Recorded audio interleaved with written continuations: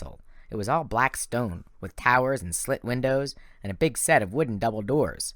It stood on a snowy cliff, overlooking this big frosty forest on one side, and the gray churning ocean on the other. "Are you sure you don't want me to wait?" my mom asked. "No thanks, Mom," I said. "I don't know how long it will take. We'll be okay." "But how will you get back? I'm worried, Percy." I hoped I wasn't blushing. It was bad enough I had to depend on my mom to drive me to my battles. "It's okay, Mrs. Jackson," Annabeth smiled reassuringly.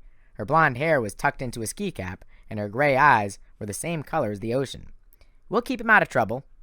My mom seemed to relax a little. She thinks Annabeth is the most level-headed demigod ever to hit 8th grade. She's sure Annabeth often keeps me from getting killed. She's right, but that doesn't mean I have to like it. "All right, dears," my mom said. "Do you have everything you need?" "Yes, Mrs. Jackson," Thalia said. "Thanks for the ride." "Extra sweaters. You have my cell number." "Mom." "Your ambrosia and nectar, Percy? And a golden drachma in case you need to contact camp?" "Mom, seriously, we'll be fine. Come on, guys." She looked a little hurt, and I was sorry about that, but I was ready to be out of that car.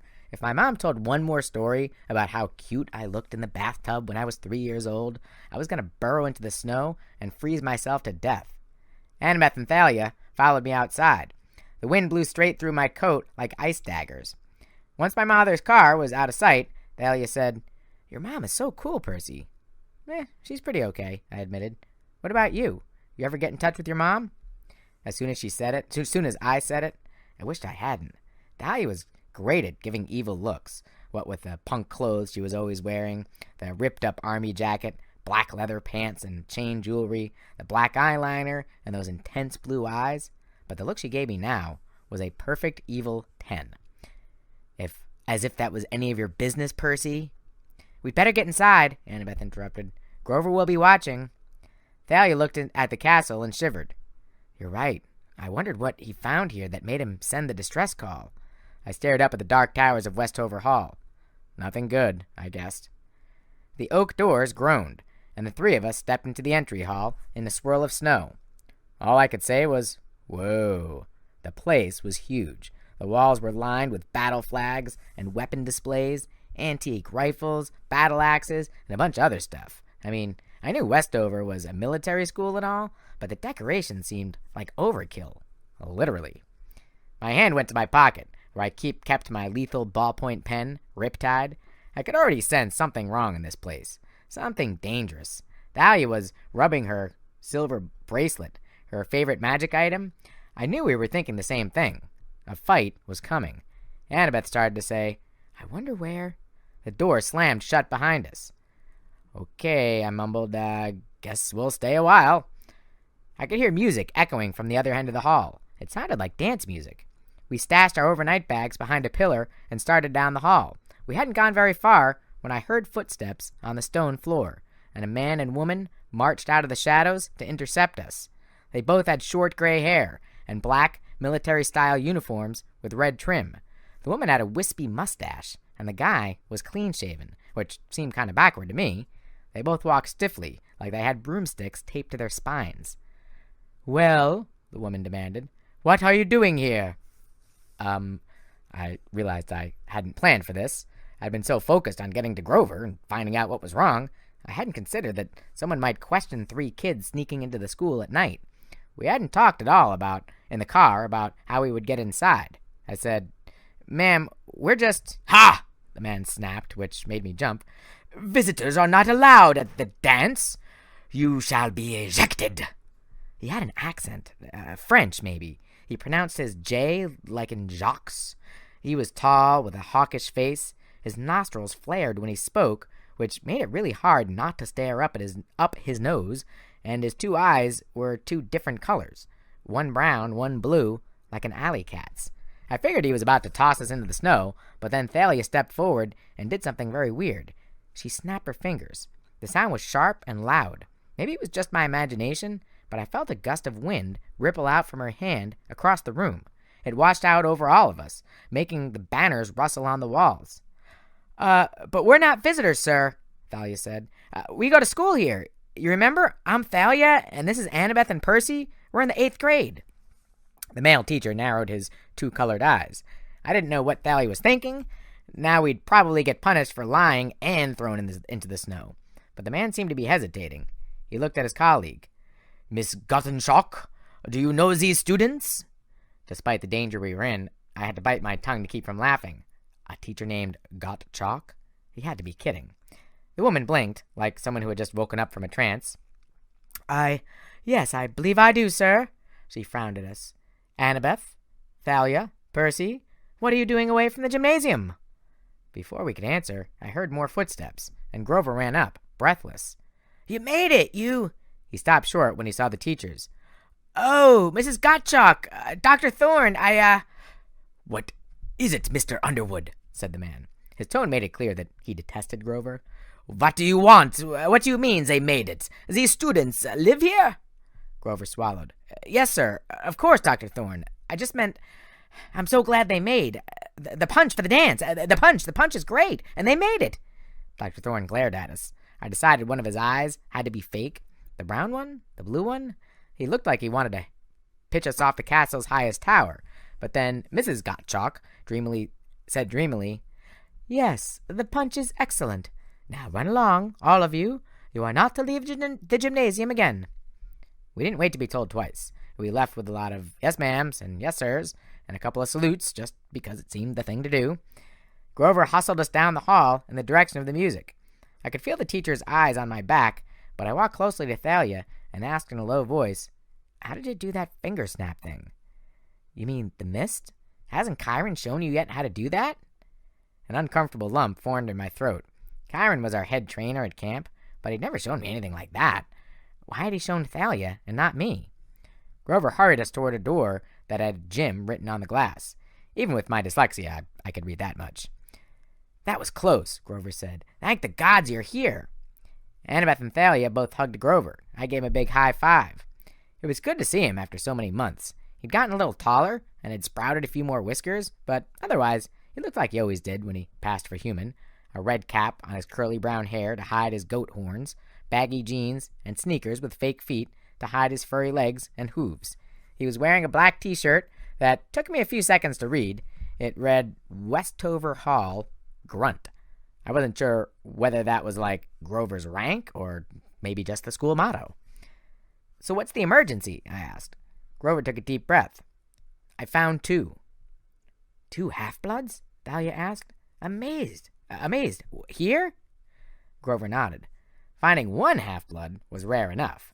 This year, Chiron had put the satyrs on emergency overtime and sent them all over the country, scouring schools from 4th grade through high school for possible recruits. These were desperate times. We were losing campers. We needed all the new fighters we could find. The problem was, well, there just weren't that many demigods out there. A brother and a sister, he said. They're 10 and 12. I didn't know their parentage, but they're strong. We're running out of time, though. I need help. Monsters? 1. Grover looked nervous. He suspects. I don't think he's positive yet, but this is the last day of the term. I'm sure he won't let them leave campus without finding out.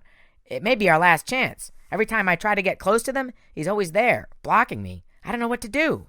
Grover looked at Thalia desperately. I tried not to feel upset by that. It used to be Grover looked to me for answers. But Thalia had seniority, not just because her dad was Zeus. Thalia had more experience than any of us with fending off monsters in the real world. Right, she said. These half-bloods are at the dance? Grover nodded. Then let's dance, Thalia said. Who's the monster? Oh, Grover said, and looked around nervously. You've just met him, the vice principal, Dr. Thorne. Weird thing about military schools, the kids go absolutely nuts when there's a special event and they get to be out of uniform. I guess it's because everything's so strict the rest of the time, they feel like they've got to overcompensate or something. There were black and red balloons all over the gym floor, and guys were kicking them in each other's faces or trying to strangle each other with the crepe paper streamers taped to the walls. Girls moved around in football huddles, the way they always do, wearing lots of makeup and spaghetti-strapped tops and brightly colored pants and shoes that looked like torture devices. Every once in a while, they'd surround some poor guy like a pack of piranhas, shrieking and giggling, and when they finally moved on, the guy would have ribbons in his hair and a bunch of lipstick graffitied all over his face. Some of the older guys looked more like me, uncomfortable, hanging around the edges of the gym and trying to hide. Like any minute, they might have to fight for their lives. Of course, in my case, it was true. There they are. Grover nodded toward a couple of younger kids arguing on the bleachers. Bianco and Nico D'Angelo. The girl wore a floppy green cap, like she was trying to hide her face. The boy was obviously her little brother. They both had dark, silky hair and olive skin, and they used their hands a lot as they talked. The boy was shuffling some kind of trading cards. His sister seemed to be scolding him about something. She kept looking around like she sensed something was wrong. Annabeth said, have you told them? Grover shook his head. You know how it is. That could put them in more danger. Once they realize who they are, their scent becomes stronger. He looked at me, and I nodded. I never really understood what half-blood smells like to monsters and satyrs, but I knew that your scent could get you killed. And the more powerful a demigod you became, the more you smelled like a monster's lunch. So let's grab them and get out of here, I said. I started forward, but Thalia put her hand on my shoulder. The vice principal, Dr. Thorne, had slipped out of a doorway near the bleachers and was standing near the D'Angelo siblings. He nodded coldly in our direction. His blue eye seemed to glow. Judging from his expression, I guess Thorne hadn't been fooled by Thalia's trick with the mist after all. He suspected who we were. He was just waiting to see why we were here. Don't look at the kids, Thalia ordered. We have to wait for a chance to get them. We need to pretend we're not interested in them. Throw them off the scent. How? We're 3 powerful half-bloods. Our presence should confuse him. Mingle. Act natural. Do some dancing, but keep an eye on those kids. Dancing? Annabeth asked. Thalia nodded. She cocked her ear to the music and made a face. Why choose Jesse McCartney? Grover looked hurt. I did. Oh my gods, Grover, that is so lame. Can't you play like Green Day or something? Green who? Never mind. Let's dance. But I can't dance. You can if I'm leading, Thalia said. Come on, goat boy. Grover yelped as Thalia grabbed his hand and led him onto the dance floor. Annabeth smiled. What? I asked. Nothing. It's just cool to have Thalia back.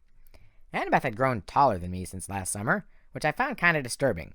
She used to wear no jewelry except for her camp half-blood bead necklace, but now she wore little silver earrings shaped like owls, the symbol of her mother, Athena.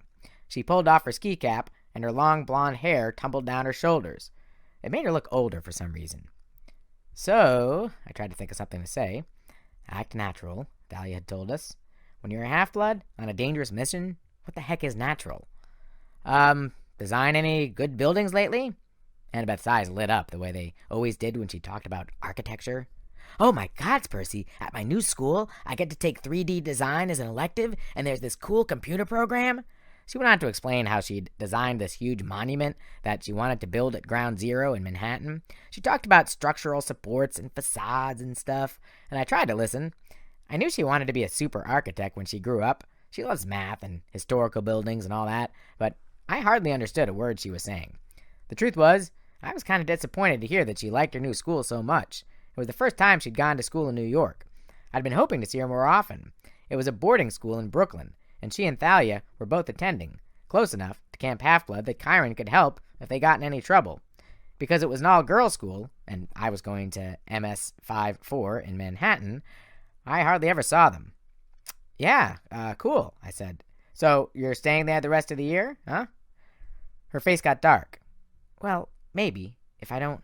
Hey! Thalia called to us. She was slow dancing with Grover, who was tripping all over himself, kicking Thalia in the shins, and looking like he wanted to die. At least his feet were fake. Unlike me, he had an excuse for being clumsy. Dance, you guys, Thalia ordered. You look so stupid just standing there. I looked nervously at Annabeth, then at the groups of girls who were roaming the gym. Well, Annabeth said, who should I ask? She punched me in the gut. Me, seaweed brain. Oh, all right. So we went on the dance floor, and I looked over to see how Thalia and Grover were doing things. I put one hand on Annabeth's hip, and she clasped the other hand like she was about to judo throw me. I'm not going to bite, she told me. Honestly, Percy, don't you guys have dances at your school? I didn't answer. The truth was, we did, but I'd never, actually danced at one. I was usually one of the guys playing basketball in the corner. We shuffled around for a few minutes. I tried to concentrate on little things like the crepe paper streamers and the punch bowl, anything but the fact that Annabeth was taller than me, and my hands were sweaty and probably gross, and I kept stepping on her toes. "What were you saying earlier?" I asked. "Are you having trouble at school or something?" She pursed her lips. "It's not that. It's my dad." "Oh. Uh-oh." I knew Annabeth had a rocky relationship with her father. "I thought it was getting better with you two. Is it your stepmom again?" Annabeth sighed. "He decided to move. Just when I was getting settled in New York, he took this stupid new job researching for a World War I book in San Francisco." She said this the same way she might say Fields of Punishment or Hades gym shorts. "So he wants you to move out there with him?" I asked. "To the other side of the country," she said miserably. "And half-bloods can't live in San Francisco. He should know that." "What? Why not?" Annabeth rolled her eyes. Maybe she thought I was kidding. "You know, it's right there." "Oh," I said. I had no idea what she was talking about, but I didn't want to sound stupid. "So, you'll go back to living at camp, or what?" "It's more serious than that, Percy. I probably should tell you something." Suddenly she froze. "They're gone." "What?" I followed her gaze. The bleachers. The two half-blood kids, Bianca and Nico, were no longer there. The door next to the bleachers was wide open. Dr. Thorne was nowhere in sight. "We have to get Thalia and Grover." Annabeth looked around frantically. Oh, where'd they dance off to? "Come on!" She ran through the crowd. I was about to follow when a mob of girls got in the way. I maneuvered around them, trying to avoid the ribbon and lipstick treatment, and by the time I was free, Annabeth had disappeared. I turned full circle, looking for her or Thalia and Grover. Instead, I saw something that chilled my blood. About 50 feet away, lying on the gym floor, was a floppy green cap, just like the one Bianca D'Angelo had been wearing. Near it were a few scattered trading cards. Then I caught a glimpse of Dr. Thorne. He was hurrying out a door at the opposite end of the gym, steering the D'Angelo kids by the scruffs of their necks like kittens. I still couldn't see Annabeth, but I knew she'd be heading the other way, looking for Thalia and Grover. I almost ran after her, and then I thought, wait. I remembered what Thalia had said to me in the entry hall, looking at me all puzzled when I asked about the finger snap trick. Hasn't Chiron shown you how to do that yet? I thought about the way Grover had turned to her, expecting her to save the day. Not that I resented Thalia. She was cool. It wasn't her fault her dad was Zeus and she got all the attention. Still, I didn't need to run after her to solve every problem. Besides, there wasn't time. The D'Angelos were in danger. They might be long gone by the time I found my friends. I knew monsters. I could handle this myself. I took Riptide out of my pocket and ran after Dr. Thorne. The door led into a dark hallway. I heard sounds of scruffing up ahead, then a painful grunt. I uncapped Riptide. The pen grew in my hands until I held a bronze Greek sword about 3 feet long with a leather-bound grip. The blade glowed faintly, casting a golden light on the rows of lockers. I jogged down the corridor, but when I got to the other end, no one was there. I opened a door and found myself packed into the main entry hall. I was completely turned around. I didn't see Dr. Thorne anywhere, but there, on the opposite side of the room, were the D'Angelo kids. They stood frozen in horror, staring straight at me. I advanced slowly, lowering the tip of my sword. "It's okay. I'm not going to hurt you." They didn't answer. Their eyes were full of fear. What was wrong with them? Where was Dr. Thorne? Maybe he'd sensed the presence of Riptide and retreated. Monsters hated celestial bronze weapons. "My name's Percy," I said, trying to keep my voice level. "I'm going to take you out of here, get you somewhere safe." Bianca's eyes widened, her fists clenched. Only too late did I realize what her look meant. She wasn't afraid of me. She was trying to warn me. I whirled around and something went whoosh. Pain exploded in my shoulder. A force like a huge hand yanked me backward and slammed me to the wall. I slashed with my sword, but there was nothing to hit. A cold laugh echoed through the hall. "Yes, Perseus Jackson," Dr. Thorne said. His accent mangled the J in my last name. "I know who you are." I tried to free my shoulder. My coat and shirt were pinned to the wall by some kind of spike, a black dagger-like projectile about a foot long. It had grazed the skin of my shoulder as it passed through my clothes, and the cut burned. I'd felt something like this before. Poison. I forced myself to concentrate. I would not pass out. A dark silhouette now moved toward us. Dr. Thorne stepped into the dim light. He still looked human, but his face was ghoulish. He had perfect white teeth, and his brown, blue eyes reflected the light of my sword. "Thank you for coming out of the gym," he said. "I hate middle school dances." I tried to swing my sword again, but he was just out of reach. Whish! A second projectile shot out from somewhere behind Dr. Thorne. He didn't appear to move. It was as if someone invisible were standing behind him, throwing knives. Next to me, Bianca yelped. The second thorn impaled itself into the stone wall, half an inch from her face. "All three of you will come with me," Dr. Thorne said. "Quietly, obediently. If you make a single noise, if you call out for help, or try to fight, I will show you just how accurately I can throw." Chapter 2. The Vice Principal Gets a Missile Launcher. I didn't know what kind of monster Dr. Thorne was, but he was fast. Maybe I could defend myself if I could get my shield activated. All that would take was a touch of my wristwatch, but defending the D'Angelo kids was another matter. I needed to help, and there was only one way I could think of it. I closed my eyes. "What are you doing, Jackson?" hissed Dr. Thorne. "Keep moving." I opened my eyes and kept shuffling forward. "It's my shoulder," I lied, trying to sound miserable, which wasn't hard. "It burns." "Bah! My poison causes pain. It will not kill you. Walk." Thorne herded us outside, and I tried to concentrate. I pictured Grover's face. I focused on my feelings of fear and danger. Last summer, Grover had created an empathy link between us. He'd sent me visions in my dreams to let me know when he was in trouble. As far as I knew, we were still linked, but I'd never tried to contact Grover before. I didn't even know if it would work while Grover was awake. "Hey, Grover," I thought. "Thorne's kidnapping us. He's a poisonous, spike-throwing maniac. Help!" Thorne marched us into the woods. We took a snowy path dimly lit by old-fashioned lamplights. My shoulder ached. The wind blowing through my ripped clothes was so cold that I felt like a persicle. "There is a clearing ahead," Thorne said. "We will summon your ride." "What ride?" Bianca demanded. "Where are you taking us?" "Silence, you insufferable girl!" "Don't talk to my sister that way," Nico said. His voice quivered, but I was impressed that he had the guts to say anything at all. Dr. Thorne made a growling sound that definitely wasn't human. It made the hair stand up on the back of my neck, but I forced myself to keep walking and pretend I was being a good little captive. Meanwhile, I projected my thoughts like crazy, anything to get Grover's attention. "Grover! Apples! Tin cans!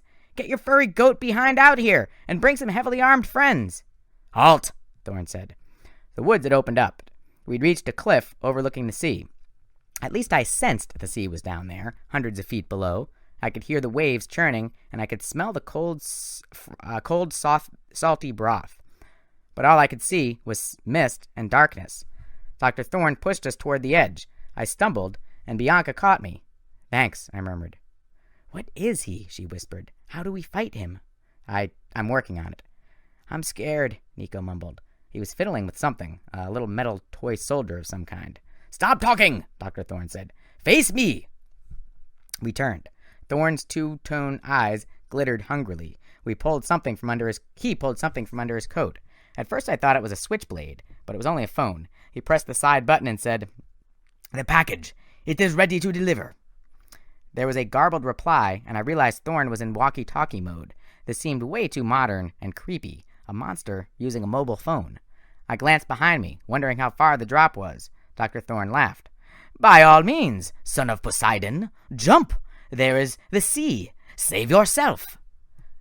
"What did he call you?" Bianca muttered. "I'll explain later," I said. "You do have a plan, right?" "Grover," I thought desperately. "Come to me."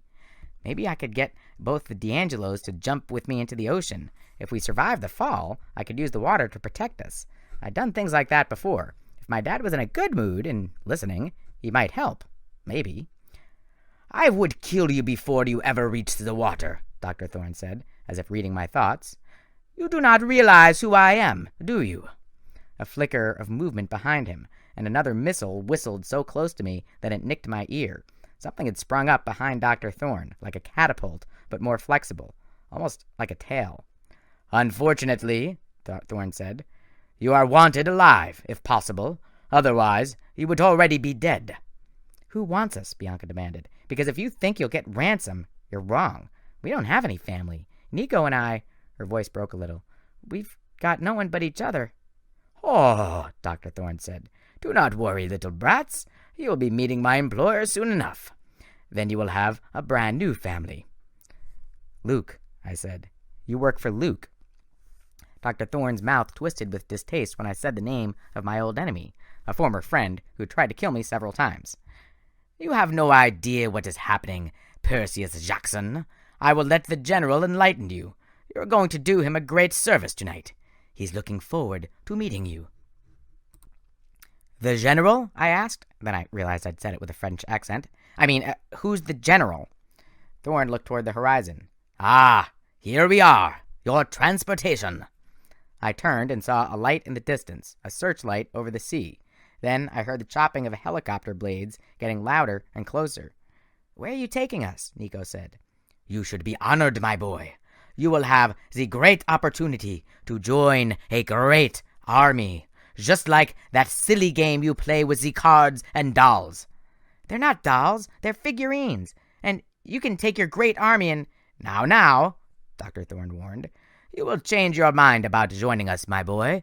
If you do not, well, there are other uses for half-bloods. We have many monstrous mouths to feed. A great stirring is under way." "The great what?" I asked. Anything to keep him talking while I tried to figure out a plan. "The stirring of monsters," Dr. Thorne smiled evilly. "The worst of them, the most powerful, are now waking. Monsters that have not been seen for thousands of years. They will cause death and destruction, the likes of which mortals have never known. And soon we shall have the most important monster of all, the one that shall bring about the downfall of Olympus." "Okay," Bianca whispered to me. "He's completely nuts." "We have to jump off the cliff," I told her quietly, "into the sea." "Oh, super idea. You're completely nuts, too." I never got the chance to argue with her because just then an invisible force slammed into me. Looking back on it, Annabeth's move was brilliant. Wearing her cap of invisibility, she plowed into the D'Angelos and me, knocking us to the ground. For a split second, Dr. Thorne was taken by surprise, so his first volley of missiles zipped harmlessly over our heads. This gave Thalia and Grover a chance to advance from behind, Thalia wielding her magic shield, Aegis. If you've never seen Thalia run into battle, you have never truly been frightened. She uses a huge spear that expands from this collapsible mace canister she carries in her pocket, but that's not the scary part. Her shield is modeled after one her dad Zeus uses, also called the Aegis, a gift from Athena. The shield has the head of the Gorgon Medusa molded into bronze. Even though it won't turn you to stone, it's so horrible most people will panic and run at the sight of it. Even Dr. Thorne winced and growled when he saw it. Thalia moved in with her spear. "For Zeus!" I thought Dr. Thorne was a goner. Thalia jabbed at his head, but he snarled and swatted the spear aside. His hand changed into an orange paw with enormous claws that sparked against Thalia's shield as he slashed. If it hadn't been for Aegis, Thalia would have been sliced like a loaf of bread. As it was, she managed to roll backward and land on her feet. The sound of a helicopter was getting louder behind me, but I didn't dare look. Dr. Thorne launched another volley of missiles at Thalia, and this time I could see how he did it. He had a tail, a leathery, scorpion-like tail that bristled with spikes at the tip. The missiles deflected off Aegis, but the force of their impact knocked Thalia down. Grover sprang forward. He put his reed pipes to his lips and began to play, a frantic jig that sounded like something pirates would dance to. Glass broke through the snow. Within seconds, rope-thick weeds were wrapping around Dr. Thorne's legs, entangling him. Dr. Thorne roared and began to change. He grew larger until he was in his true form, his face still human, but his body that of a huge lion. His leathery, spiky tail whipped deadly thorns in all directions. "A manticore!" Annabeth said, now visible. Her magical New York Yankees cap had come off when she'd plowed into us. "Who are you people?" Bianca D'Angelo demanded. "And what is that?" "A manticore?" and Nico gasped. "He's got 3,000 attack power and +5 to saving throws."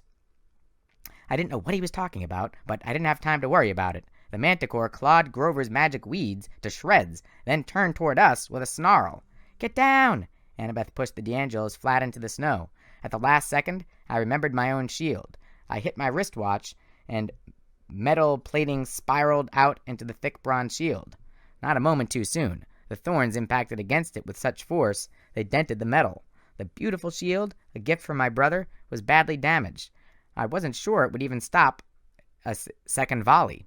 I heard a thwack and a yelp, and Grover landed next to me with a thud. "Yield!" the monster roared. "Never!" Thalia yelled from across the field. She charged the monster, and for a second I thought she would run him through. But then there was a thunderous noise and a blaze of light from behind us. The helicopter appeared out of the mist, hovering just beyond the cliffs. It was a sleek, black, military-style gunship with attachments on the sides that looked like laser-guided rockets. The helicopter had to be manned by mortals, but what was it doing here? How could mortals be working with a monster? The searchlights blinded Thalia, and the manticore swatted her away with its tail. Her shield flew off into the snow. Her spear flew in the other direction. "No!" I ran out to help her. I parried away a spike just before it would have hit her chest. I raised my shield over us, but I knew it wouldn't be enough. Dr. Thorne laughed. "Now do you see how hopeless it is? Yield, little heroes!" We were trapped between a monster and a fully armed helicopter. We had no chance.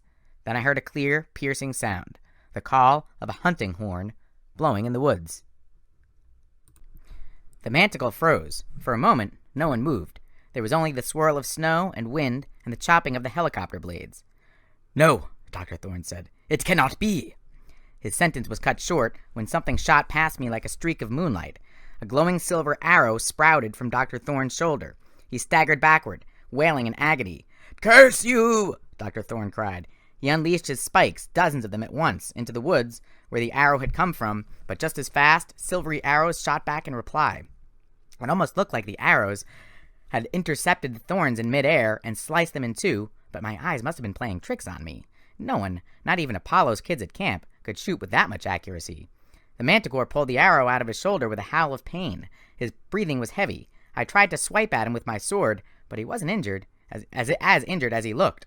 He dodged my attack and slammed his tail into my shield, knocking me aside.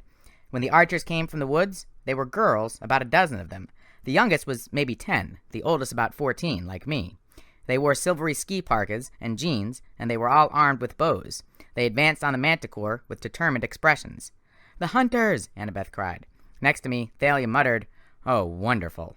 I didn't have a chance to ask what she meant. One of the older archers stepped forward with her bow drawn. She was tall and graceful, with coppery-colored skin. Unlike the other girls, she had a silver circlet braided into the top of her long dark hair, so she looked like some kind of Persian princess. "Permission to kill, my lady?" I couldn't tell who she was talking to, because she kept her eyes on the manticore. The monster wailed, "This is not fair! Direct interference! It is against the ancient laws!" "Not so," another girl said. This one was a little younger than me, maybe 12 or 13. She had auburn hair gathered back in a ponytail and strange eyes, silvery yellow like the moon. Her face was so beautiful it made me catch my breath, but her expression was stern and dangerous. "The hunting of all wild beasts is within my sphere, and you, foul creature, are a wild beast." She looked at the older girl with the circlet. "Zoe, permission granted." The manticore howled. "If I cannot have these alive, I shall have them dead!" He lunged at Thalia and me, knowing we were weak and dazed. "No!" Annabeth yelled, and she charged back at the monster. "Get back, half-blood!" the girl with the circlet said. "Get out of the line of fire!" But Annabeth leaped onto the monster's back and drove her knife into his mane. The manticore howled, turning in circles with his tail flailing as Annabeth hung on for dear life. "Fire!" Zoe ordered. "No!" I screamed, but the hunters let their arrows fly. The first caught the manticore in the neck, another his chest. The manticore staggered backwards, wailing, "This is not the end, huntress. You shall pay." And before anyone could react, the monster, with Annabeth still on his back, leaped over the cliff and tumbled into the darkness. "Annabeth!" I yelled. I started to run after her, but our enemies weren't done with us. There was a snap, snap, snap from the helicopter, the sound of gunfire. Most of the hunters scattered as tiny holes appeared in the snow at their feet, but the girl with auburn hair just looked up calmly at the helicopter. "Mortals," she announced, "are not allowed to witness my hunt." She thrust out her hand, and the helicopter exploded into dust. No, not dust. The black metal dissolved into a flock of birds, ravens, which scattered into the night. The hunters advanced on us. The one called Zoe stopped short when she saw Thalia. "You," she said with distaste. "Zoe Nightshade. Thalia's voice trembled with anger. "Perfect timing, as usual." Zoe scanned the rest of us. 4 half-bloods and a satyr, my lady? Yes, the younger girl said. Some of Chiron's campers, I see. Annabeth, I yelled. You have to let us save her. The auburn-haired girl turned toward me. I'm sorry, Percy Jackson, but your friend is beyond help. I tried to struggle to my feet, but a couple of the girls held me down. You're in no condition to be hurling yourself off cliffs, the auburn-haired girl said. Let me go, I demanded. Who do you think you are? Zoe stepped forward as if to smack me. No, the other girl ordered. I sense no disrespect, Zoe. He is simply distraught. He does not understand. The young girl looked at me, her eyes colder and brighter than the winter moon. I am Artemis, she said, goddess of the hunt. Chapter 3. Bianca D'Angelo makes a choice. After seeing Dr. Thorne turn into a monster and plummet off the edge of a cliff with Annabeth, you'd think nothing else could shock me. But when this 12-year-old girl told me she was the goddess, Artemis, I said something real intelligent, like, okay. That was nothing compared to Grover. He gasped, then knelt hastily in the snow and started yammering, Thank you, Lord Artemis! You're so, wow! Get up, goat boy, Thalia snapped. We have other things to worry about. Annabeth is gone. Whoa, Bianca D'Angelo said. Hold up, time out. Everybody looked at her. She pointed her finger at all of us in turn, like she was trying to connect the dots. Who are you people? Artemis's expression softened. It might be a better question, my dear girl, to ask, who are you? Who are your parents? Bianca glanced nervously at her brother, who was still staring in awe at Artemis. Our parents are dead, Bianca said. We're orphans. There's a bank trust that pays for our school, but... She faltered. I guess she could tell from our faces that we didn't believe her. What? She demanded. I'm telling the truth. You're a half-blood, Zoe Nightingale said. Her accent was hard to place. It sounded old-fashioned, like she was reading from a really old book. One of thy parents was mortal. The other was an Olympian. An Olympian athlete? No, Zoe said. One of the gods. Cool, said Nico. No, Bianca's voice quavered. This is not cool. Nico danced around like he needed to use the restroom. Does Zeus really have lightning bolts that do 600 damage? Does he get extra movement points for... Nico, shut up! Bianca put her hands to her face. This is not your stupid mytho-magic game, okay? There are no gods! As anxious as I felt about Annabeth, all I wanted to do was search for her. I couldn't help feeling sorry for the D'Angelos. I remembered what it was like for me when I first learned I was a demigod. Thalia must have been feeling something similar, because the anger in her eyes subsided a little bit. Bianca, I know it's hard to believe, but the gods are still around. Trust me. They're immortal, and whenever they have kids with regular humans, kids like us, well, our lives are dangerous. Dangerous, Bianca said, like the girl who fell? Thalia turned away. Even Artemis looked pained. Do not despair for Annabeth, the goddess said. She was a brave maiden. If she can be found, I shall find her. Then why won't you let us go look for her? I asked. She is gone. Can't you sense it, son of Poseidon? Some magic is at work. I do not know exactly how or why, but your friend has vanished. I wanted to jump off a cliff and search for her, but I had a feeling that Artemis was right. Annabeth was gone. If she'd been down there in the sea, I thought, I'd be able to feel her presence. Oh, Nico raised his hand. What about Dr. Thorne? That was awesome. How you shot him with the arrows? Is he dead? He was a manticore, Artemis said. Hopefully he is destroyed, for now. But monsters never truly die. They reform over and over, and they must be hunted whenever they reappear. Or they'll hunt us, Thalia said. Bianca D'Angelo shivered. That explains... Nico, you remember last summer? Those guys who tried to attack us in the alley in D.C.? And that bus driver, Nico said. The one with the ram's horns. I told you that was real. That's why Grover has been watching you, I said, to keep you safe, if you turned out to be half-bloods. Grover, Bianca stared at him. You're a demigod? Well, a satyr, actually. He kicked off his shoes and displayed his goat hooves. I thought Bianca was going to faint right there. Grover, put your shoes back on, Thalia said. You're freaking her out. Hey, my hooves are clean. Bianca, I said, we came here to help you. You and your friend Nico need training to survive. Dr. Thorne won't be the last monster you meet. You need to come to camp." "Camp?" she asked. "Camp Half-Blood," I said. "It's where half-bloods learn to survive and stuff. You can join us. Stay there year-round if you like." "Sweet, let's go," said Nico.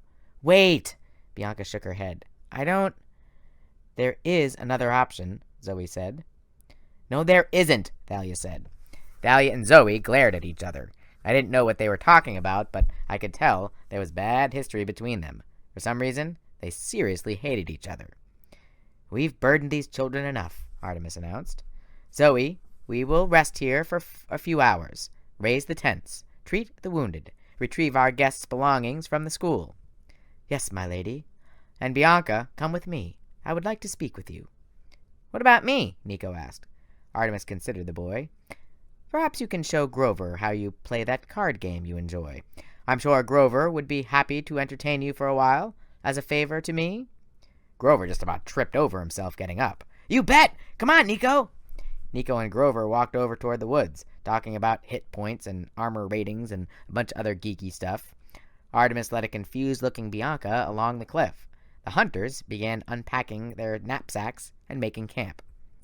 Zoe gave Thalia one more evil look, then left to oversee things. As soon as she was gone, Thalia stamped her foot in frustration. "The nerve of those hunters! They think they're so... Arrgh!" "I'm with you," I said. "I don't trust—" "Oh, you're with me?" Thalia turned on me furiously. "What were you thinking back there in the gym, Percy? You'd take on Dr. Thorne all by yourself? You knew he was a monster." If we'd stuck together, we could have taken him out without the hunters getting involved. Annabeth might still be here. Did you think of that?" My jaw clenched. I thought of some harsh things to say, and I might have said them too, but then I looked down and saw something navy blue lying in the snow at my feet. Annabeth's New York Yankees baseball cap. Thalia didn't say another word. She wiped a tear from her cheek, turned, and marched off, leaving me alone with a trampled cap in the snow. The hunters set up their camping site in a matter of minutes. 7 large tents, all of silver silk, curved in a crescent around one side of a bonfire. One of the girls blew a silver dog whistle, and a dozen white wolves appeared out of the woods. They began circling the camp like guard dogs. The hunters walked among them and fed them treats, completely unafraid, but I decided I would stick close to the tents. Falcons watched us from the trees, their eyes flashing in the firelight, and I got the feeling they were on guard duty too. Even the weather seemed to bend to the goddess's will. The air was still cold, but the wind died down, and the snow stopped falling, so it was almost pleasant sitting by the fire. Almost, except for the pain in my shoulder and the guilt weighing me down. I couldn't believe Annabeth was gone, and as angry as I was at Thalia, I had a sinking feeling that she was right. It was my fault. What had Annabeth wanted to tell me in the gym? Something serious she'd said? Now I might never find out. I thought about how we danced together for half a song, and my heart felt even heavier. I watched Thalia pacing in the snow at the edge of camp, walking among the wolves without fear. She stopped and looked back at Westover Hall, which was now completely dark, looming on the hillside beyond the woods. I wondered what she was thinking. 7 years ago, Thalia had been turned into a pine tree by her father to prevent her from dying. She'd stood her ground against an army of monsters on top of Half-Blood Hill in order to give her friends Luke and Annabeth time to escape. She'd only been back as a human for a few months now, and once in a while she would stand so motionless you'd think she was still a tree. Finally, one of the hunters brought me my knapsack. Grover and Nico came back from their walk, and Grover helped me fix up my wounded arm. "It's green," Nico said with delight. "Hold still," Grover told me. "Here, eat some ambrosia while I clean that out." I winced as he dressed the wound, but the ambrosia square helped. It tasted like homemade brownie, dissolving in my mouth and sending a warm feeling through my whole body. Between that and the magic salve Grover used, my shoulder felt better within a couple minutes. Nico rummaged through his own bag, which the hunters had apparently packed for him, though how they'd snuck into Westover Hall unseen, I didn't know. Nico laid out a bunch of figurines in the snow, little battle replicas of Greek gods and heroes. I recognized Zeus with a lightning bolt, Ares with a spear, Apollo with his sun chariot. "Big collection," I said. Nico grinned. "I've got almost all of them, plus their holographic cards. Well, except for a few really rare ones. You've been playing this game a long time? Just this year. Before that, he knit his eyebrows. What? I asked. I forget. That's weird. He looked unsettled, but it didn't last long. Hey, can I see that sword you were using? I showed him Riptide and explained how it turned from a pen into a sword just by uncapping it. Cool. Does it ever run out of ink? Well, I don't actually write with it. Are you really the son of Poseidon? Well, yeah. Can you surf really well, then? I looked at Grover, who was trying hard not to laugh. Geez, Nico, I said. I've never really tried. He went on asking questions. Did I fight a lot with Thalia since she was a daughter of Zeus? I didn't answer that one. If Annabeth's mother was Athena, the goddess of wisdom, then why didn't Annabeth know better than to fall off a cliff? I tried not to strangle Nico for asking that one. Was Annabeth my girlfriend? At this point, I was ready to stick the kid in a meat-flavored sack and throw him to the wolves. I figured any second he was going to ask me how many hit points I had, and I'd lose my cool completely, but then Zoe Nightingale came up to us. Percy Jackson. She had dark brown eyes and a slightly upturned nose. With her silver circlet and her proud expression, she looked so much like royalty that I had to resist the urge to sit up straight and say, Yes, ma'am. She studied me distastefully, like I was a bag of dirty laundry she'd been sent to fetch. Come with me, she said. Lady Artemis wishes to speak with thee. Zoe led me down to the last tent, which looked no different from the others, and waved me inside. Bianca D'Angelo was seated next to the auburn-haired girl, who I still had trouble thinking of as Artemis. The inside of the tent was warm and comfortable. Silk rugs and pillows covered the floor. In the center, a golden brazier of fire seemed to burn without fuel or smoke. Behind the goddess, on a polished oak display stand, was her huge silver bow, carved to resemble gazelle horns. The walls were hung with animal pelts, black bear, tiger, and several others I didn't recognize. I figured an animal rights activist would have had a heart attack looking at all those rare skins, but maybe Artemis was the goddess of the hunt. Since Artemis was the goddess of the hunt, she could replenish whatever she shot. I thought she had another animal pelt lying next to her, and then I realized it was a live animal, a deer with glittering fur and silver horns, its head resting contentedly in Artemis's lap. Join us, Percy Jackson, the goddess said. I sat across from her on the tent floor. The goddess studied me, which made me uncomfortable. She had such odd, old eyes for a young girl. Are you surprised by my age? She asked. A little.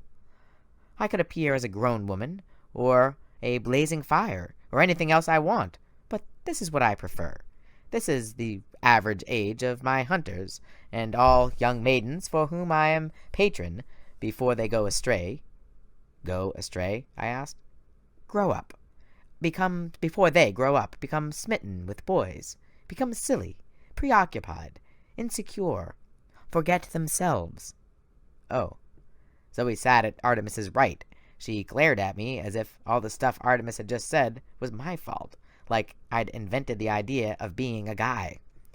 You must forgive my hunters if they do not welcome you, Artemis said. It is very rare that we would have boys in this camp. Boys are usually forbidden to have any contact with the hunters. The last one to see this camp, she looked at Zoe. Which one was it? That boy in Colorado, Zoe said. You turned him into a jackalope? Ah, yes, Artemis nodded, satisfied. I enjoy making jackalopes. At any rate, Percy, I've asked you here so that you might tell me more of the manticore. Bianca has reported some of the disturbing things the manticore said, or the monster said, but she may not have understood them. I'd like to hear them from you. And so I told her. When I was done, Artemis put her hand thoughtfully on her silver bow. I feared this was the answer. Zoe sat forward. The scent, my lady? Yes. What scent? I asked. Things are stirring that I have not hunted in millennia, Artemis murmured. Prey so old I have nearly forgotten. She stared at me intently. We came here tonight sensing the manticore, but he was not the one I seek. Tell me again exactly what Dr. Thorne said. I hate middle school dances. No, after that. He said somebody called the general was going to explain things to me. Zoe's face paled. She turned to Artemis and started to say something, but Artemis raised her hand. Go on, Percy, the goddess said. Well, then, Thorn was talking about the great stirring, Bianca corrected. Yeah, and he said, soon we shall have the most important monster of all, the one that shall bring about the downfall of Olympus. The goddess was so still, she could have been a statue. Maybe he was lying, I said. Artemis shook her head. No, he was not. I've been too slow to see the signs. I must hunt this monster. Zoe looked like she was trying very hard not to be afraid, but she nodded. We will leave right away, my lady. No, Zoe. I must do this alone. But, Artemis, this task is too dangerous, even for the hunters. You know where I must start my search. You cannot go there with me. As you wish, my lady. I will find this creature, Artemis vowed, and I shall bring it back to Olympus by winter solstice. It will be all the proof I need to convince the council of the gods of how much danger we are in. Do you know what the monster is? I asked. Artemis gripped her bow. Let us pray I am wrong.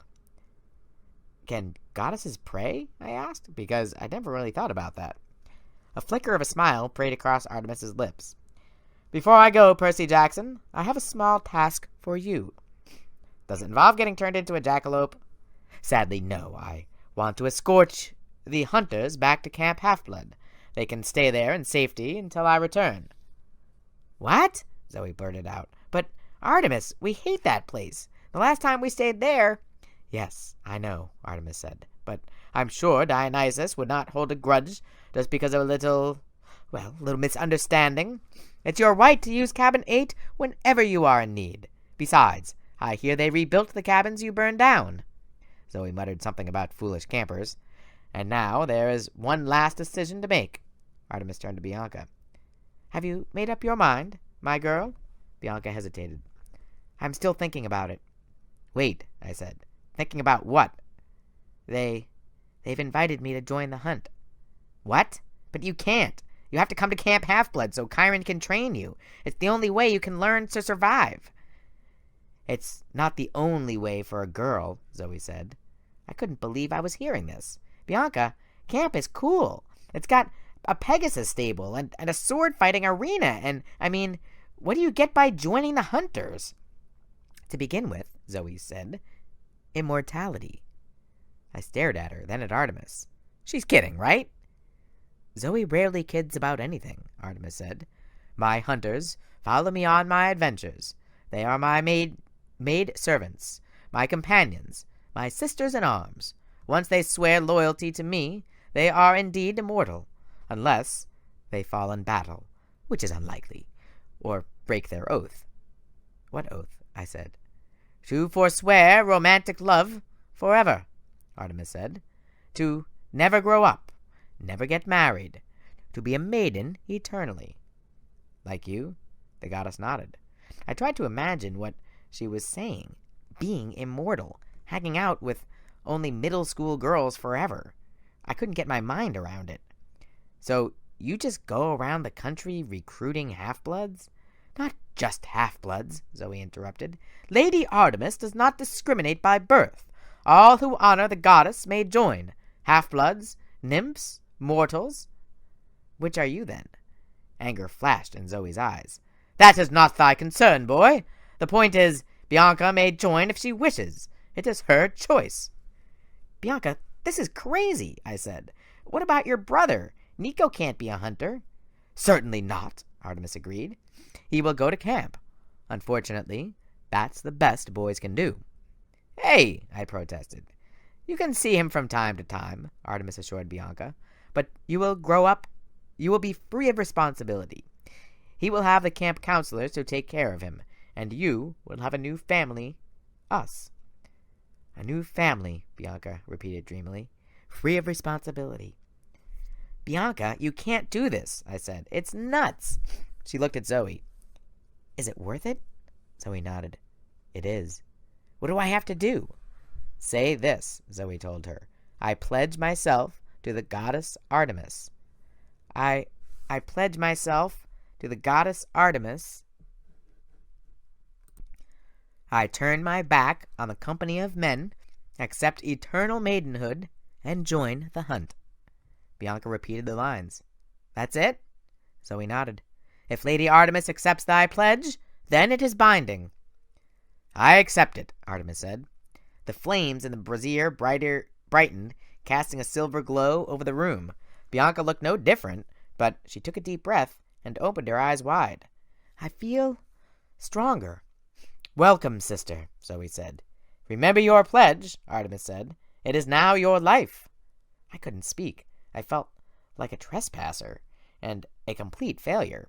I couldn't believe I'd come all this way and suffered so much, only to lose Bianca to some eternal girls' club. Do not despair, Percy Jackson, Artemis said.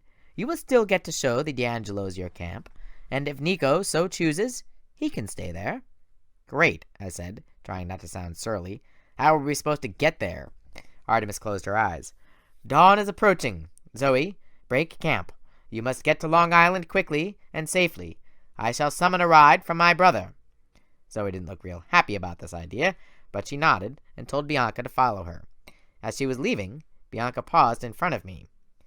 I'm sorry, Percy, but I want this. I really do. Then she was gone, and I was left alone with a 12-year-old goddess. So, I said glumly, we're going to get a ride from your brother, huh? Artemis's silver eyes gleamed. Yes, boy. You see, Bianca D'Angelo is not the only one with an annoying brother. It's time for you to meet my irresponsible twin, Apollo. Chapter 4. Thalia Torches New England. Artemis assured us that dawn was coming, but you could have fooled me. It was colder and darker and noisier than ever. Up on the hill, Westover Hall's windows were completely lightless. I wondered if the teachers had ever noticed the D'Angelos missing and Dr. Thorne were missing yet. But I didn't want to be around when they did. With my luck, the only name Mrs. Gottschalk would remember was Percy Jackson, and then I'd be the subject of a nationwide manhunt.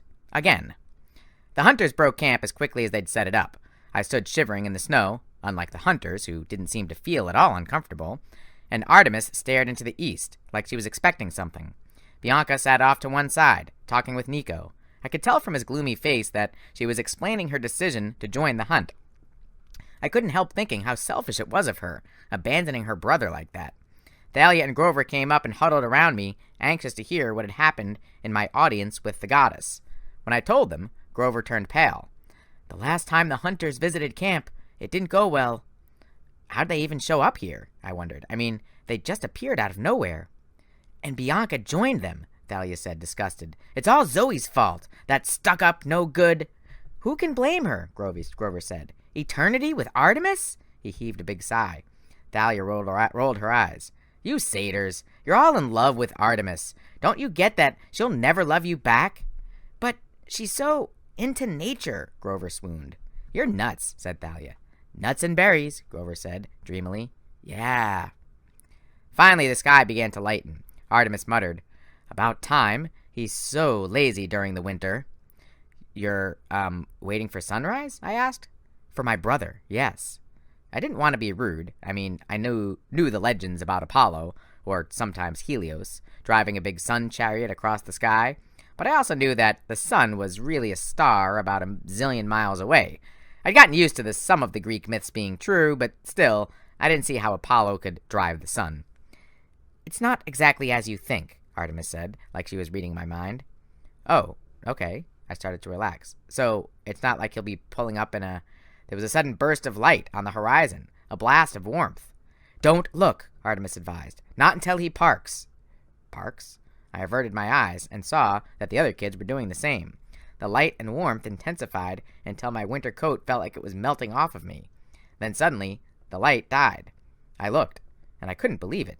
It was my car. Well, the car I wanted, anyway. A red convertible Maserati Spider. It was so awesome, it glowed.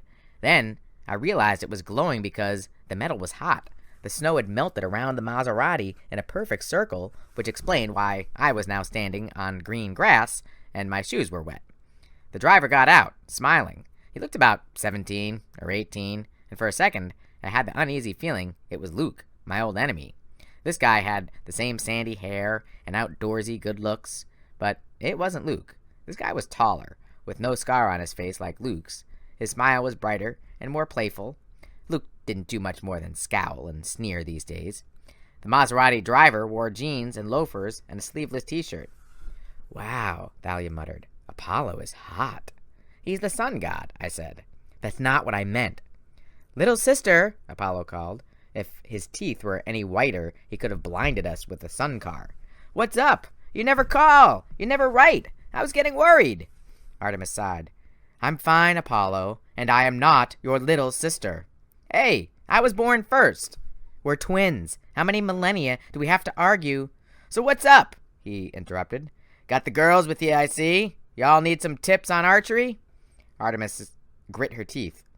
"I need a favor. I have some hunting to do, alone. I need you to take my companions to Camp Half-Blood." "Sure, sis." Then he raised his hands in a stop-everything gesture. "I feel a haiku coming on." The hunters all groaned. Apparently, they'd met Apollo before. He cleared his throat and held up one hand dramatically. "Green grass breaks through snow. Artemis pleads for my help. I am so cool." He grinned at us, waiting for applause. "That last line was only 4 syllables, Artemis said. Apollo frowned. "Was it?" "Yes. What about, I am so big-headed?" No, that's 6 syllables. He started muttering to himself. Zoe Nightingale turned to us. "Lord Apollo has been going through this haiku phase ever since he visited Japan. 'Tis not as bad as the time he visited Limerick. If I'd had to hear one more poem that started with, 'There once was a goddess from Sparta.'" "I've got it," Apollo announced. "I am so awesome. That's 5 syllables." He bowed, looking very pleased with himself. "And now, sis, transportation for the hunters, you say? Good timing. I was just about ready to roll." "These demigods will also need a ride," Artemis said, pointing to us. "Some of Chiron's campers." "No problem," Apollo checked us out. "Let's see. Thalia, right? I've heard all about you." Thalia blushed. "Hi, Lord Apollo." "Zeus's girl, yes? Makes you my half-sister. Used to be a tree, didn't you? Glad you're back. I hate it when pretty girls turn into trees. And I remember one time—" "Brother," Artemis said, "you should get going." "All right." Then he looked at me, and his eyes narrowed. "Percy Jackson." "Yeah? Yes, sir." It seemed weird calling a teenager sir, but I'd learned to be careful with immortals. They tended to get offended easily. Then they blew stuff up. Apollo studied me, but he didn't say anything, which I found a little creepy. "Well," he said at last, "we better load up, huh? Ride only goes one way, west, and if you miss it, you miss it." I looked at the Maserati, which could seat 2 people, max. There were about 20 of us. "Cool car," Nico said. "Thanks, kid," Apollo said. "But how will we fit?" "Oh," Apollo seemed to notice the problem for the first time. "Well, yeah, I hate to change out of the sports car mode, but I suppose." He took out his car keys and beeped the security alarm button. Chirp, chirp. For a moment, the car glowed brightly again. When the glare died, the Maserati had been replaced by one of those turtle-top shuttle buses like we used for school basketball games. "Right," he said. "Everybody in." Zoe ordered the hunters to start loading. She picked up her camping pack, and Apollo said, "Here, sweetheart, let me get that." Zoe recoiled. Her eyes flashed murderously. "Brother," Artemis chided, "you do not help my hunters. You do not look at, talk to, or flirt with my hunters. And you do not call them sweetheart." Apollo spread his hands. "Sorry, I forgot. Hey, sis, where are you off to, anyway?" "Hunting," Artemis said. "It's none of your business." "I'll find out. I see all. I know all." Artemis snorted. "Just drop them off, Apollo. No messing around." No, I never mess around." Artemis rolled her eyes, then looked at us. "I will see you by winter solstice. Zoe, you are in charge of the hunters. Do well. Do as I would do."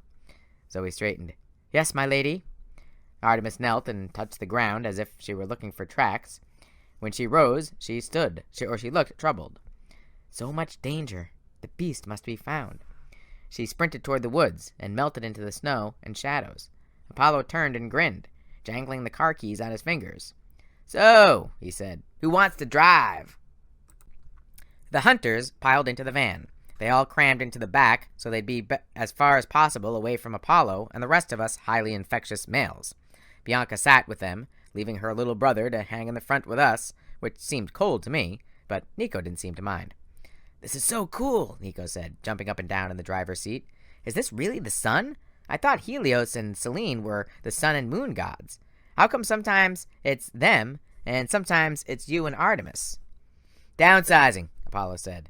"The Romans started it. They couldn't afford all those temple sacrifices, so they laid off Helios and Selene and folded their duties into our job descriptions. My sis got the moon, I got the sun. It was pretty annoying at first, but at least I got this cool car." "But how does it work?" Nico asked. "I thought the sun was a big fiery ball of gas." Apollo chuckled and ruffled Nico's hair. "That rumor probably got started because Artemis used to call me a big fiery ball of gas. Seriously, kid, it depends on whether you're talking astronomy or philosophy. But you want to talk astronomy? Ah, what fun is that? You want to talk about how humans think about the sun? Oh, now that's more interesting. They've got a lot riding on the sun, or so to speak. Keeps them warm, grows their crops, powers engines, makes everything look, well, sunnier. This chariot is built out of human dreams about the sun, kid. It's as old as the Western civilization. Every day, it drives across the sky from east to west, lighting up all those puny little mortal lives. The chariot is a manifestation of the sun's powers. The way mortals perceive it. Make sense?" Nico shook his head. "No." "Well then, you just think of it as a really powerful, really dangerous solar car." "Can I drive?" "Nah, too young." Oh, Grover raised his hand. No, Apollo said. "Too furry." He looked past me and focused on Thalia. "Daughter of Zeus," he said. "Lord of the sky. Perfect." "Oh no," Thalia shook her head. "No thanks." "Come on," Apollo said. "How old are you?" Thalia hesitated. I don't know." It was sad, but true. She'd been turned into a tree when she was 12, but that had been 7 years ago, so she should be 19, if you went by years. But she still felt like she was 12, and if you looked at her, she seemed to be somewhere in between. The best Chiron could figure, she had kept arguing while in tree form, but much more she had kept aging while in tree form, but much more slowly. Apollo tapped his finger to his lips. You're 15, almost 16. How do you know that? Hey, I'm the god of prophecy. I know stuff. You'll turn 16 in about a week. That's my birthday, December 22nd. Which means you're old enough now to drive with a learner's permit. Thalia shifted her feet nervously. I know what you're going to say, Apollo said. You don't deserve an honor like driving the sun chariot. That's not what I was going to say. Don't sweat it. Maine to Long Island is a really short trip. And don't worry about what happened to the last kid I trained. You're Zeus's daughter. He's not going to blast you out of the sky. Apollo laughed good-naturedly. The rest of us didn't join him. Thalia tried to protest, but Apollo was absolutely not going to take no for an answer. He hit a button on the dashboard, and a sign popped up along the top of the windshield. I had to read it backward, which, for a dyslexic, really isn't that different than reading forward. I was pretty sure it said, "Warning, student driver." "Take it away," Apollo told Thalia. "You're going to be a natural." I'll admit, I was jealous. I couldn't wait to start driving. A couple of times that fall, my mom had taken me out to Montauk when the beach road was empty, and she let me try out her Mazda. I mean, yeah, that was a Japanese compact, and this was the Sun Chariot. But how different could it be? "Speed equals heat," Apollo advised. "So start slowly, and make sure you've got a good altitude before you really open her up." Thalia gripped the wheel so tight, her knuckles turned white. She looked like she was going to be sick. "What's wrong?" I asked her. "Nothing," she said shakily. Nothing is wrong." She pulled back on the wheel. It tilted, and the bus lurched upward so fast I fell back and crashed against something soft. "Ow!" Grover said. "Sorry." "Slower," Apollo said. "Sorry," Thalia said. "I've got it under control." I managed to get to my feet. Looking out the window, I saw a smoking ring of trees from the clearing where we'd taken off. "Thalia," I said, "lighten up on the accelerator." "I've got it, Percy," she said, gritting her teeth, but she kept it floored. "Loosen up," I told her. "I'm loose," Thalia said. She was so stiff, she looked like she was made out of plywood. "We need to veer south for Long Island," Apollo said. "Hang a left." Thalia jerked the wheel again and threw me into Grover, who yelped. The other left, Apollo suggested. I made the mistake of looking out the window again. We were airplane height now, so high that the sky was starting to look black. Apollo said, and I got the feeling he was forcing himself to sound calm. Little slower, sweetheart. Cape Cod is freezing over. Thalia tilted the wheel. Her face was chalk white, her forehead beaded with sweat. Something was definitely wrong. I'd never seen her like this. The bus pitched down, and somebody screamed. Maybe it was me. Now we were heading straight toward the Atlantic Ocean at 1,000 miles an hour, the New England coastline off to our right, and it was getting hot in the bus. Apollo had been thrown somewhere in the back of the bus, but he started climbing up the rows of seats. Take the wheel, Grover begged him. No worries, Apollo said. He looked plenty worried. She just has to learn to... Whoa! I saw what he was seeing. Down below us was a little snow-covered New England town. At least, it used to be snow-covered. As I watched, the snow melted off the trees and the roofs and the lawns. The white steeple on a church turned brown and started to smolder. Little plumes of smoke, like birthday candles, were popping up all over town. Trees and rooftops were catching fire. Pull up! I yelled.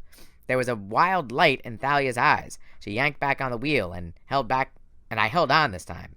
As we zoomed up, I could see through the back window that the fires in the town were being snuffed out by the sudden blast of cold. There, Apollo pointed. Long Island, dead ahead. Let's slow down, dear. Dead is only an expression.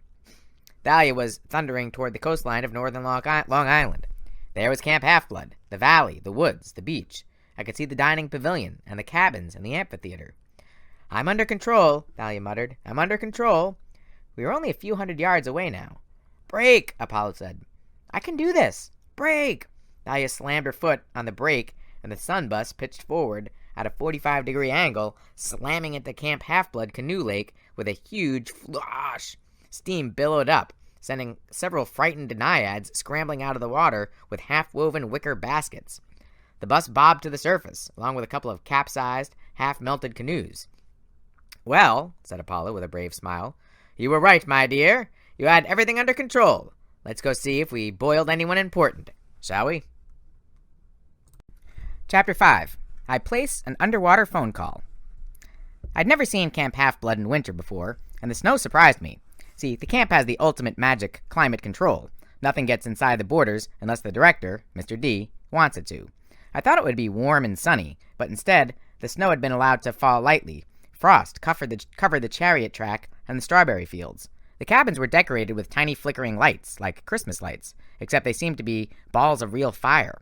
More lights glowed in the woods, and weirdest of all, a fire flickered in the attic window of the big house, where the oracle dwelt, imprisoned in an old mummified body. I wondered if the spirit of Delphi was roasting marshmallows up there or something. Whoa, Nico said as he climbed off the bus. Is that a climbing wall? Yeah, I said. Why is there lava pouring down it? Little extra challenge. Come on, I'll introduce you to Chiron. Zoe, have you met? I know Chiron, Zoe said stiffly. Tell him we will be in cabin 8. Hunters, follow me. I'll show you the way, Grover offered. We know the way. Oh, really, it's no trouble. It's easy to get lost here if you don't... He tripped over a canoe and came up still talking. Like my old daddy goat used to say. Come on. Zoe rolled her eyes, but I guess she figured there was no getting rid of Grover. The hunters shouldered their packs and their bows and headed off toward their cabins. As Bianca D'Angelo was leaving, she leaned over and whispered something to her brother's ear. She looked at him for an answer, but Nico just scowled and turned away. Take care, sweethearts, Apollo called after the hunters. He winked at me. Watch out for those prophecies, Percy. I'll see you soon. What do you mean? Instead of answering, he hopped back on the bus. Later, Thalia, he called. And, be good. He gave her a wicked smile, as if he knew something she didn't. Then he closed the doors and revved the engine. I turned aside as the sun chariot took off in a blast of heat. When I looked back, the lake was steaming.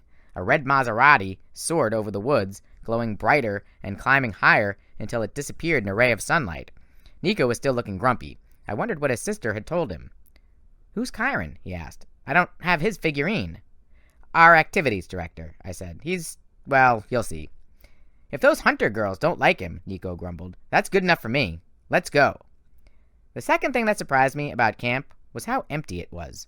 I mean, I knew most half-bloods only trained during the summer. Just the year-rounders would be here, the ones who didn't have homes to go to, or would be attacked by monsters too much if they left. But there didn't even seem to be many of them either. I spotted Charles Beckendorf from the Hephaestus cabin, stoking the forge outside the camp armory. The Stoll brothers, Travis and Connor, from the Hermes cabin, were picking the lock at the camp store. A few kids from the Ares cabin were having a snowball fight with the wood nymphs at the edge of the forest. That was about it. Even my old rival from the Ares cabin, Clarice, didn't seem to be around. The big house was decorated with strings of red and yellow fireballs that warmed the porch, but didn't seem to catch anything on fire. Inside, flames crackled in the hearth. The air smelled like hot chocolate. Mr. D, the camp director, and Chiron were playing a quiet game of cards in the parlor. Chiron's brown beard was shaggier for the winter. His curly hair had grown a little longer. He wasn't posing as a teacher this year, so I guess he could afford to be casual. He wore a fuzzy sweater with a hoof print design on it, and he had a blanket on his lap that almost hid his wheelchair completely. He smiled when he saw us. "Percy! Thalia! Ah, this must be Nico D'Angelo," I said. "He and his sister are half-bloods." Chiron breathed a sigh of relief. "You succeeded, then." "Well," his smile melted. "What's wrong? And where is Annabeth?" "Oh, dear," Mr. D said in a bored voice. "Not another lost one." I'd been trying not to pay attention to Mr. D, but he was kind of hard to ignore in his neon orange leopard skin warm-up suit and his purple running shoes, like Mr. D had ever run a day in his immortal life. A golden laurel wreath was tilted sideways on his curly black hair, which must have meant he'd won the last hand of cards. "What do you mean?" Thalia asked. "Who else is lost?" Just then, Grover trotted into the room, grinning like crazy. He had a black eye and red lines on his face that looked like a slap mark. "The hunters are all moved in." Chiron frowned. "The hunters, eh? I see. We have much to talk about." He glanced at Nico. "Grover, perhaps you should take our young friend to the den and show him our orientation film." Right, yes, sir." "Orientation film?" Nico asked. "Is it G or PG? Because Bianca's kind of strict." "It's PG. PG-13, Grover said. "Cool." Nico happily followed him out of the room. "Now," Chiron said to Thalia and me, "perhaps you two should sit down and tell us the whole story." When we were done, Chiron turned to Mr. D. "We should launch a search for Annabeth immediately." "I'll go." Thalia and I said at the same time. Mr. D sniffed. "Certainly not." Thalia and I both started complaining, but Mr. D held up his hand. He had that purplish angry fire in his eyes that usually meant something bad and godly was going to happen if we didn't shut up. "From what you have told me," Mr. D said, "we have broken even on this escapade. We have, regrettably lost Annabeth." Annabeth, I snapped. She'd gone to camp since she was 7, and still Mr. D pretended not to know her name. Yes, he said. "And you procured a small, annoying boy to replace her. So I see no point risking further half-bloods on a ridiculous rescue. The possibility is very great that this Annie girl is dead." I wanted to strangle Mr. D. It wasn't fair Zeus had sent him here to dry out as camp director for 100 years. It was meant to be punishment for Mr. D's bad behavior on Olympus, but it ended up being punishment for all of us. "Annabeth may be alive," Chiron said, but I could tell he was having trouble sounding upbeat. He'd practically raised Annabeth all those years she was a year-round camper, before she'd given living with her dad and stepmom a second try. "She's very bright. If our enemies have her, she will try to play for time. She may even pretend to cooperate." "That's right," Thalia said. "Luke would want her alive." "In which case," Mr. D said, "I'm afraid she will have to be smart enough to escape on her own." I got up from the table. "Percy!" Chiron's tone was full of warning. In the back of my mind, I knew Mr. D was not somebody to mess with. Even if you were an impulsive ADHD kid like me, he wouldn't give you any slack. But I was so angry I didn't care. "You're glad to lose another camper," I said. "You'd like it if we all disappeared." Mr. D stifled a yawn. "You have a point." "Yeah," I growled. "Just because you were sent here as punishment doesn't mean you have to be a lazy jerk. This is your civilization too. Maybe you could try helping out a little." For a second, there was no sound except the crackle of fire. The light reflected in Mr. D's eyes, giving him a sinister look. He opened his mouth to say something, probably a curse that would blast me to smithereens, when Nico burst into the room, followed by Grover. So cool, Nico yelled, holding his hands out to Chiron. You're a centaur! Chiron managed a nervous smile. Yes, Mr. D'Angelo, if you please, though I prefer to stay in human form in this wheelchair for first encounters. And, whoa! He looked at Mr. D. You're the wine dude! No way! Mr. D turned his eyes away from me and gave Nico a look of loathing. The wine dude? Dionysus, right! Oh, wow, I've got your figurine. My figurine? In my game, Mytho Magic, and a holofoil card too. And even though you've only got like 500 attack points, everybody thinks you're the lamest god card. I totally think your powers are sweet. Ah, Mr. D seemed truly perplexed, which probably saved my life. Well, that's gratifying. Percy, Chiron said quickly, you and Thalia go down to the cabins. Inform the campers we'll be playing Capture the Flag tomorrow evening. Capture the flag? I asked. But we don't have enough. It is a tradition, Chiron said. A friendly match whenever the hunters visit. Yeah, Thalia muttered. I bet it's real friendly. Chiron jerked his head toward Mr. D, who was still frowning, as Nico talked about how many defense points all the gods had in his game. Run along now, Chiron told us. Oh, right, Thalia said. Come on, Percy. She hauled me out of the big house before Dionysus could remember that he wanted to kill me.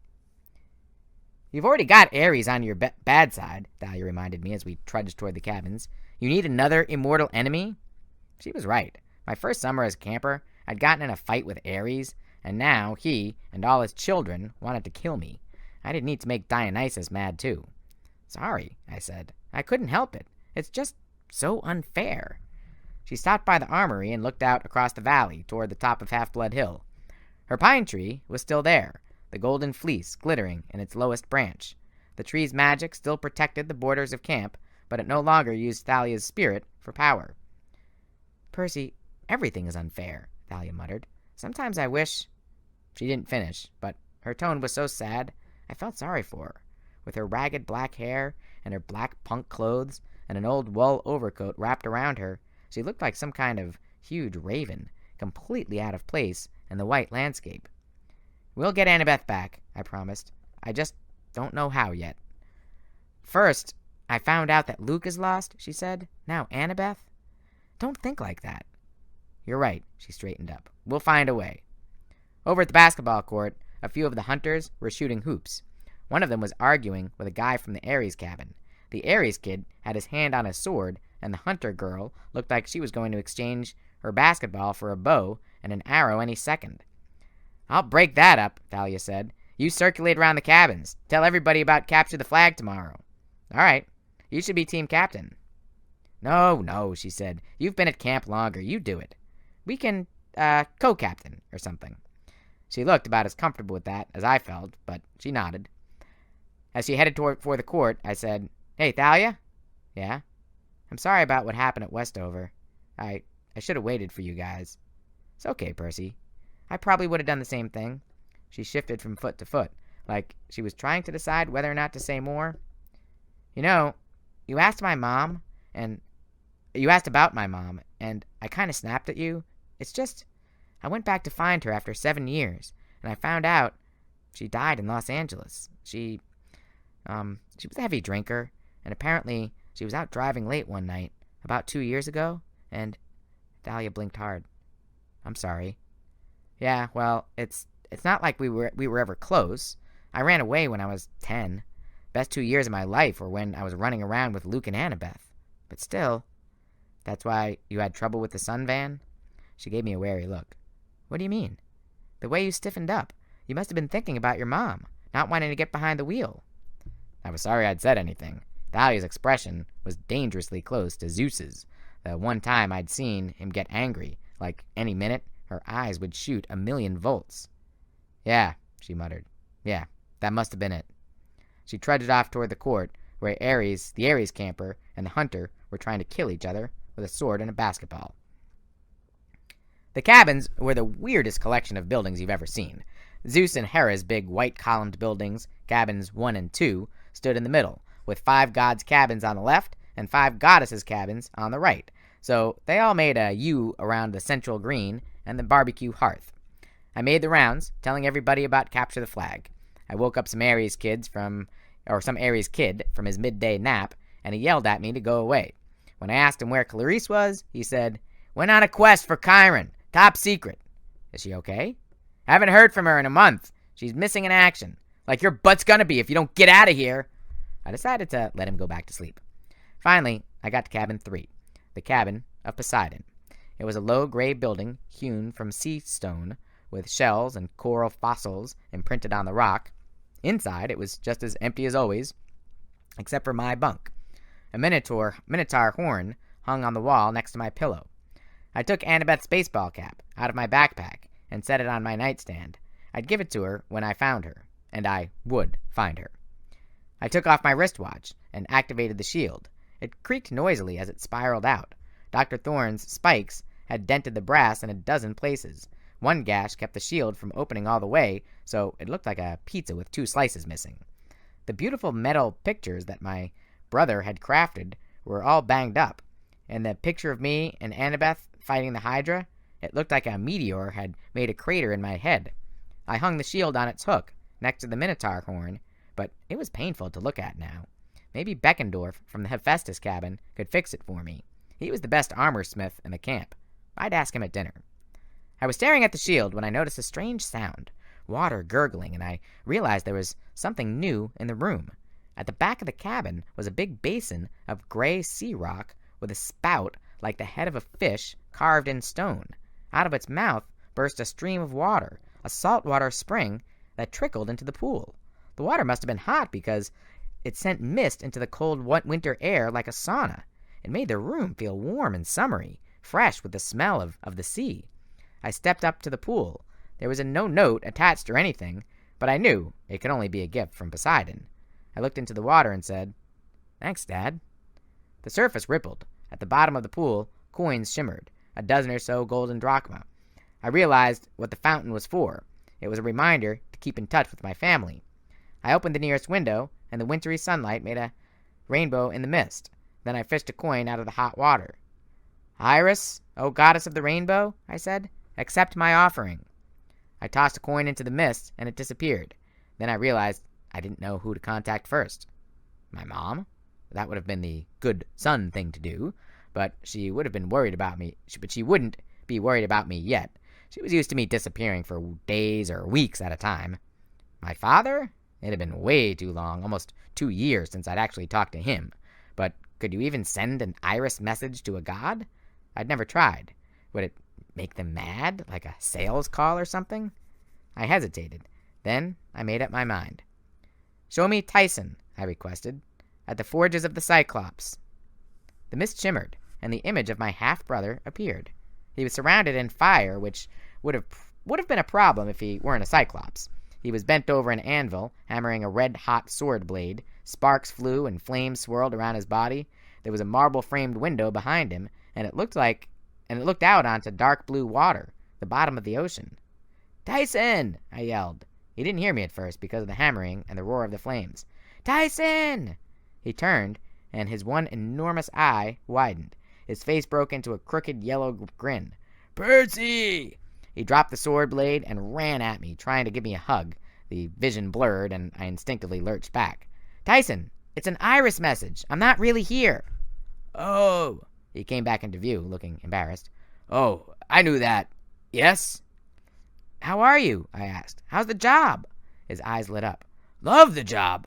Look." He picked up the hot sword blade with his bare hands. "I made this." "Oh, that's really cool."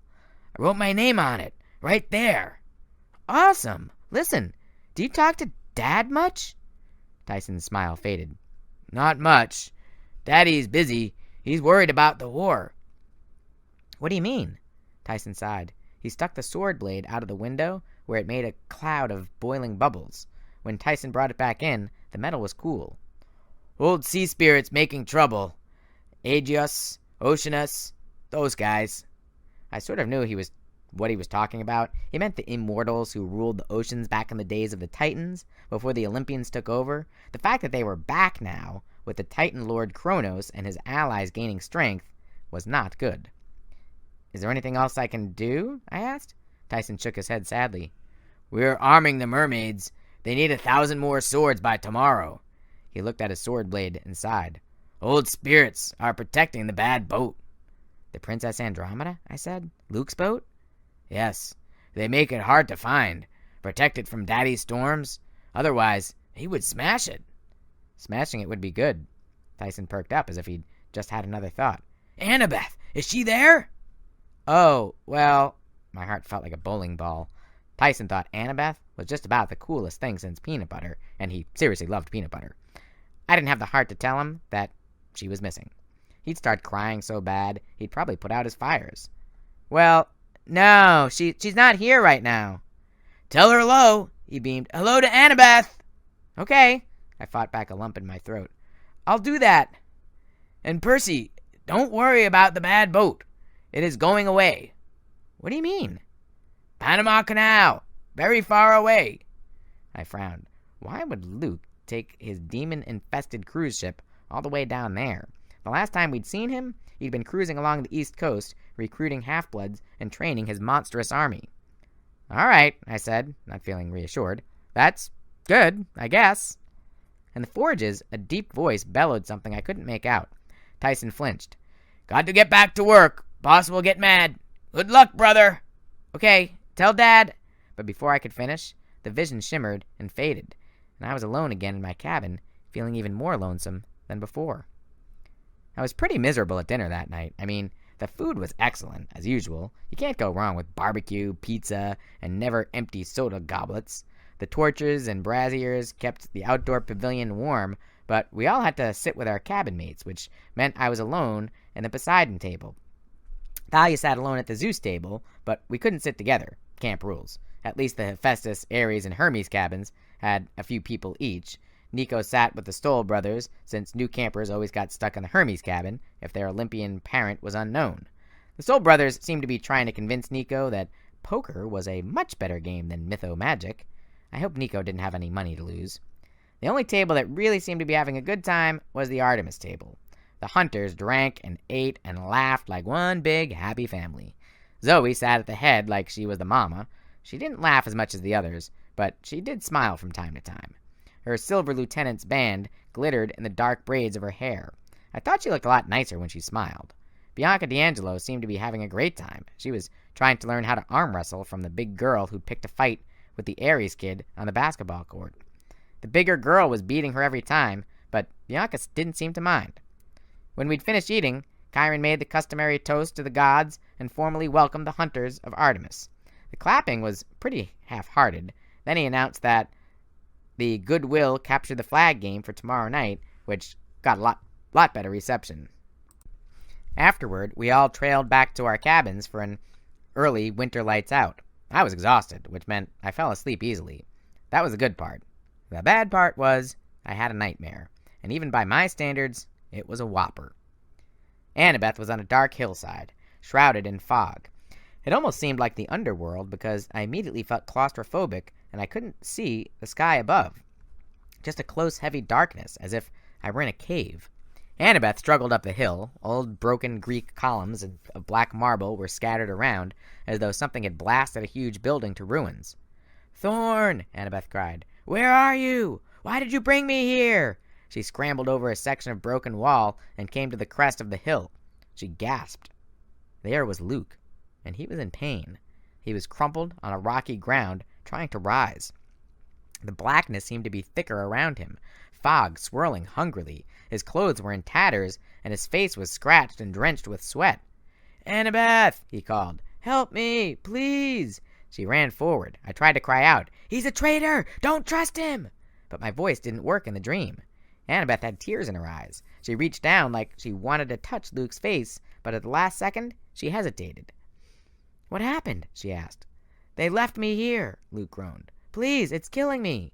I couldn't see what was wrong with him. He seemed to be struggling against some kind of invisible curse, as though the fog were squeezing him to death. "Why should I trust you?" Annabeth asked. Her voice was filled with hurt. "You shouldn't," Luke said. "I've been terrible to you, but if you don't help me out, I'll die." "Let him die," I wanted to scream. Luke had tried to kill us in cold blood too many times. He didn't deserve anything from Annabeth. Then the darkness above Luke began to crumble, like a cavern roof in an earthquake. Huge chunks of black rock began falling. Annabeth rushed in just as a crack appeared, and the whole ceiling dropped. She held it somehow. Tons of rock. She kept it from collapsing on her, and Luke just with her own strength. It was impossible. She shouldn't have been able to do that. Luke rolled free, gasping. "Thanks," he managed. "Help me hold it," Annabeth groaned. Luke caught his breath. His face was covered in grime and sweat. He rose unsteadily. "I knew I could count on you." He began to walk away as the trembling blackness threatened to crush Annabeth. "Help me," she pleaded. "Oh, don't worry," Luke said. "Your help is on the way. It's all part of the plan. In the meantime, try not to die." The ceiling of darkness began to crumble again, pushing Annabeth against the ground. I sat bolt upright in bed, clawing at the sheets. There was no sound in my cabin except the gurgle of saltwater spring. The clock on my nightstand read just after midnight. Only a dream, but I was sure of two things. Annabeth was in terrible danger, and Luke was responsible. Chapter 6. An old dead friend comes to visit. The next morning after breakfast, I told Grover about my dream. We sat in the meadow watching the satyrs chase the wood nymphs through the snow. The nymphs had promised to kiss the satyrs if they got caught, but they hardly ever did. Usually the nymph would let the satyr get a full head of steam, then she'd turn into a snow-covered tree, and the poor satyr would slam into it head first and get a pile of snow dumped on him. When I told Grover my nightmare, he started twirling his finger in his shaggy leg fur. "A cave ceiling collapsed on her?" he asked. "Yeah, what the heck does that mean?" Grover shook his head. "I don't know, but after what Zoe dreamed—" "Whoa, what do you mean? Zoe had a dream like that?" I don't know exactly. About 3 in the morning, she came to the big house and demanded to talk to Chiron. She looked really panicked." "Wait, how do you know this?" Grover blushed. "I was sort of camped outside the Artemis cabin." "What for?" "Just to be, near them." "You're a stalker with hooves?" "I am not. Anyway, I followed her to the big house and hid in a bush and watched the whole thing. She's got real upset when Argus wouldn't let her in. It was kind of a dangerous scene." I tried to imagine that. Argus was the head of security for camp, a big blonde dude with eyes all over his body. He rarely showed himself unless something serious was going on. I wouldn't want to place bets on a fight between him and Zoe Nightingale. "What did she say?" I asked. Grover grimaced. "Well, she starts talking really old-fashioned when she gets upset, so it was kind of hard to understand. But something about Artemis being in trouble and needing the hunters, and then she called Argus a boil-brained lout. I think that's a bad thing. And then he called her—" Whoa, wait. How could Artemis be in trouble?" "Well, finally Chiron came out in his pajamas, and his horsetail and curlers, and—" "He wears curlers in his tail?" Grover covered his mouth. "Sorry," I said. "Go on." "Well, Zoe said she needed permission to leave camp immediately. Chiron refused. He reminded Zoe that the hunters were supposed to stay here until they received orders from Artemis. And she said—" Grover gulped. "She said, 'How are we to get orders from Artemis if Artemis is lost?'" "What do you mean lost? Like she needs directions?" "No. I think she meant gone, taken, kidnapped." "Kidnapped?" I tried to get my mind around that idea. How would you kidnap an immortal goddess? Is that even possible? "Well, yeah, it happened to Persephone." "But yeah, she was like the goddess of flowers." Grover looked offended. "Springtime!"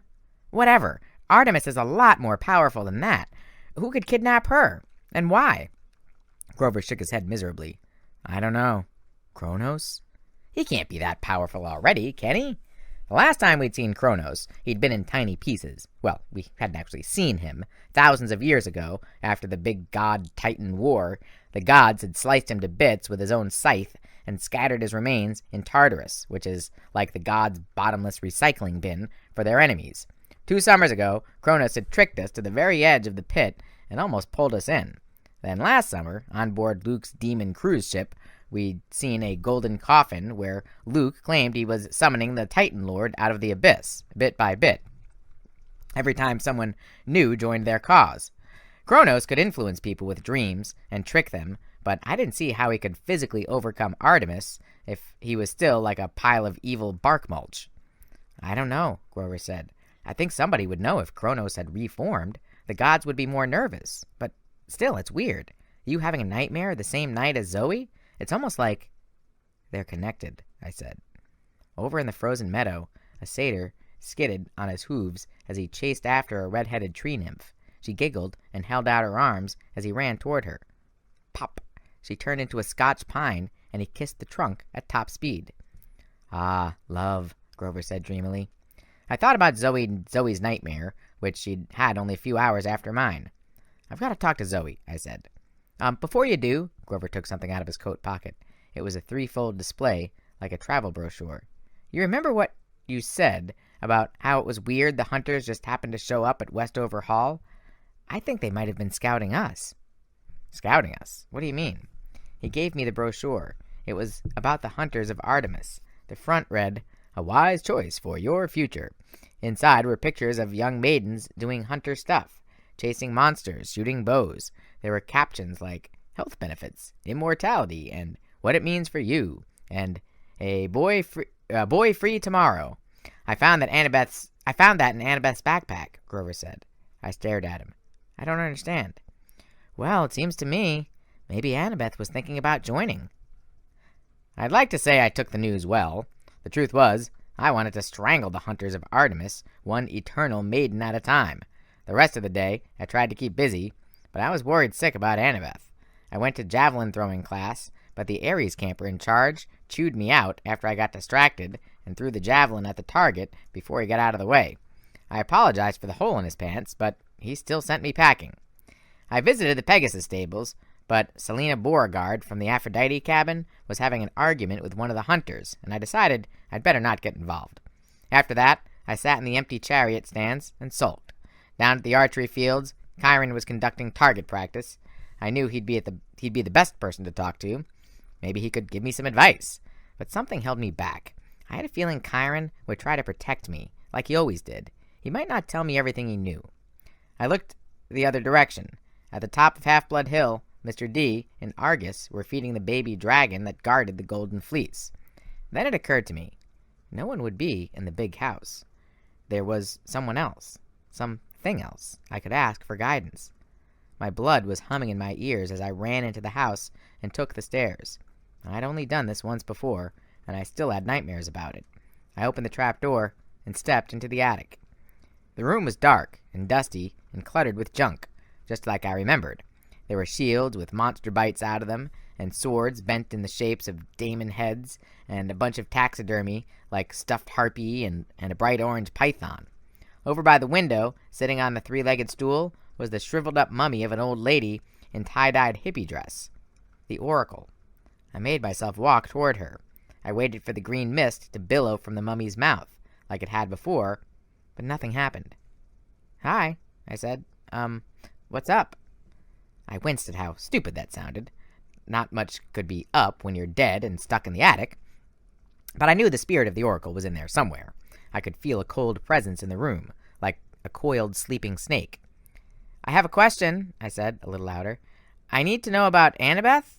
How can I save her?" No answer.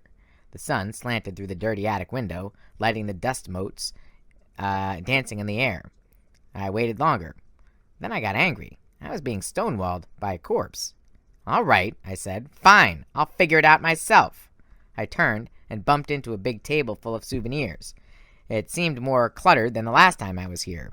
Heroes stored all kinds of stuff in the attic, quest trophies they no longer wanted to keep in their cabins, or stuff that held painful memories. I knew Luke had stored a dragon claw somewhere up here, the one that had scarred his face. There was a broken sword hilt labeled, "This broke and Leroy got killed, 1999. Then I noticed a pink silk scarf with a label attached to it. I picked up the tag and tried to read it. Scarf of the Goddess Aphrodite, recovered at Waterland, Denver, Colorado. By Annabeth Chase and Percy Jackson. I stared at the scarf. I'd totally forgotten about it. 2 years ago, Annabeth had ripped this scarf out of my hands and said something like, "Oh no, no love magic for you." I just assumed she'd thrown it away, and yet here it was. She'd kept it all this time? And why had she stashed it in the attic? I turned to the mummy. She hadn't moved, but the shadows across her face made it look like she was smiling gruesomely. I dropped the scarf and tried not to run toward the exit. That night after dinner, I was seriously ready to beat the hunters at Capture the Flag. It was going to be a small game, only 13 hunters, including Bianca D'Angelo, and about the same number of campers. Zoe Nightingale looked pretty upset. She kept glancing resentfully at Chiron, like she couldn't believe he was making her do this. The other hunters didn't look too happy either. Unlike last night, they weren't laughing or joking around. They just huddled together in the dining pavilion, whispering nervously to each other as they strapped on their armor. Some of them even looked like they'd been crying. I guess Zoe had told them about her nightmare.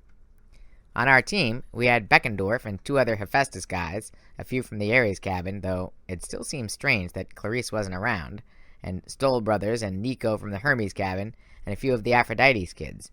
It was weird that the Aphrodite cabin wanted to play. Usually they sat on the sidelines, chatted, and checked their reflections in the river and stuff, but when they heard we were fighting the hunters, they were raring to go. "I'll show them that love is worthless," Selena Beauregard grumbled as she strapped on her mirror. "I'll pulverize them." That left Thalia and me. "I'll take the offense," Thalia volunteered. "You take defense." Oh, I hesitated, because I'd been about to say the exact same thing, only reversed. "Don't you think with your shield and all, you'd be better defense?"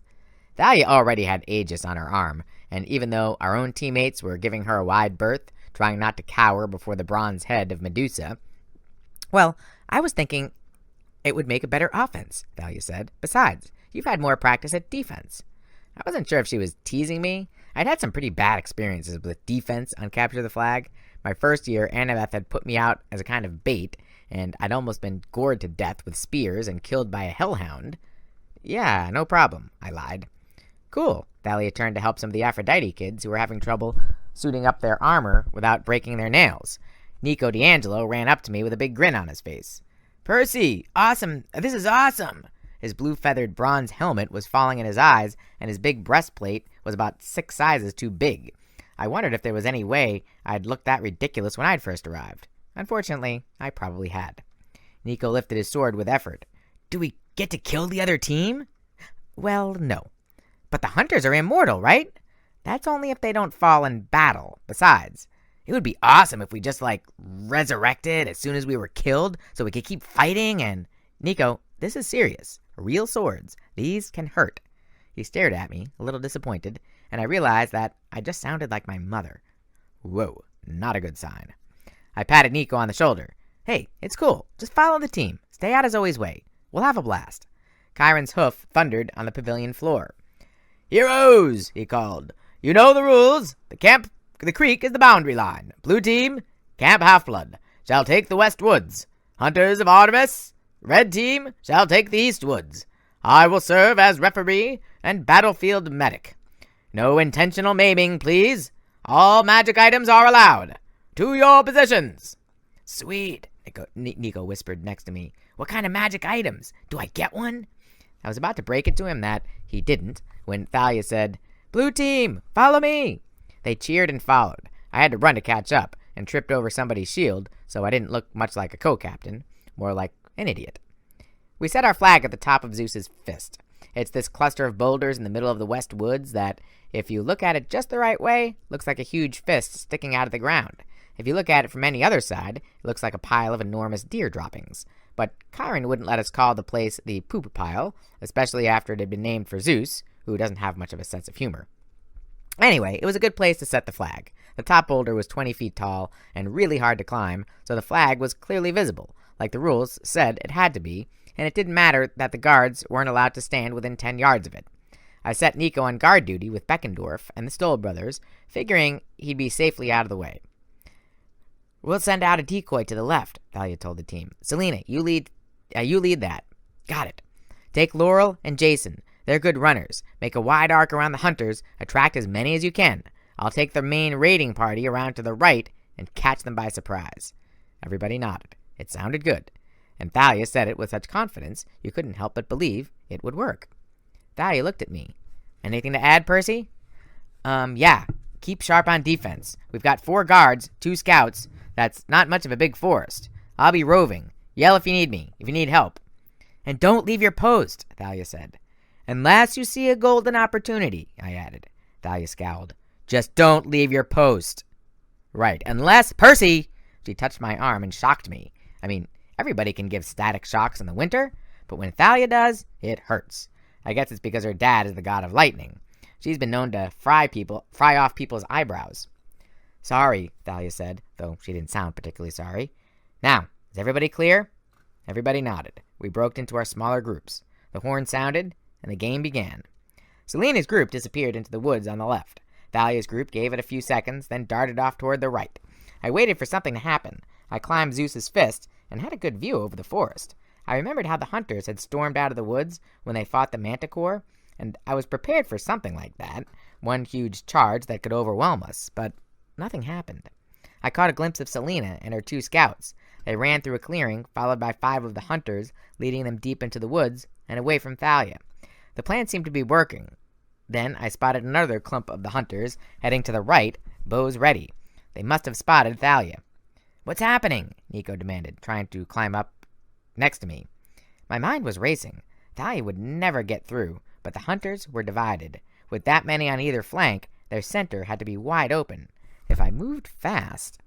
I looked at Beckendorf. "Can you guys hold the fort?" Beckendorf snorted. "Of course. I'm going in."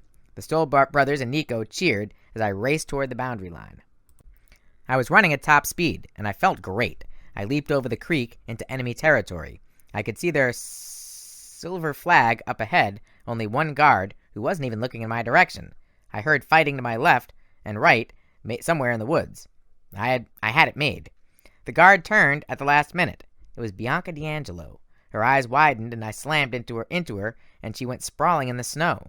"Sorry," I yelled. I ripped down the silver silk flag from the tree and took off. I was 10 yards away before Bianca managed to yell for help. I thought I was home free. Zip! A silvery cord raced across my ankles and fastened to the tree next to me. A tripwire fired from a bow. Before I could even think about stopping, I went down hard, sprawling in the snow. "Percy!" Thalia yelled, off to my left. "What are you doing?" Before she reached me, an arrow exploded at her feet, and a cloud of yellow smoke billowed around her team. They started coughing and gagging. I could smell the gas from across the woods, a horrible smell of sulfur. "No fair!" Thalia gasped. "Fart arrows are unsportsmanlike." I got up and started running again. Only a few more yards to the creek, and I had the game. More arrows whizzed past my ears. A hunter came out of nowhere and slashed at me with her knife, but I parried and kept running. I heard yelling from our side of the creek. Beckendorf and Nico were running toward me. I thought they were coming to welcome me back, but then I saw they were chasing someone. Zoe Nightingale, racing toward me like a cheetah, dodging campers with no trouble, and she had our flag in her hands. "No!" I yelled, and poured on the speed. I was 2 feet from the water when Zoe bolted across to her own side, slamming into me for good measure. The hunters cheered as both sides converged on the creek. Chiron appeared out of the woods, looking grim. He had the Stoll brothers on his back, and it looked as if both of them had taken some nasty whacks to the head. Connor Stoll had 2 arrows sticking out of his helmet like antennae. "The hunters win!" Chiron announced without pleasure. Then he muttered, for the 56th time in a row. "Perseus Jackson!" Thalia yelled, storming toward me. She smelled like rotten eggs, and she was so mad that blue sparks flickered on her armor. Everybody cringed and backed up because of Aegis. It took all my willpower not to cower. "What in the name of gods were you thinking?" she bellowed. I balled my fists. I'd had enough bad stuff happen to me for one day. I didn't need this. "I got the flag, Thalia!" I shook it in her face. "I saw a chance, and I took it." "I was at their base," Thalia yelled, "but the flag was gone. If you hadn't butted in, we would have won." "You had too many on you? Oh, so it's my fault?" "I didn't say that." "Arg!" Thalia pushed me, and a shock went through my body that blew me backward 10 feet into the water. Some of the campers gasped. A couple of the hunters stifled laughs. "Sorry," Thalia said, turning pale. "I didn't mean to." Anger roared in my ears. A wave erupted from the creek, blasting into Thalia's face and dousing her from head to toe. I stood up. "Yeah," I growled. "I didn't mean to either." Thalia was breathing heavily. "Enough!" Chiron ordered, but Thalia held out her spear. "You want some, seaweed brain?" Somehow, it was okay when Annabeth called me that. At least, I'd gotten used to it. But hearing it from Thalia was not cool. "Bring it on, pinecone face!" I raised Riptide, but before I could even defend myself, Thalia yelled, and a blast of lightning came down from the sky, hit her spear like a lightning rod, and slammed into my chest. I sat down hard. There was a burning smell. I had a feeling it was my clothes. Thalia, Chiron said, that is enough. I got to my feet and willed the entire creek to rise. It swirled up, hundreds of gallons of water, in a massive icy funnel cloud. Percy! Chiron yelled. I was about to hurl it at Thalia when I saw something in the woods. I lost my anger and my concentration all at once. The water splashed back into the creek bed. Thalia was so surprised, she turned to see what I was looking at. Something was approaching. It was shrouded in a murky green mist, but as it got closer, the campers and hunters gasped. This is impossible, Chiron said. I'd never heard him sound so nervous. She has never left the attic. Never! And yet, the withered mummy that held the oracle shuffled forward until she stood in the center of the group. Mist curled around our feet, turning the snow a sticky shade of green. None of us dared move. Then her voice hissed inside my head. Apparently, everyone could hear it, because several clutched their hands over their ears. I am the spirit of Delphi, the voice said, speaker of the prophecies of Phoebus Apollo, slayer of the mighty Python. The oracle regarded me with its cold, dead eyes. Then she turned unmistakably toward Zoe Nightingale. Approach, seeker, and ask. Zoe swallowed. What must I do to help my goddess? The oracle's mouth opened, and a green mist poured out. I saw the vague image of a mountain and a girl standing at the barren peak. It was Artemis, but she was wrapped in chains, fettered to the rocks. She was kneeling, her hands raised as if to fend off an attacker. It looked like she was in pain. The oracle spoke. 5 shall go west to the goddess in chains. 1 shall be lost in the land without rain. And the bane of Olympus shows the trail. Campers and hunters combined prevail. The Titan's curse must one withstand, and one shall perish by a parent's hand. Then, as we were watching, the mist swirled and retreated like a great green serpent into the mummy's mouth. The oracle sat down on a rock and became as still as she'd been in the attic, as if she might sit by this creek for 100 years. Chapter 7. Everybody Hates Me But the Horse. The least the oracle could have done was walk back to the attic by herself. Instead, Grover and I were elected to carry her. I didn't figure that was because we were the most popular. "Watch your head," Grover warned as we went up the stairs. But it was too late. Bonk! I whacked her mummified face against the trapdoor frame, and dust flew. Aw, man. I set her down and checked for damage. Did I break anything? I can't tell, Grover admitted. We hauled her up and set her on her tripod stool, both of us huffing and sweating. Who knew a mummy could weigh so much? I assumed she wouldn't talk to me, and I was right. I was relieved when we finally got out of there and slammed the attic door shut. Well, Grover said, that was gross. I knew he was trying to keep things light for my sake, but I still really felt down. The whole camp would be mad at me for losing the game to the hunters. And then there was the new prophecy from the oracle. It was like the spirit of Delphi had gone out of her way to exclude me. She'd ignored my question and walked half a mile to talk to Zoe. And she'd said nothing, not even a hint, about Annabeth. What will Chiron do? I asked Grover. I wish I knew. He looked wistfully out the second-floor window at the rolling hills covered in snow. I want to be out there. Searching for Annabeth? He had a little trouble focusing on me. Then he blushed. Oh, right. That too, of course. Why? I asked. What were you thinking? He clopped his hooves uneasily. Just something about what the Manticore said. Something about the great stirring. I can't help but wonder, if all those ancient powers are waking up, maybe not all of them are evil. You mean Pan? I felt kind of selfish because I'd totally forgotten about Grover's life ambition.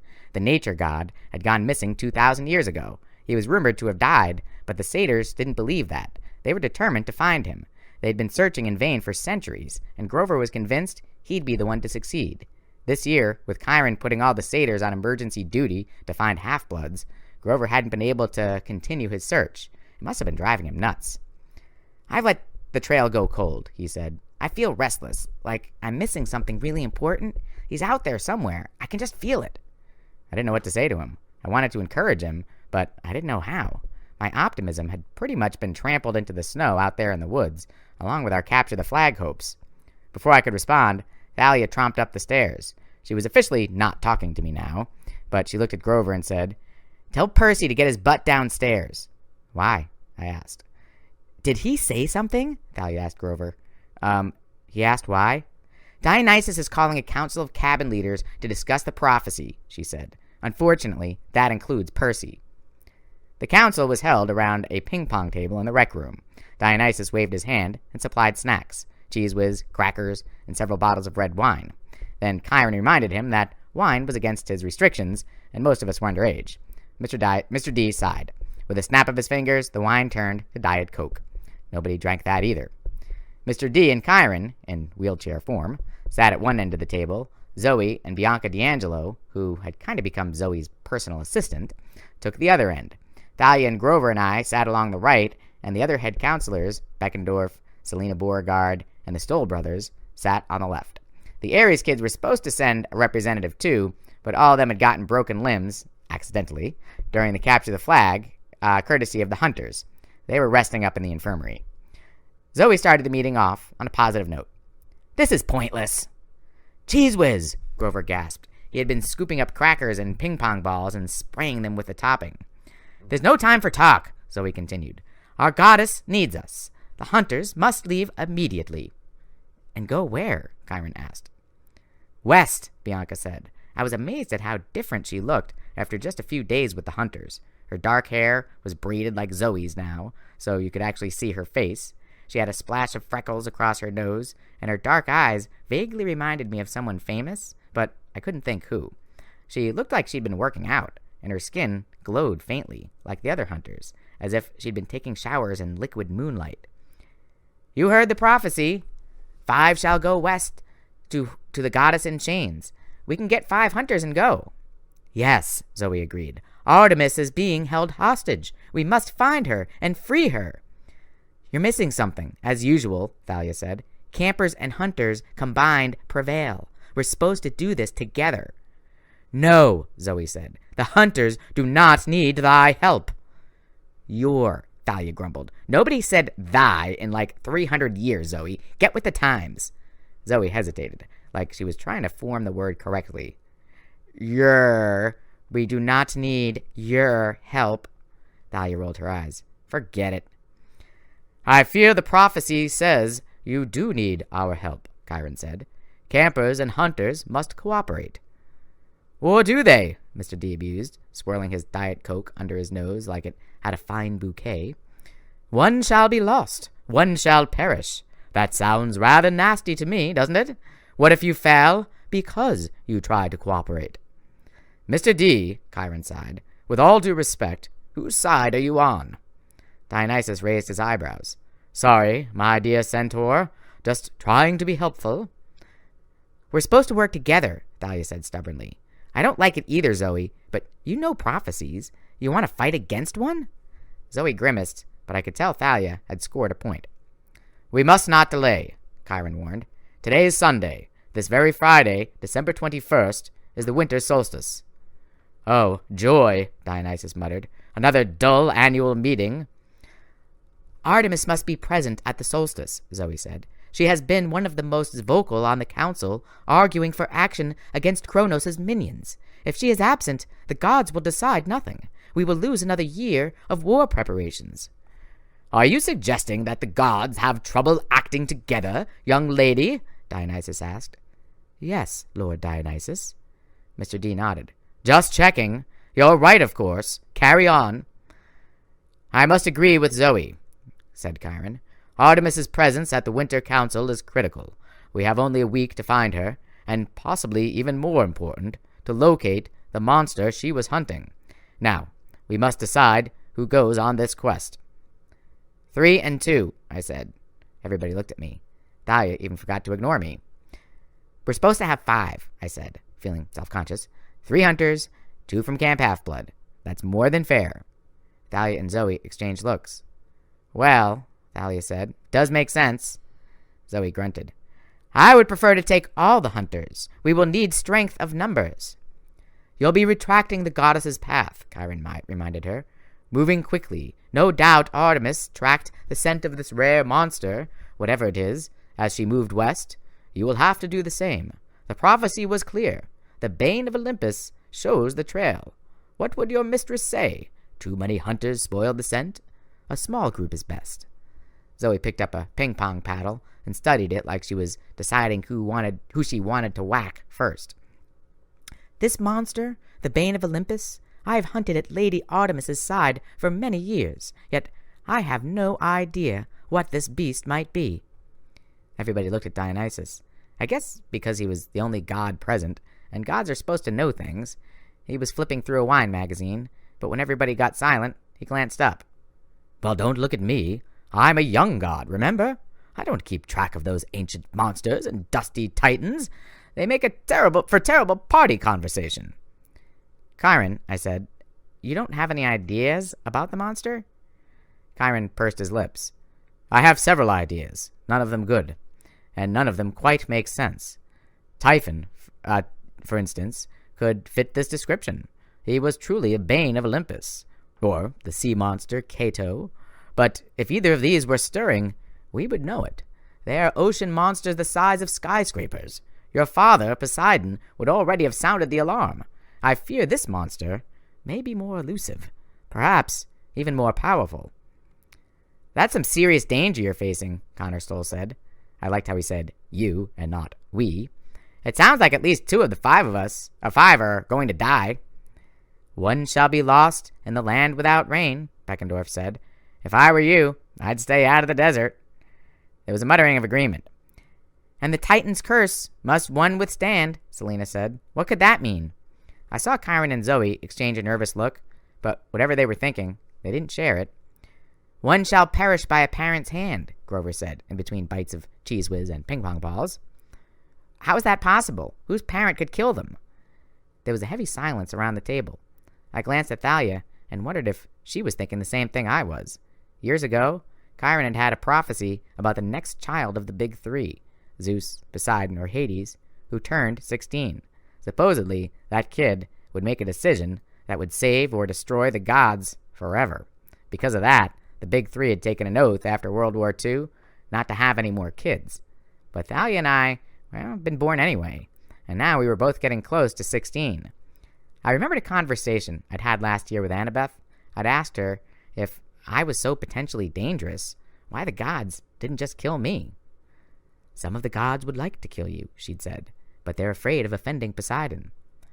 Could an Olympian parent turn against his half-blood child? Would it sometimes be easier just to let them die? If there were ever any half-bloods who needed to worry about that, it was Thalia and me. I wondered if maybe I should have sent Poseidon that seashell pattern tie for Father's Day after all. "There will be deaths," Chiron decided. "That much we know." "Oh, goody," Dionysus said. Everyone looked at him. He glanced up innocently from the pages of Wine Connoisseur magazine.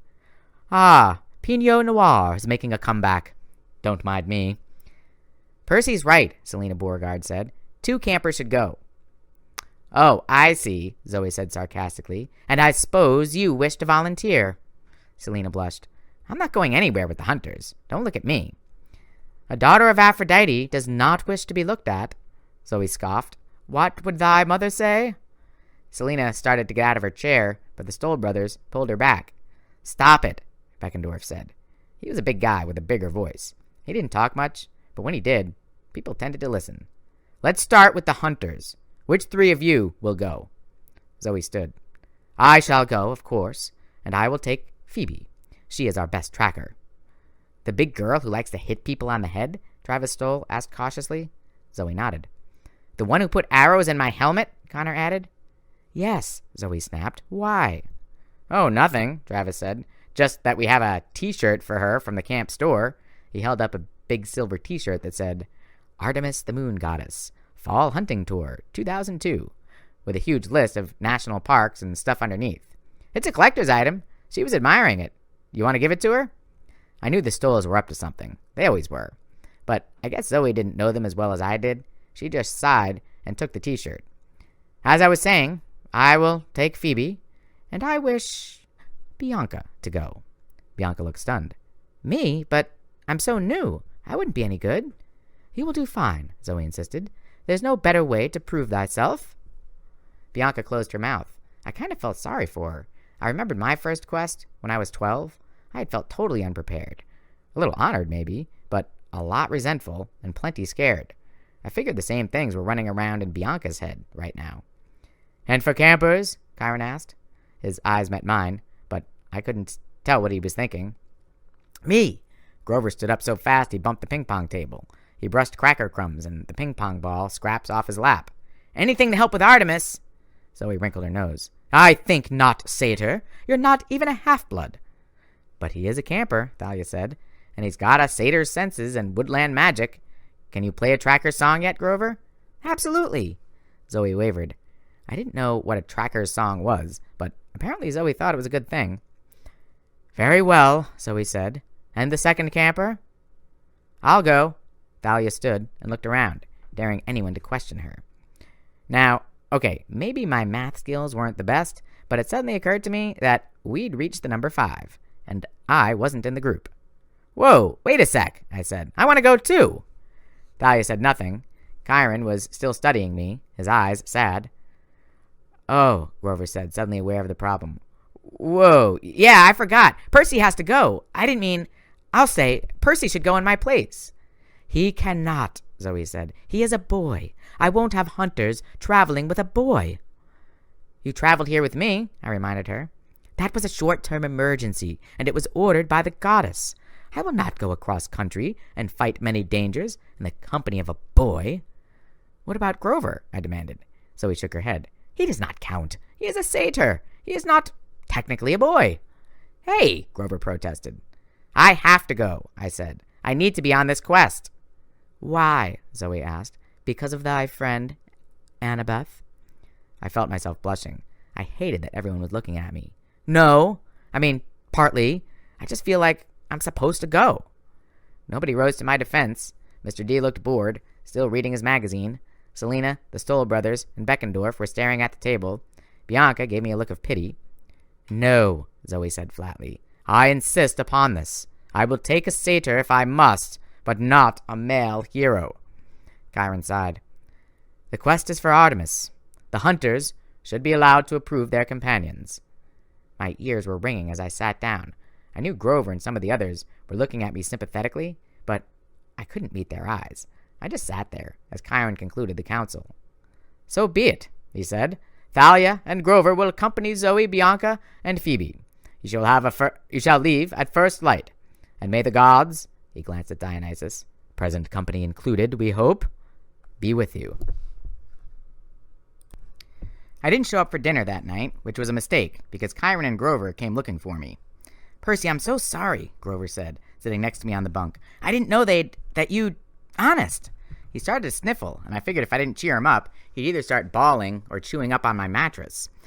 He tends to eat household objects whenever he gets upset. "It's okay," I lied. "Really, it's fine." Grover's lower lip trembled. "I wasn't even thinking. I was so focused on helping Artemis, but I forgot. I promise. I'll look everywhere I can for Annabeth. If I can find her, I will."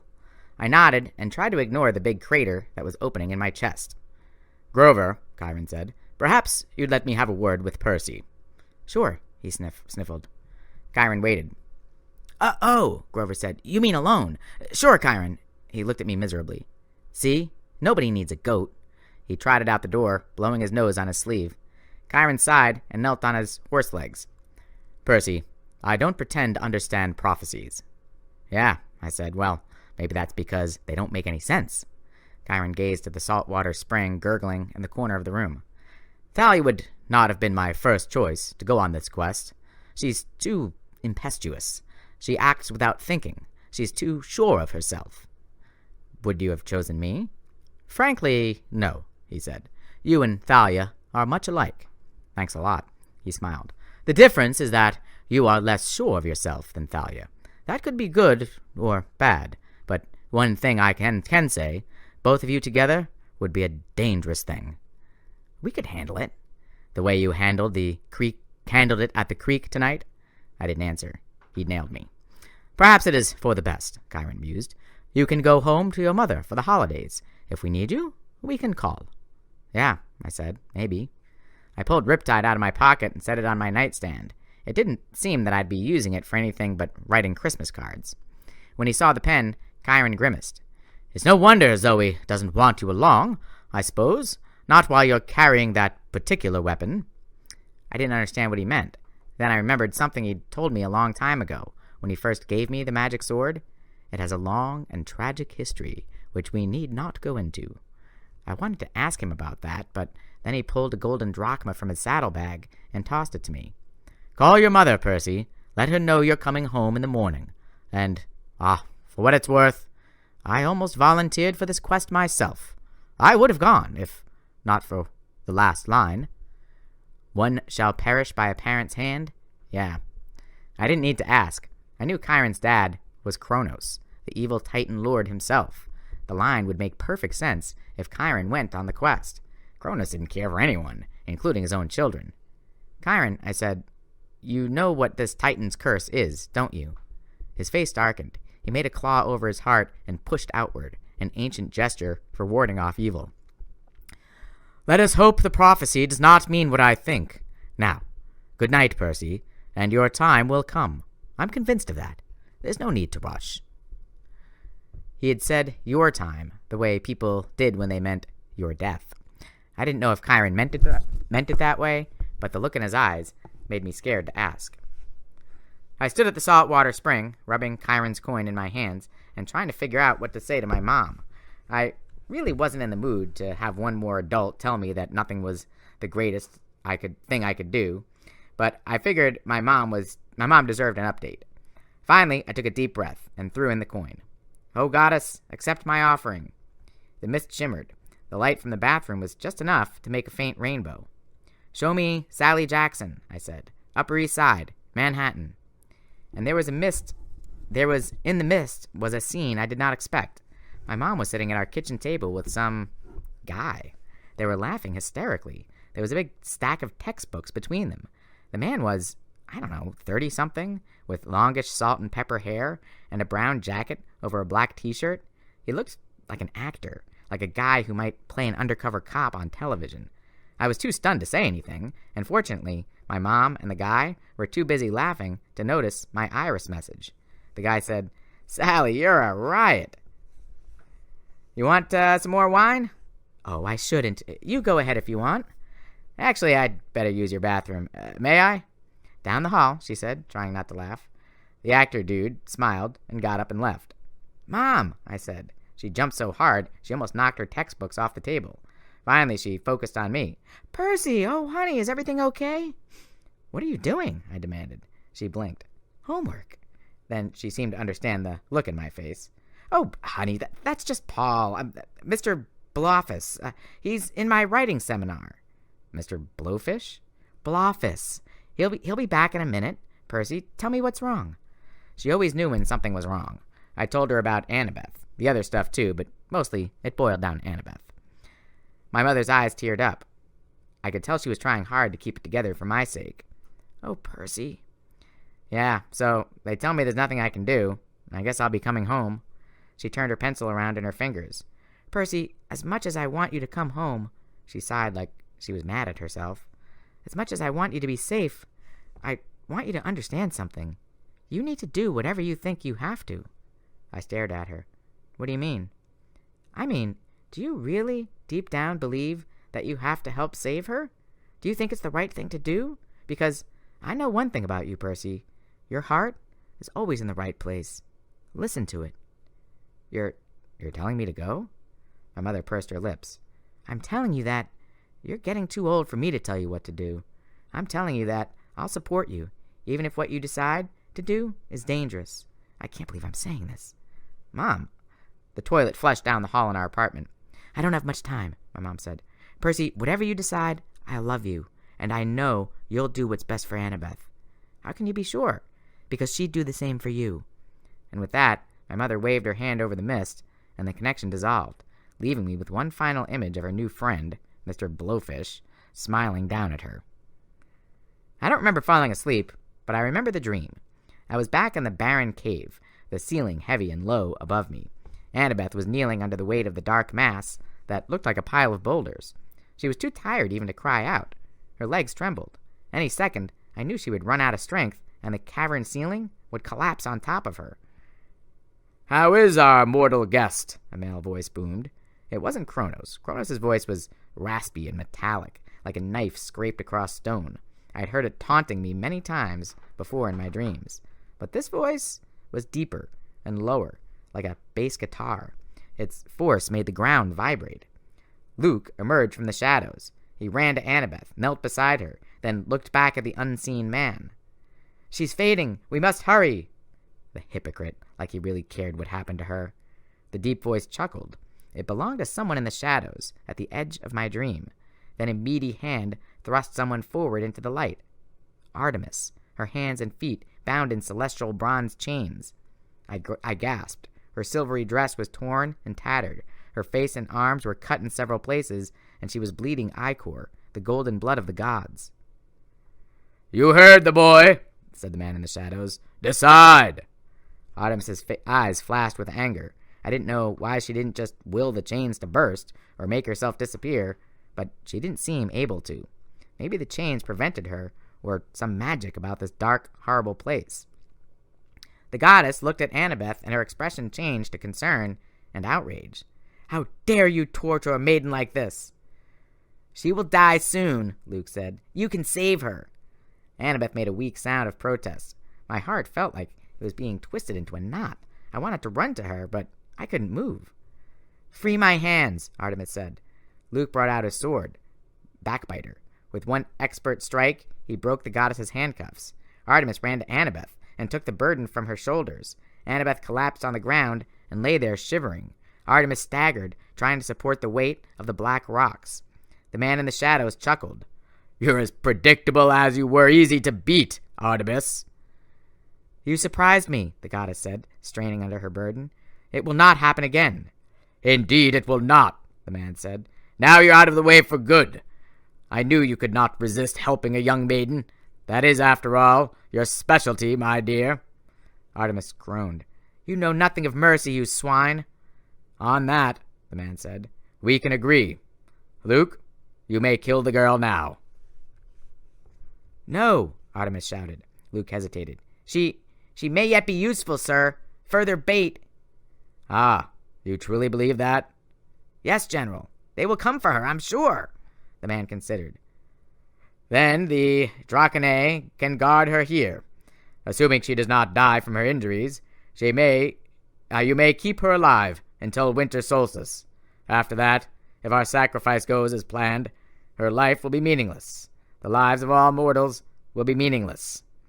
Luke gathered up Annabeth's listless body and carried her away from the goddess. "You will never find the monster you seek," Artemis said. "Your plan will fail." "How little you know, my young goddess," the man in the shadows said. "Even now, your darling attendants begin their quest to find you. They shall play directly into my hands. Now, if you'll excuse us, we have a long journey to make. We must greet your hunters and make sure their quest is challenging." The man's laughter echoed in the darkness, shaking the ground until it seemed the whole cavern ceiling would collapse. I woke with a start. I was sure I'd heard a loud banging. I looked around the cabin.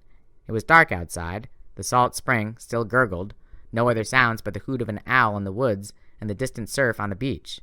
In the moonlight, on my nightstand, was Annabeth's New York Yankees cap. I stared at it for a second, and then bang, bang. Someone, or something, was pounding on my door. I grabbed Riptide and got out of bed. "Hello," I called. Thump, thump. I crept to the door. I uncapped the blade, flung open the door, and found myself face to face with a black Pegasus. "Whoa, boss." Its voice spoke in my mind as it clopped away from the sword blade. "I don't want to be a horse kebab." Its black wings spread in alarm, and the wind buffeted me back a step. "Blackjack," I said, relieved but a little irritated. "It's the middle of the night." Blackjack huffed. "Ain't either, boss. It's 5 a.m. What are you still sleeping for?" "How many times have I told you? Don't call me boss." "Whatever you say, boss. You're the man. You're my number one." I rubbed the sleep out of my eyes and tried not to let the Pegasus read my thoughts. That's the problem with being Poseidon's son. Since he created horses out of sea foam, I can understand most equestrian animals, but they can understand me too. Sometimes, like in Blackjack's case, they kind of adopt me. See, Blackjack had been a captive on board Luke's ship last summer until we'd caused a little distraction that allowed him to escape. I'd really had very little to do with it, seriously, but Blackjack credited me with saving him. Blackjack, I said, you're supposed to stay in the stables. Ah, the stables. You see Chiron staying in the stables? Well, no. Exactly. Listen, we got another little sea friend needs your help. Again? Yeah, I told the hippocampi I'd come to get you. I groaned. Anytime I was anywhere near the beach, the hippocampi would ask me to help them with their problems. And they had a lot of problems. Beached whales, porpoises caught in fishing nets, mermaids with hangnails. They'd call me to come underwater and help. All right, I said, I'm coming. You're the boss. And don't call me boss, Blackjack whinnied softly. It might have been a laugh. I looked back at my comfortable bed. My bronze shield still hung on the wall, dented and unusable. And on my nightstand was Annabeth's Magic Yankees cap. On an impulse, I stuck the cap in my pocket. I guess I had a feeling, even then. Chapter 8. I Make a Dangerous Promise. Blackjack gave me a ride down the beach, and I have to admit, it was cool. Being on a flying horse, skimming over the waves at 100 miles an hour, with the wind in my hair and the sea spray in my face. Hey, it beats water skiing all day. Here, Blackjack slowed and turned in a circle. Straight down. Thanks. I tumbled off his back and plunged into the icy sea. I'd gotten more comfortable doing stunts like that in the past couple of years. I could pretty much move however I wanted to underwater, just by willing the ocean currents to change around me and propel me along. I could breathe underwater, no problem, and my clothes never got wet unless I wanted them to. I shot down into the darkness. 20, 30, 40 feet. The pressure wasn't uncomfortable. I'd never tried to push it to see if there was a limit to how deep I could dive. I knew most regular humans couldn't go past 200 feet without crumbling like an aluminum can. I should have been blind, too, this deep in water at night, but I could see the heat from the living forms and the cold of the currents. It's hard to describe. It wasn't like regular seeing, but I could tell where everything was. As I got closer to the bottom, I saw 3 hippocampi, fish-tailed horses, swimming in a circle around an overturned boat. The hippocampi were beautiful to watch. Their fishtails shimmered in rainbow colors, glowing phosphorescence. Their manes were white, and they were galloping through the water the way nervous horses do in a thunderstorm. Something was upsetting them. I got closer and saw the problem. A dark shape, some kind of animal, was wedged halfway under the boat and tangled in a fishing net, one of those big nets they use on trawlers to catch everything at once. I hated those things. It was bad enough they drowned porpoises and dolphins, but they also occasionally caught mythological animals. When the nets got tangled, some lazy fisherman would just cut them loose and let the trapped animals die. Apparently this poor creature had been mucking around on the bottom of Long Island Sound and had somehow gotten itself tangled in the net of this sunken fishing boat.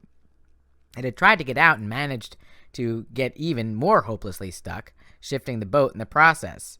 Now the wreckage of the hull, which was resting against the big rock, was teetering and threatened to collapse on top of the tangled animal. The hippocampi were swimming around frantically, wanting to help, but not sure how. One was trying to chew the net, but hippocampi teeth just aren't meant for cutting rope. Hippocampi are really strong, but they don't have hands, and they're not all that smart. "Free it, Lord," the hippocampus said when it saw me. The others joined in, asking the same thing. I swam in for a closer look at the tangled creature. At first I thought it was a young hippocampus. I'd rescued several of them before. But then I heard a strange sound, something that did not belong underwater. Moo! I got next to the thing and saw that it was a cow. I mean, I'd heard of sea cows, like manatees and stuff, but this really was a cow, with the back end of a serpent. The front half was a calf, a baby with black fur and big sad brown eyes and a white muzzle, and its back half was black and brown snaky tail with fins running down the top and bottom like an enormous eel. "Whoa, little one," I said. "Where did you come from?" The creature looked at me sadly. "Moo!" But I couldn't understand its thoughts. I only speak horse. "We don't know what it is, Lord," one of the hippocampi said. "Many strange things are stirring." "Yeah," I murmured. "So I've heard." I uncapped Riptide, and the sword grew to full length in my hands, its bronze blade gleaming in the dark. The cow serpent freaked out and started struggling against the net, its eyes full of terror. "Whoa," I said. I'm not gonna hurt you. Just let me cut the net."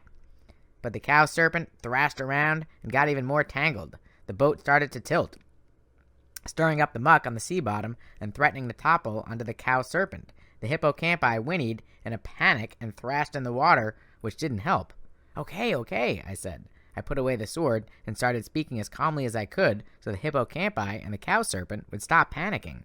I didn't know if it was possible to get stampeded underwater, but I didn't really want to find out. "It's cool. No sword. See? No sword. Calm thoughts. Seagrass. Mama cows. Vegetarianism." I doubted the cow serpent understood what I was saying, but it responded to the tone of my voice.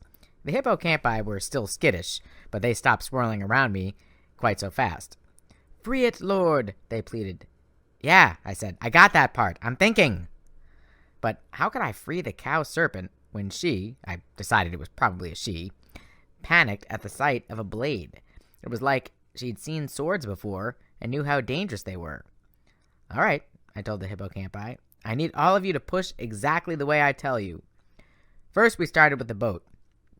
It wasn't easy, but with the strength of 3 horsepower, we managed to shift the wreckage so it was no longer threatening to collapse on the baby cow serpent. Then I went to work on the net, untangling it section by section, getting lead weights and fishing hooks straightened out, yanking out knots around the cow serpent's hooves. It took forever. I mean, it was worse than the time I'd had to untangle all my video game controller wires. The whole time I kept talking to the cowfish, telling her everything was okay, while she mooed and moaned. "It's okay, Bessie," I said. Don't ask me why I started calling her that. It just seemed like a good cow name. Good cow. Nice cow. Finally, the net came off, and the cow serpent zipped through the water and did a happy somersault. The hippocampi whinnied and with joy. "Thank you, Lord." "Moo!" The cow serpent nuzzled me and gave me the big brown eyes. "Yeah," I said. "That's okay. Nice cow. Well, stay out of trouble." Which reminded me, I'd been underwater how long? An hour, at least? I had to get back to my cabin before Argus and the harpies discovered I was breaking curfew. I shot to the surface and broke through. Immediately, Blackjack zoomed down and let me catch hold of his neck. He lifted me into the air and took me back toward the shore. "Success, boss?" "Yeah, we rescued a baby. Something or other. Took forever. Almost got stampeded." "Good deeds are always dangerous, boss. You saved my sorry mane, didn't you?" I couldn't help thinking about my dream, with Annabeth crumpled and lifeless in Luke's arms. Here I was, rescuing baby monsters, but I couldn't save my friend. As Blackjack flew back toward my cabin, I happened to glance at the dining pavilion. I saw a figure, a boy hunkered down behind a Greek column, like he was hiding from someone. It was Nico, but it wasn't even dawn yet, nowhere near time for breakfast. What was he doing up here? I hesitated. The last thing I wanted was more time for Nico to tell me about his mytho-magic game, but something was wrong. I could tell by the way he was crouching. "Blackjack," I said, "set me down over there, will you? Behind that column?" I almost blew it. I was coming up the steps behind Nico. He didn't see me at all. He was behind a column, peeking around the corner, all his attention focused on the dining area. I was about 5 feet away from him, and I was about to say, "What are you doing?" real loud, when it occurred to me that he was pulling a Grover. He was spying on the hunters. There were voices, 2 girls talking at one of the dining tables. At this ungodly hour of the morning? Well, unless you're the goddess of dawn, I guess. I took Annabeth's magic cap out of my pocket and put it on. I didn't feel any different, but when I raised my arms, I couldn't see them. I was invisible. I crept up to Nico and sneaked around him. I couldn't even see the girls very well in the dark, but I knew their voices. Zoe and Bianca. It sounded like they were arguing. "It cannot be cured," Zoe was saying. "Not quickly, at any rate." "But how did it happen?" Bianca asked. "A foolish prank," Zoe growled. "Those Stole boys from the Hermes cabin. Centaur blood is like acid. Everyone knows that. They sprayed the insides of that Artemis Hunting Tour t-shirt with it." "That's terrible." "She will live," Zoe said, "but she'll be bedridden for weeks with horrible hives. There's no way she can go. It's up to me. And thee." "But the prophecy," Bianca said. "If Phoebe can't go, we only have 4. We'll have to pick another." "There is no time," Zoe said. "We must leave at first light." That's immediately. Besides, the prophecy said we would lose one. In the land without rain, Bianca said. But that can't be here. It might be, Zoe said, though she didn't sound convinced. The camp has magic borders. Nothing, not even weather, is allowed in without permission. It could be a land without rain. But, Bianca, hear me. Zoe's voice was strained. I can't explain, but I have a sense that we should not pick someone else. It would be too dangerous. They would meet an end worse than Phoebe's. I don't want Chiron choosing a camper as our fifth companion, and I don't want to risk another hunter. Bianca was silent. You should tell Thalia the rest of your dream. No, it would not help. But if your suspicions are correct about the general, I have thy word not to talk about that, Zoe said. She sounded really anguished. We will find out soon enough. Now come. Dawn is breaking. Nico scooted out of their way. He was faster than me. As the girl sprinted down the steps, Zoe almost ran into me. She froze, her eyes narrowing. Her hand crept toward her bow, but then Bianca said, The lights of the big house are on. Hurry. And Zoe followed her out of the pavilion. I could tell what Nico was thinking. He took a deep breath and was about to run after his sister when I took off the invisibility cap and said, Wait. He almost slipped on the icy steps as he spun around to find me. Where did you come from? I've been here the whole time, invisible. He mouthed the word, invisible? Wow, cool. How did you know Zoe and your sister were here? He blushed. I heard them walk by the Hermes cabin. I don't sleep too well at camp. So I heard footsteps and them whispering, and so I kind of followed. And now you're thinking about following them on the quest, I guessed? How did you know that? Because if it was my sister, I'd probably be thinking the same thing. But you can't. He looked defiant. Because I'm too young? Because they won't let you. They'll catch you, and they'll send you back here. And, yeah, because you're too young. You remember that Manicore? There will be lots more like that. More dangerous. Some of the heroes will die. His shoulders sagged. He shifted from foot to foot. Maybe you're right, but you can go for me. Say what? You can turn invisible. You can go. The hunters don't like boys, I reminded him. If they find out, don't let them find out. Follow them invisibly. Keep an eye on my sister. You have to, please? Nico, you're planning to go anyway, aren't you? I wanted to say no, but he looked me in the eyes, and I somehow couldn't lie to him. Yeah, I said. I have to find Annabeth. I have to help, even if they don't want me to. I won't tell on you, he said, but you have to promise to keep my sister safe.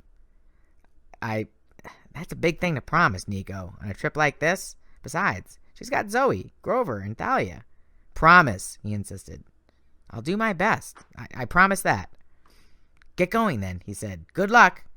It was crazy. I wasn't packed. I had nothing but the cap and the sword and the clothes I was wearing. I was supposed to be going home to Manhattan this morning. Tell Chiron. I'll make something up, Nico smiled crookedly. I'm good at that. Go on. I ran, putting on Annabeth's cap. As the sun came up, I turned invisible. I hit the top of Half-Blood Hill in time to see the camp's van disappearing down the farm road, probably Argus taking the quest group into the city. After that, they would be on their own. I felt a twinge of guilt, and stupidity, too. How was I supposed to keep up with them? Run? Then I heard the beating of huge wings. Blackjack landed next to me. He began casually nuzzling a few tufts of grass that stuck out through the ice. If I was guessing, boss, I'd say you need a getaway horse. You interested? A lump of gratitude stuck in my throat, but I managed to say, Yeah, let's fly. Chapter 9. I Learn How to Grow Zombies. The thing about flying on a Pegasus during the daytime is that if you're not careful, you can cause a serious traffic accident on the Long Island Expressway. I had to keep Blackjack up in the clouds, which were, fortunately, pretty low in the winter. We darted around, trying to keep the white Camp Half-Blood van in sight. And if it was cold on the ground, it was seriously cold in the air, with icy rain stinging my skin. I was wishing I'd brought some of that Camp Half-Blood orange thermal underwear they sold at the camp store, but after the story about Phoebe and the Centaur Blood t-shirt, I wasn't sure I trusted their products anymore. We lost the van twice, but I had a pretty good sense that they would go into Manhattan first, so it wasn't too difficult to pick up their trail again. Traffic was bad with the holidays and all. It was mid-morning before they got into the city. I landed Blackjack near the top of the Chrysler building and watched the white camp van, thinking it would pull into the bus station, but it just kept driving. "Where's Argus taking them?" I muttered. "Oh, Argus ain't driving, boss," Blackjack told me. "That girl is." "Which girl?" "The hunter girl, with the silver crown thing in her hair." "Zoe?" "That's the one. Hey, look, there's a donut shop. Can we get something to go?" I tried to explain to Blackjack that taking a flying horse to a donut shop would give every cop in there a heart attack, but he didn't seem to get it. Meanwhile, the van kept snaking its way toward the Lincoln Tunnel. It had never occurred to me that Zoe could drive. I mean, she didn't look 16. Then again, she was immortal. I wondered if she had a New York license, and if so, what her birth date said. "Well," I said, "let's go after them." We were about to leap off the Chrysler building when Blackjack whinnied in alarm and almost threw me. Something was curling around my leg like a snake. I reached for my sword, but when I looked down, there was no snake. Vines, grapevines, had sprouted from the cracks between the stones of the building. They were wrapping around Blackjack's legs, lashing down my ankles so he couldn't move. "Going somewhere?" Mr. D asked. He was leaning against the building with his feet levitating in the air, his leopard skin warm-up suit and black hair whipping around in the wind. "God alert!" Blackjack yelled. "It's the wine dude!" Mr. D sighed in exasperation. "The next person, or horse, who calls me the wine dude will end up in a bottle of Merlot." "Mr. D," I tried to keep my voice calm as the grapevines continued to wrap around my legs, "what do you want?" "Oh, what do I want? You thought, perhaps, that the immortal, all-powerful director of camp would not notice you leaving without permission. Well, maybe. I should throw you off this building, minus the flying horse, and see how heroic you sound on the way down." I balled my fists. I knew I should keep my mouth shut, but Mr. D was about to kill me or haul me back to camp in shame, and I couldn't stand either idea. "Why do you hate me so much? What did I ever do to you?" Purple flames flickered in his eyes. "You're a hero, boy. I need no other reason." "I have to go on this quest. I've got to help my friends. That's something you wouldn't understand." Boss," Blackjack said nervously, "seeing as we're wrapped in vines 900 feet in the air, you might want to talk nice." The grapevines coiled tighter around me. Below us, the white van was getting farther and farther away. Soon it would be out of sight. "Did I ever tell you about Ariande?" Mr. D asked. "Beautiful young princess of Crete. She liked helping her friends, too. In fact, she helped a young hero named Theseus, also a son of Poseidon. She gave him a ball of magic yarn that let him find his way out of the labyrinth. And do you know how Theseus rewarded her?" The answer I wanted to give was, "I don't care," but I didn't figure that would make Mr. D finish his story any faster. "They got married," I said. "Happily ever after. The end." Mr. D sneered. "Not quite. Theseus said he would marry her. He took her aboard his ship and sailed for Athens. Halfway back, on a little island called Naxos, what's the word you mortals use today? He dumped her. I found her there, alone, heartbroken, crying her eyes out. She had given up everything, left everything she knew behind, to help a dashing young hero who tossed her away like a broken sandal." "That's wrong," I said. "But that was thousands of years ago. What's that got to do with me?" Mr. D regarded me coldly. "I fell in love with Arianda, boy. I healed her broken heart, and when she died, I made her my immortal wife in Olympus. She waits for me even now. I shall go back to her when I am done with this infernal century of punishment at your ridiculous camp." I stared at him. You're married? But I thought you got in trouble for chasing a wood nymph." "My point is, you heroes never change. You accuse us gods of being vain. You should look at yourselves. You take what you want, use whoever you have to, and then betray everyone around you. So you'll excuse me if I have no love for heroes. They're a selfish, ungrateful lot. Ask Arianda, or Medea, or for that matter, ask Zoe Nightingale." "What do you mean, ask Zoe?" He waved his hand dismissively. "Go, follow your silly friends." The vine uncurled around my legs. I blinked in disbelief. You're You're letting me go? Just like that? The prophecy says at least 2 of you will die. Perhaps I'll get lucky, and you'll be one of them. But mark my words, son of Poseidon. Live or die, you will prove no better than the other heroes." With that, Dionysus snapped his fingers, his image folded up like a paper display. There was a pop, and he was gone, leaving the faint scent of grapes that was quickly blown away by the wind. "Too close," Blackjack said. I nodded, though I almost would have been less worried if Mr. D had hauled me back to camp. The fact that he'd let me go meant he really believed we stood a fair chance of crashing and burning on this quest. "Come on, Blackjack," I said, trying to sound upbeat. "I'll buy you some donuts in New Jersey." As it turned out, I didn't buy Blackjack donuts in New Jersey. Zoe drove south like a crazy person, and we were into Maryland before she finally pulled over at a rest stop. Blackjack darn near tumbled out of the sky. He was so tired. "I'll be okay, boss," he panted. Just catching my breath." "Stay here," I told him. "I'm gonna scout." "Stay here. I can handle that. I can do that." I put on my cap of invisibility and walked over to the convenience store. It was difficult not to sneak. I had to keep reminding myself that nobody could see me. It was hard, too, because I had to remember to get out of people's way so they wouldn't slam into me. I thought I'd go inside and warm up, maybe get a cup of hot chocolate or something. I had a little change in my pocket. I could leave it on the counter.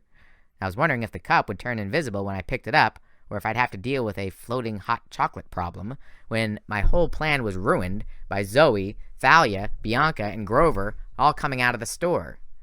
"Grover, are you sure?" Thalia was saying. "Well, pretty sure. 99%. Well, okay, 85%. "And you did this with acorns?" Bianca asked, like she couldn't believe it. Grover looked offended. "It's a time-honored tracking spell. I mean, I'm pretty sure I did it right." "D.C. is about 60 miles from here," Bianca said. "Nico and I," she frowned, "we used to live there. That's strange. I'd forgotten." "I dislike this," Zoe said. "We should go straight west. The prophecy said west." "Oh, like your tracking skills are better?" Thalia growled. Zoe stepped toward her. "You challenge my skills, you scullion? You know nothing of being a hunter." "Oh, scullion? You're calling me a scullion? What the heck is a scullion?" "Whoa, you two," Grover said nervously. "Come on, not again." "Grover's right," Bianca said. "DC is our best bet." Zoe didn't look convinced, but she nodded reluctantly. "Very well. Let us keep moving." "You're going to get us arrested driving," Thalia grumbled. "I look closer to 16 than you do." "Perhaps," Zoe snapped, "but I've been driving since automobiles were invented. Let us go." As Blackjack and I continued south, following the van, I wondered whether Zoe had been kidding. I didn't know exactly when cars were invented, but I figured that was like prehistoric times, back when people watched black and white TV and hunted dinosaurs. How old was Zoe? And what had Mr. D been talking about? What bad experience had she had with heroes? As we got closer to Washington, Blackjack started slowing down and dropping altitude. He was breathing heavily. "You okay?" I asked him. "Fine, boss. I could take on an army." "You don't sound so good." And suddenly I felt guilty because I'd been running the Pegasus for half a day, nonstop, trying to keep up with highway traffic, even for a flying horse. That had to be rough. "Don't worry about me, boss. I'm a tough one." I figured he was right, but I also figured Blackjack would run himself into the ground before he complained, and I didn't want that. Fortunately, the van started to slow down. It crossed the Potomac River into central Washington. I started thinking about air patrols and missiles and stuff like that. I didn't know exactly how all those defenses worked, and wasn't sure if Pegasi even showed up on your typical military radar, but I didn't want to find out by getting shot out of the sky. "Set me down there," I told Blackjack. "That's close enough." Blackjack was so tired he didn't complain. He dropped toward the Washington Monument and set me on the grass. The van was only a few blocks away. Zoe had parked at the curb. I looked at Blackjack. "I want you to go back to camp. Get some rest. Graze. I'll be fine." Blackjack cocked his head skeptically. "You sure, boss?" "You've done enough already," I said. "I'll be fine. Thanks a ton." "A ton of hay, maybe," Blackjack mused. "That sounds good." "All right, but be careful, boss. I got a feeling they don't come here to meet anything friendly and handsome like me." I promised to be careful. Then Blackjack took off, circling twice around the monument before disappearing in the clouds. I looked over at the white van. Everybody was getting out. Grover pointed toward one of the big buildings lining the mall. Thalia nodded, and the four of them trudged off into the cold wind. I started to follow, but then I froze. A block away, the door of a black sedan opened. A man with gray hair and a military buzz cut got out. He was wearing dark shades and a black overcoat. Now, maybe in Washington you'd expect guys like that to be everywhere, but it dawned on me that I'd seen the same car a couple of times on the highway going south. It had been following the van. The guy took out his mobile phone and said something into it. Then he looked around like he was making sure the coast was clear and started walking down the mall in the direction of my friends. The worst of it was, when he turned toward me, I recognized his face. It was Dr. Thorne, the manticore from Westover Hall. Invisibility cap on, I followed Thorne from a distance. My heart was pounding. If he had survived that fall from the cliff, then Annabeth must have too. My dreams had been right. She was alive and being held prisoner. Thorne kept well back from my friends, careful not to be seen. Finally, Grover stopped in front of the big building that said National Air and Space Museum. The Smithsonian. I'd been here 1,000,000 years ago with my mom, but everything had looked so much bigger then. Thalia checked the door. It was open, but there weren't many people going in. Too cold, and school was out of session. They slipped inside. Dr. Thorne hesitated. I wasn't sure why, but he didn't go into the museum. He turned and headed across the mall. I made a split-second decision and followed him. Thorne crossed the street and climbed the steps of the Museum of Natural History. There was a big sign on the door. At first I thought it said, "Closed for private event." Then I realized pirate must be private. I followed Dr. Thorne inside through a huge chamber full of mastodons and dinosaur skeletons. There were voices up ahead, coming from behind a set of closed doors. 2 guards stood outside. They opened the doors for Thorne, and I had to sprint to get inside before they closed them again. Inside, I saw what I saw was so terrible, I almost gasped out loud, which probably would have gotten me killed. I was in a huge round room with a balcony ringing the second level. At least a dozen mortal guards stood on the balcony, plus 2 monsters, reptilian women with double snake trunks instead of legs. I'd seen them before. Annabeth had called them the Scythian Dracanae. But that wasn't the worst of it. Standing between the snake women, I could swear he was looking straight down at me, was my old enemy, Luke. He looked terrible. His skin was pale, and his blonde hair looked almost gray, as if he'd aged 10 years in just a few months. The angry light in his eyes was still there, and so was the scar down the side of his face, where a dragon had once scratched him, but the scar was now ugly red, as though it had recently been reopened. Next to him, sitting down so that the shadows covered him, was another man. All I could see were his knuckles on the gilded arms of his chair, like a throne. "Well?" asked the man in the chair. His voice was just like the one I'd heard in my dream. Not as creepy as Kronos's, but deeper and stronger. Like the earth itself was talking. It filled the whole room, even though he wasn't yelling. Dr. Thorne took off his shades. His 2-colored eyes, brown and blue, glittered with excitement. He made a stiff bow, then spoke his weird French accent. "They are here, General." "I know that, you fool," boomed the man. "But where?" "In the Rock Museum." "The Air and Space Museum?" Luke corrected irritably. Dr. Thorne glared at Luke. "As you say, sir." I got the feeling Thorne would just as soon impale Luke with one of his spikes as call him sir. "How many?" Luke asked. Thorne pretended not to hear. "How many?" the general demanded.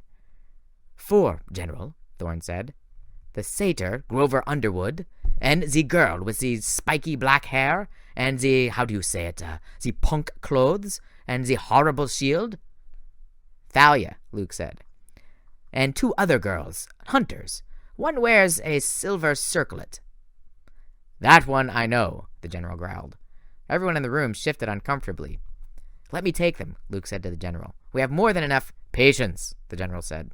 "They'll have their hands full already. I've sent a little playmate to keep them occupied.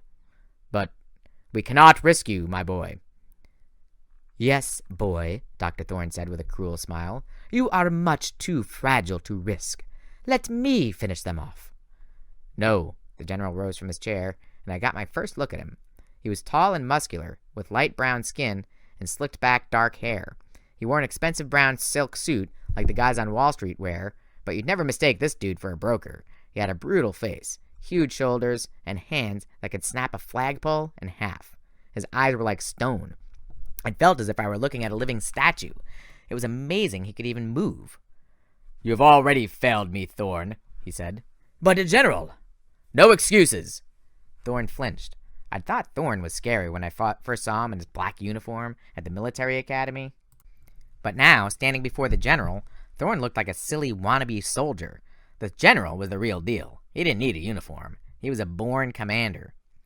"I could throw you into the pits of Tartarus for your incompetence," the general said. "I send you to capture a child of 3 elder gods, and you bring me a scrawny daughter of Athena?" "But you promised me revenge," Thorn protested. "A command of my own." "I am Lord Kronos' senior commander," the general said, "and I will choose lieutenants who get me results. It was only thanks to Luke that we salvaged our plan at all. Now get out of my sight, Thorn, until I find some other menial task for you." Thorn's face turned purple with rage. I thought he was going to start frothing at the mouth or shooting spines, but he just bowed awkwardly and left the room. "Now, my boy," the general turned toward Luke. "First thing I want to do is isolate the half-blood Thalia. The monster we seek will then come to her." "The hunters will be difficult to dispose of," Luke said. "Zoe Nightshade—" "Do not speak her name," Luke swallowed. "Sorry, General. The general silenced him with a wave of his hand. "Let me show you, my boy, how we will bring the hunters down." He pointed to a guard on the ground level. "Do you have the teeth?" The guy stumbled forward with a ceramic pot. "Yes, General." "Plant them," he said. In the center of the room was a big circle of dirt, where I guess a dinosaur exhibit was supposed to go. I watched nervously as the guard took sharp white teeth out of the pot and pushed them into the soil. He smoothed them over while the general smiled coldly. The guard stepped back from the dirt and wiped his hands. "Ready, General." "Excellent. Water them, and we will let them scent their prey." The guard picked up the little tin watering can with daisies on it, which was kind of bizarre because what he poured out wasn't water. It was dark red liquid, and I got the feeling it wasn't Hawaiian punch. The soil began to bubble. "Soon," the general said, "I will show you, Luke, soldiers that will make your army from that little boat look insignificant." Luke clenched his fists.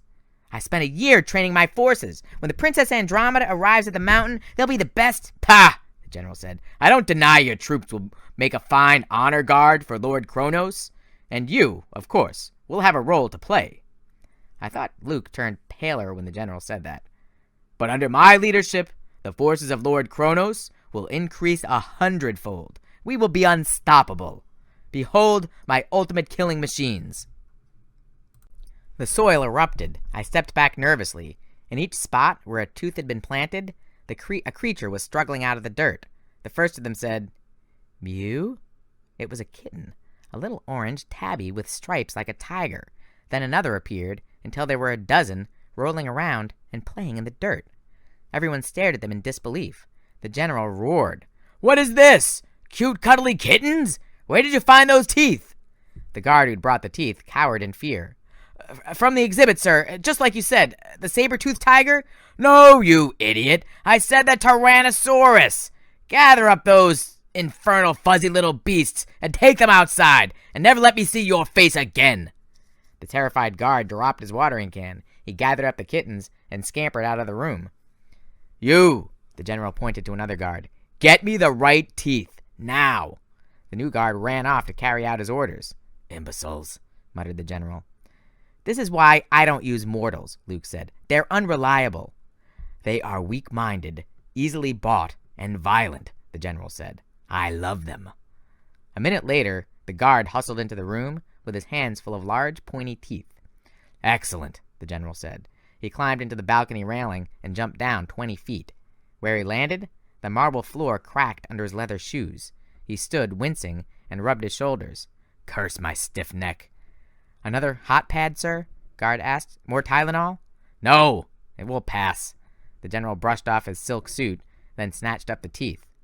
"I'll do this myself." He held up one of the teeth and smiled. "Dinosaur teeth. Ha! Those foolish mortals don't even know when they have dragon teeth in their possession. And not just any dragon teeth. These come from the ancient Cerberus herself. They shall do nicely." He planted them in the dirt, 12 in all. Then he scooped up the watering can. He sprinkled the soil with red liquid, tossed the can away, and held his arms out wide. "Rise!" The dirt trembled. A single skeletal hand shot out of the ground, grasping at the air. The general looked up at the balcony. "Quickly! Do you have the scent?" "Yes, lord," one of the snake ladies said. She took out the sash of silvery fabric, like the kind the hunters wore. "Excellent," the general said.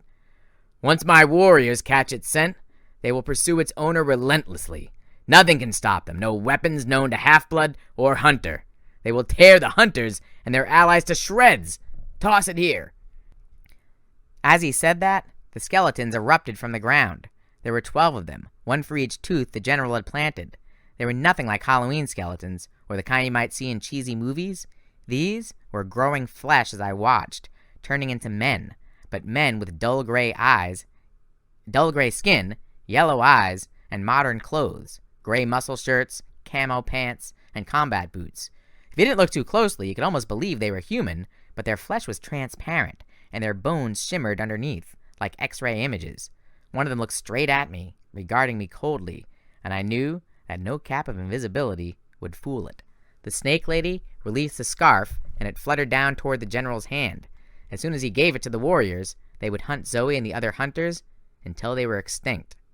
I didn't have time to think.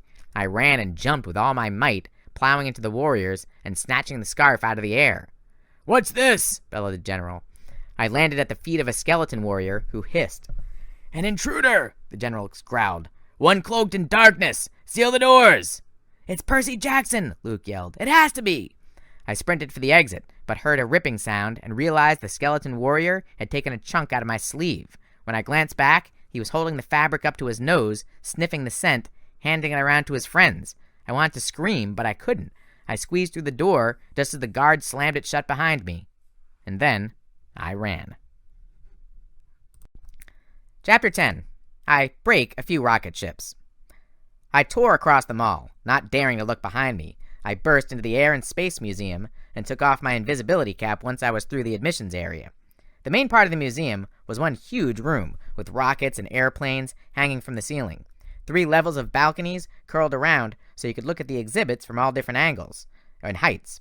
The place wasn't crowded, just a few families and a couple of tour groups of kids probably doing one of those holiday school trips. I wanted to yell at them all to leave, but I figured that would only get me arrested. I had to find Thalia and Grover and the hunters. Any minute, the skeleton dudes were going to invade the museum, and I didn't think they would settle for an audio tour. I ran into Thalia, literally. I was barreling up the ramp to the top floor balcony and slammed into her, knocking her into the Apollo space capsule. Grover yelled in surprise. Before I could regain my balance, Zoe and Bianca had arrows notched, aimed at my chest. Their bows had just appeared out of nowhere. When Zoe realized who I was, she didn't seem anxious to lower her bow. "You! How dare you show thy face here?" "Percy," Grover said, "thank goodness." Zoe glared at him, and he blushed. Gosh, you're not supposed to be here." "Luke," I said, trying to catch my breath, "he's here."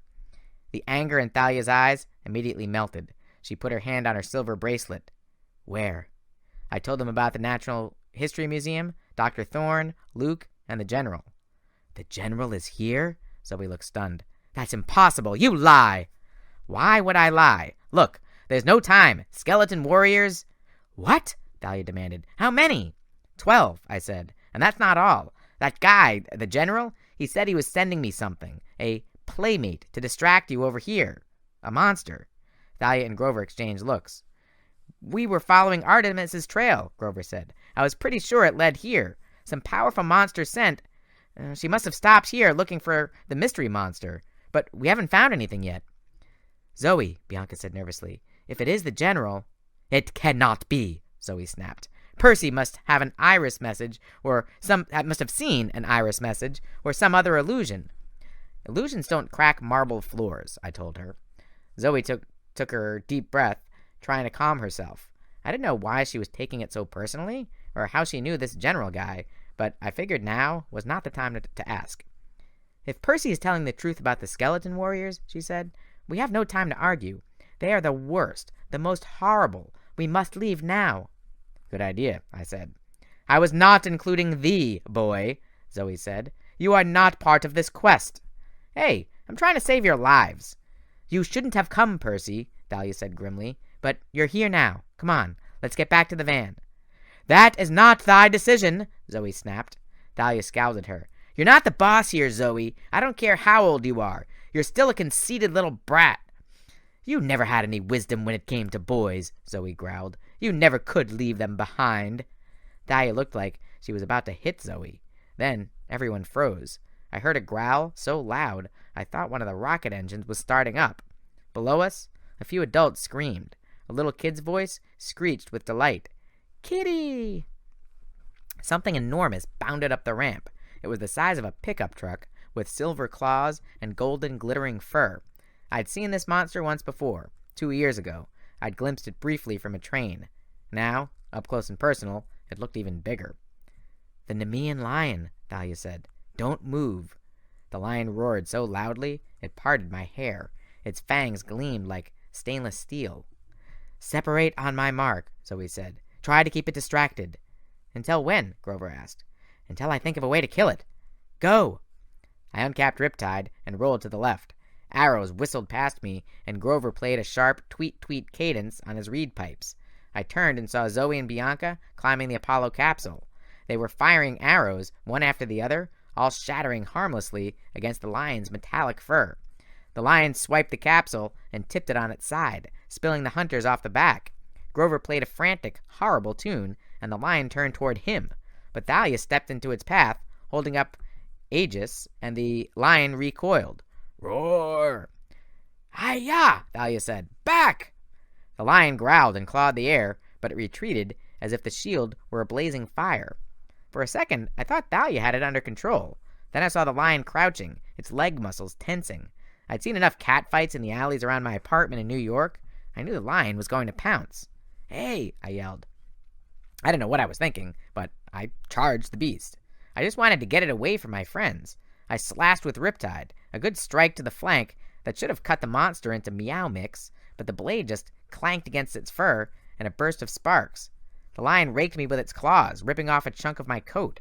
I backed against the railing. It sprang at me, 1,000 pounds of monster, and I had no choice but to turn and jump. I landed on the wing of an old-fashioned silver airplane, which pitched and almost spilled me to the floor, 3 stories below. An arrow whizzed past my head. The lion jumped onto the aircraft, and the cords holding the plane began to groan.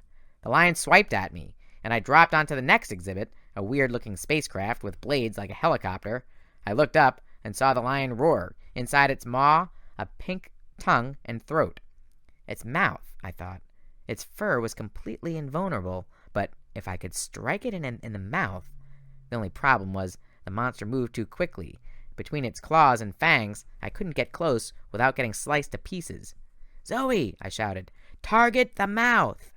The monster lunged. An arrow zipped past it, missing completely, and I dropped from the spaceman onto the top of the floor spaceship, onto the top of the floor exhibit, a huge model of the Earth. I slid down Russia and dropped off the equator. The Nemean lion growled and steadied itself on the spacecraft, but its weight was too much. One of the cords snapped. As the display swung down like a pendulum, the lion leaped off onto the Model Earth's North Pole. "Grover!" I yelled. "Clear the area!" Groups of kids were running around screaming. Grover tried to corral them away from the monster just as the other cord of the spaceship snapped, and the exhibit crashed to the floor. Thalia dropped off the second-floor railing and landed across from me on the other side of the globe. The lion regarded us both, trying to decide which of us to kill first. Zoe and Bianca were above us, bows ready, but they kept having to move around to get a good angle. "No clear shot," Zoe yelled. "Get it to open its mouth more." The lion snarled from the top of the globe. I looked around. Options. I needed the gift shop. I had a vague memory from my trip here as a little kid, something I'd made my mom buy me, and I'd regretted it. If they still sold that stuff... "Thalia," I said, "keep it occupied." She nodded grimly. "Hi-ya!" She pointed her spear, and a spidery arc of blue electricity shot out, zapping the lion in the tail. "Roar!" The lion turned and pounced. Thalia rolled out of its way, holding up Aegis to keep the monster at bay, and I ran for the gift shop. "This is no time for souvenirs, boy!" Zoe yelled. I dashed into the shop, knocking over rows of t-shirts, jumping over tables full of glow-in-the-dark planets and space ooze. The sales lady didn't protest. She was too busy cowering behind the cash register.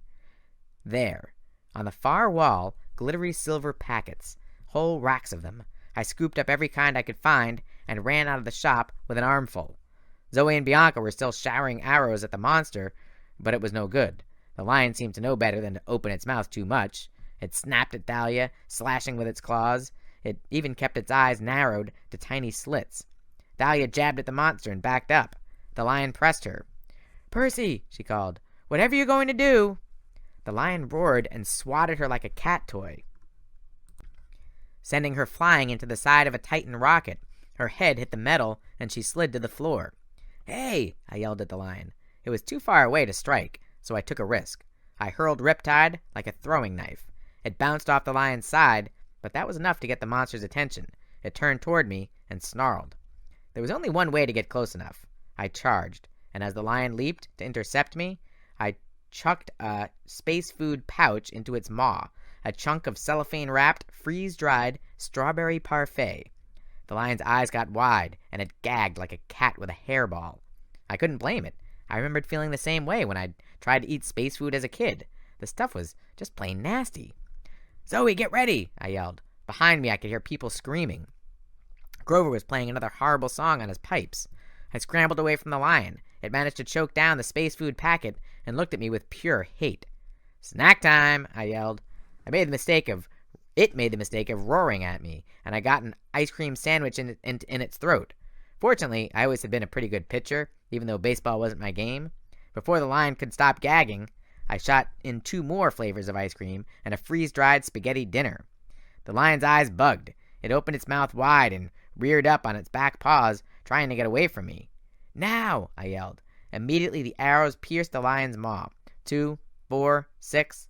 The lion thrashed wildly, turned, and fell backward, and then it was still. Alarms wailed throughout the museum. People were flocking to the exits. Security guards were running around in a panic with no idea what was going on. Grover knelt at Thalia's side and helped her up. She seemed okay, just a little dazed. Zoe and Bianca dropped from the balcony and landed next to me. Zoe eyed me cautiously. "That was an interesting strategy." "Hey, it worked." She didn't argue. The lion seemed to be melting, the way dead monsters do sometimes, until there was nothing left but its glittering fur coat, and even that seemed to be shrinking to the size of a normal lion's pelt. "Take it," Zoe told me. I stared at her. "What, the lion's fur? Isn't that like an animal rights violation or something?" "It's a spoil of war," she told me. "It is rightly thine." "You killed it," I said. She shook her head, almost smiling. "I think thy ice cream sandwich did that. Fair is fair, Percy Jackson. Take the fur." I lifted it up. It was surprisingly light. The fur was smooth and soft. It didn't feel at all like something that could stop a blade. As I watched, the pelt shifted and changed into a coat, a full-length, golden-brown duster. "Not exactly my style," I murmured. "We have to get out of here," Grover said. "The security guards won't stay confused for long." I noticed for the first time how strange it was that the guards hadn't rushed forward to arrest us. They were scrambling in all directions except ours, like they were madly searching for something. A few were running into the walls or each other. "You did that?" I asked Grover. He nodded, looking a little embarrassed. "A minor confusion song. I played some Barry Manilow. It works every time, but it'll only last a few seconds. The security guards are not our biggest worry," Zoe said. "Look." Through the glass walls of the museum, I could see a group of men walking across the lawn. Gray men in gray camouflage outfits. They were too far away for us to see their eyes, but I could feel their gaze aimed straight at me. "Go," I said. "They'll be hunting me. I'll distract them." "No," Zoe said. "We go together." I stared at her. "But you said—" "You are part of this quest now," Zoe said grudgingly. "I do not like it, but there is no changing fate. You are the 5th quest member, and we are not leaving anyone behind." The recording for Chapter 14 got cut off towards the end, so this is the ending of Chapter 14. It backs up a couple lines from where it left off. "I'm not afraid," I tried to tell her. "You should be," she said, pulling me along. She had long dark hair braided down her back. Her silk robes glowed faintly in the starlight. We raced up the side of the hill. She pulled me behind a thorn bush, and we collapsed, both breathing heavily. I don't know why the girl was scared. The garden seemed so peaceful, and I felt strong, stronger than I'd ever felt before. There's no need to run, I told her. My voice sounded deeper, much more confident. I've bested 1,000 monsters with my bare hands. Not this one, the girl said. Layden is too strong. You must go around, up the mountain to my father. It's the only way. The hurt in her voice surprised me. She was really concerned, almost like she cared about me. I don't trust your father, I said. You should not, the girl agreed. You will have to trick him, but you cannot take the prize directly. You will die. I chuckled. Then why don't you help me, pretty one? I'm afraid. Layden will stop me. My sisters, if they found out, they would disown me. Then there's nothing for it. I stood up, rubbing my hands together. Wait, the girl said. She seemed to be agonizing over a decision. Then, her fingers trembling, she reached up and plucked a long white brooch from her hair. If you must fight, take this. My mother, Pleione, gave it to me. She was a daughter of the ocean, and the ocean's power is within it. My immortal power. The girl breathed on the pin, and it glowed faintly. It gleamed in the starlight like a polished abalone. Take it, she told me, and make of it a weapon. I laughed. A hairpin? How will this slay Layden, pretty one? It may not, she admitted, but it is all I can offer, if you insist on being stubborn. The girl's voice softened my heart. I reached down and took the hairpin, and as I did, it grew longer and heavier in my hand until I held a familiar bronze sword. Well balanced, I said, though I usually prefer to use my bare hands. What shall I name this blade? Anaclosmus, the girl said sadly. The current that takes one by surprise, and before you know it, you've been swept out to sea. Before I could thank her, there was a trampling sound in the grass, a hiss, like air escaping a tire, and the girl said, Too late! He is here! I sat bolt upright, in the Lamborghini's driver's seat. Grover was shaking my arm. Percy, he said, it's morning! The train stopped! Come on! I tried to shake off my drowsiness. Thalia, Zoe, and Bianca had already rolled up the metal curtains. Outside were snowy mountains dotted with pine trees, the sun rising red between two peaks. I fished out my pen out of my pocket and stared at it. Anaclosmus, the ancient Greek name for riptide. A different form, but I was sure it was the same blade I'd seen in my dream. And I was sure of something else, too. The girl I'd seen was Zoe Nightingale. Chapter 11. Grover Gets a Lamborghini. We were crossing the Potomac when we spotted the helicopter. It was a sleek, black, military model, just like the one we'd seen at Westover Hall, and it was coming straight toward us. They know the van, I said. We have to ditch it. Zoe swerved into the fast lane. The helicopter was gaining. Maybe the military will shoot it down, Grover said hopefully. The military probably thinks it's one of theirs, I said. How can the military use mortals anyway? Mercenaries, Zoe said bitterly. It is distasteful, but many mortals will fight for any cause as long as they get paid. But don't these mortals see who they're working for? I asked. Don't they notice all the monsters around them? Zoe shook her head. I do not know how much they see through the mist. I doubt it would matter to them if they knew the truth. Sometimes mortals can be more horrible than monsters. The helicopter kept coming, making a lot better time than we were through Washington, D.C. traffic. Thalia closed her eyes and prayed hard. Hey, Dad, a lightning bolt would be nice about now, please. But the sky stayed gray and snowy. No sign of a helpful thunderstorm. There, Bianca said. That parking lot. We'll be trapped, Zoe said. Trust me, Bianca said.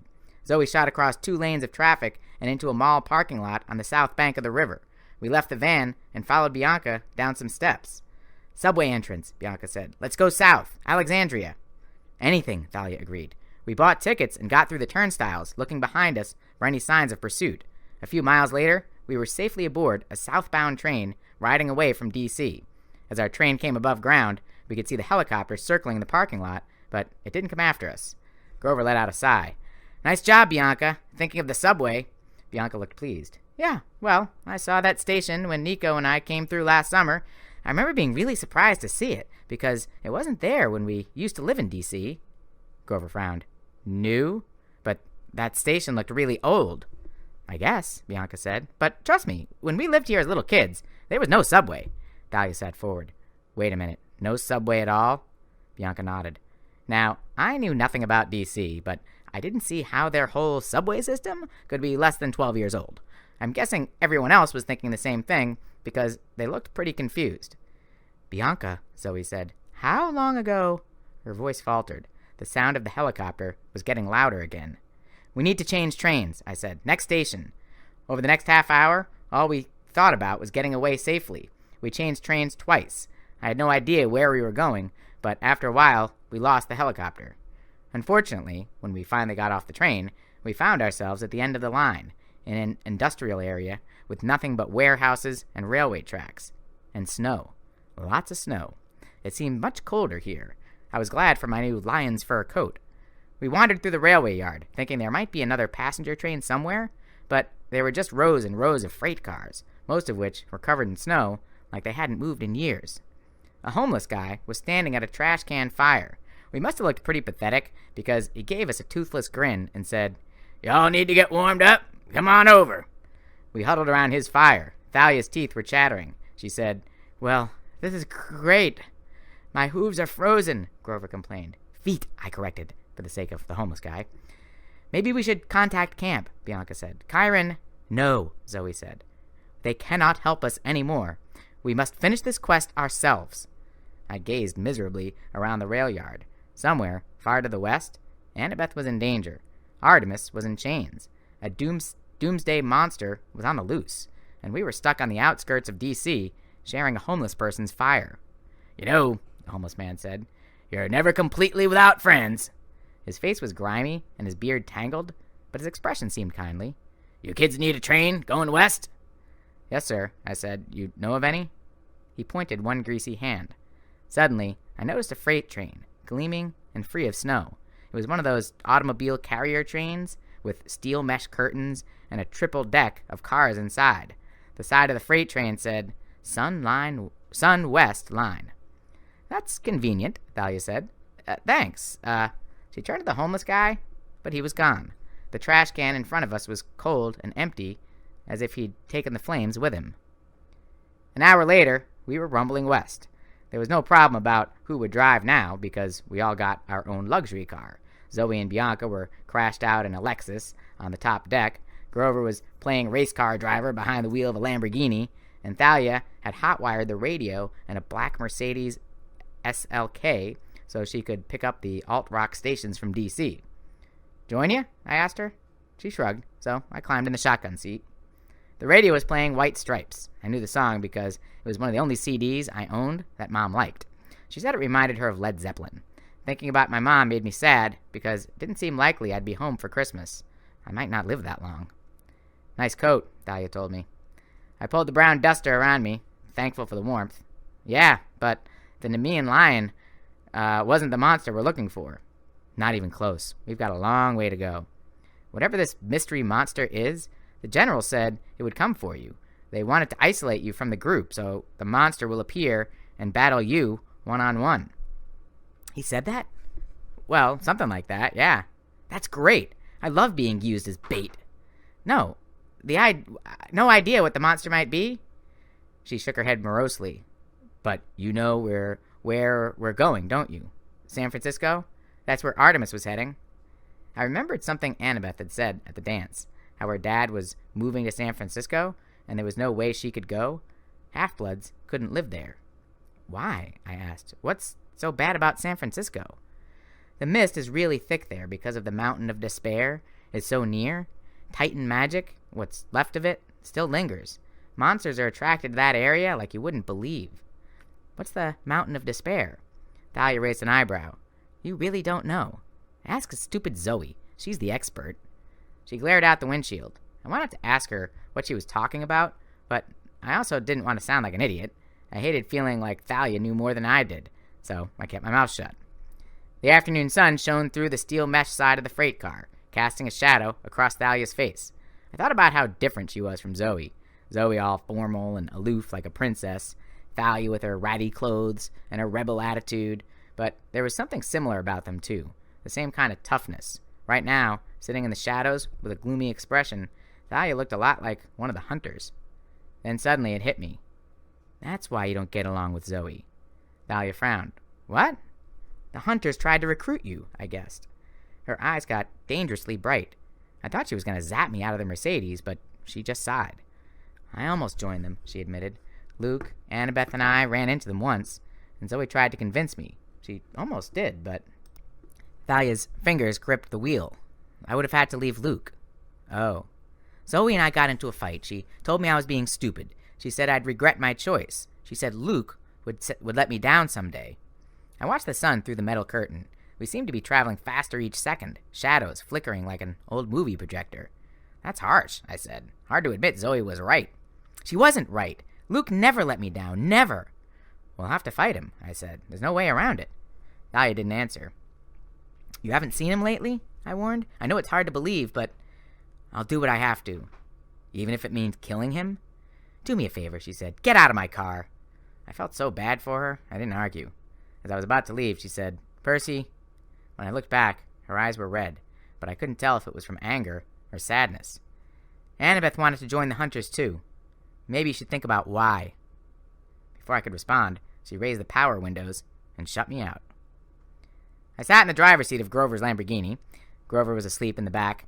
He'd finally given up trying to impress Zoe and Bianca with his pipe music after he played Poison Ivy and caused that very stuff to sprout from their Lexus's air conditioner. As I watched the sun go down, I thought of Annabeth. I was afraid to go to sleep. I was worried what I might dream. Oh, don't be afraid of dreams, a voice said, right next to me. I looked over. Somehow I wasn't surprised to find the homeless guy from the rail yard sitting in the shotgun seat. His jeans were so worn out, they were almost white. His coat was ripped, with stuffing coming out. He looked kind of like a teddy bear that had been run over by a truck. If it weren't for dreams, he said, I wouldn't know half the things I know about the future. They're better than Olympus tabloids. He cleared his throat, then held up his hands dramatically. Dreams, like a podcast, downloading truth in my ears. They tell me cool stuff. Apollo, I guessed, because I figured nobody else could make a haiku that bad. He put his finger to his lips. I'm incognito. Call me Fred. A god named Fred? Well, Zeus insists on certain rules. Hands off when there's a human quest. Even when something really major is wrong, but nobody messes with my baby sister. Nobody. Can you help us then? Shh, I already have. Haven't you been looking outside? The train? How fast are we moving? Apollo chuckled. Fast enough. Unfortunately, we're running out of time. It's almost sunset, but I imagine we'll get you across a good chunk of America, at least. But where is Artemis? His voice darkened. I know a lot, and I see a lot, but even I don't know that. She's clouded from me. I don't like it. And Annabeth? He frowned. Oh, you mean that girl you lost? I don't know. I tried not to feel mad. I knew the gods had a hard time taking mortals seriously, even half-bloods. We live such short lives compared to the gods. What about the monster Artemis was seeking? I asked. Do you know what it is? Nope, Apollo said, but there is one who might. If you haven't yet found the monster when you reach San Francisco, seek out the Nereus, the old man of the sea. He has a long memory and a sharp eye. He has the gift of knowledge, sometimes kept obscure from my oracle. But it's your oracle, I protested. Can't you tell us what the prophecy means? Apollo sighed. You might as well ask an artist to explain his art, or ask a poet to explain his poem. It defeats the purpose. The meaning is only clear through the search. In other words, you don't know. Apollo checked his watch. Look at the time. I have to run. I doubt I can risk helping you again, Percy. But remember what I said. Get some sleep. When you return, expect a good haiku about your journey. I wanted to protest that I wasn't tired and I'd never made up a haiku in my life, but Apollo snapped his fingers, and the next thing I knew, I was closing my eyes. In my dream, I was somebody else. I was wearing an old-fashioned Greek tunic, which was a little too breezy downstairs, and laced leather sandals. The Nemean lion's skin was wrapped around my back like a cape, and I was running somewhere, being pulled along by a girl who was tightly gripping my hand. Hurry, she said, but it was too dark to see her face clearly, but I could hear the fear in her voice. He will find us. It was nighttime. A million stars blazed above. We were running through the tall grass, and the scent of 1,000 different flowers made the air intoxicating. It was a beautiful garden, and yet the girl was leading me through it. as if we were about to die. I'm not afraid, I tried to tell her. You should be, she said, pulling me along. She had long dark hair braided down her back. Her silk robes glowed faintly in the starlight. We raced up the side of the hill. She pulled me behind a thorn bush, and we collapsed, both breathing heavily. Chapter 12. I go snowboarding with a pig. We'd arrived on the outskirts of a little ski town, nestled in the mountains. The sign said, "Welcome to Cloudcroft, New Mexico." The air was cold and thin. The roofs of the cabins were heaped with snow, and dirty mounds of it were piled up in the sides of the streets. Tall pine trees loomed over the valley, casting pitch-black shadows, though the morning was sunny. Even with my lion-skin coat, I was freezing by the time we got to Main Street, which was about half a mile from the train tracks. As we walked, I told Grover about my conversation with Apollo the night before, how he'd told me to seek out Nereus in the mountains in San Francisco. Grover looked uneasy. That's good, I guess, but we've got to get there first. I tried not to get too depressed about our chances. I didn't want to send Grover into a panic, but I knew we had another huge deadline looming, aside from saving Artemis in time for her Council of the Gods. The general had said Annabeth would only be kept alive until the winter solstice. That was Friday, only 4 days away, and he'd said something about a sacrifice. I didn't like the sound of that at all. We stopped in the middle of town. You could pretty much see everything from there: a school, a bunch of tourist stores and cafes, some ski cabins, and a grocery store. Great, Thalia said, looking around. No bus station, no taxis, no car rental, no way out. There's a coffee shop, said Grover. Yes, Zoe said. Coffee is good. And pastries, Grover said dreamily. And wax paper, Thalia sighed. Fine. How about you two get us some food? Percy, Bianca, and I will check in on the grocery store. Maybe they can give us directions. We agreed to meet back in front of the grocery store in 15 minutes. Bianca looked a little uncomfortable coming with us, but she did. Inside the store, we found a few valuable things about Cloudcroft. There wasn't enough snow for skiing. The grocery store sold rubber rats for $1 each, and there was no easy way in or out of town unless you had your own car. You could call for a taxi from Alamogordo, the clerk said doubtfully. That's down the bottom of the mountains, but it would take at least an hour to get here. Cost several $100s. The clerk looked so lonely. I bought a rubber rat. Then we headed back outside and stood on the porch. Wonderful, Thalia grumped. I'm going to walk down the street, see if anybody in the other shops, has a suggestion. But the clerk said, I know, she told me. I'm checking anyway. I let her go. I knew how it felt to be restless. All half-bloods had attention deficit problems because of our inborn battlefield reflexes. I couldn't just stand waiting around. Also, I had a feeling Thalia was still upset over our conversation last night about Luke. Bianca and I stood together awkwardly. I mean, I was never very comfortable talking one-on-one with girls anyway, and I'd never been alone with Bianca before. I wasn't sure what to say, especially now that she was a hunter and everything. Nice rat, she said at last. I set it on the porch railing. Maybe it would attract more business for the store. So, how do you like being a hunter so far? I asked. She pursed her lips. You're still not mad at me for joining, are you? Nah, as long as, you're happy. I'm not sure happy is the right word, with Lady Artemis gone, but being a hunter is definitely cool. I feel calmer somehow. Everything seems to have slowed down around me. I guess that's the immortality. I stared at her, trying to see the difference. She did seem more confident than before, more at peace.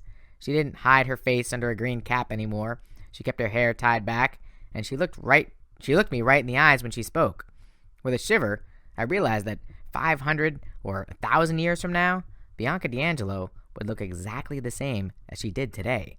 She might be having a conversation like this with some other half-blood long after I was dead, but Bianca would still look 12 years old. Nico didn't understand my decision, Bianca murmured. She looked at me like she wanted reassurance that it was okay. It'll be all right, I said. Camp Half-Blood takes in a lot of young kids. They did that for Annabeth. Bianca nodded. I hope we find her. Annabeth, I mean. She's lucky to have a friend like you. A lot of good it did her. Don't blame yourself, Percy. You risked your life to save my brother and me. I mean, that was seriously brave. If I hadn't met you, I wouldn't have felt okay about leaving Nico at the camp. I figured if there were people like you there, Nico would be fine. You're a good guy. The compliment took me by surprise. Even though I knocked you down and captured the flag? She laughed. Okay, except for that, you're a good guy. A couple 100 yards away, Grover and Zoe came out of the coffee shop loaded with the pastry bags and drinks. I kind of didn't want them to come back yet. It was weird, but I realized I liked talking to Bianca. She wasn't so bad. A lot easier to hang out with than Zoe Nightingale, anyway. So what's the story with you and Nico? I asked her.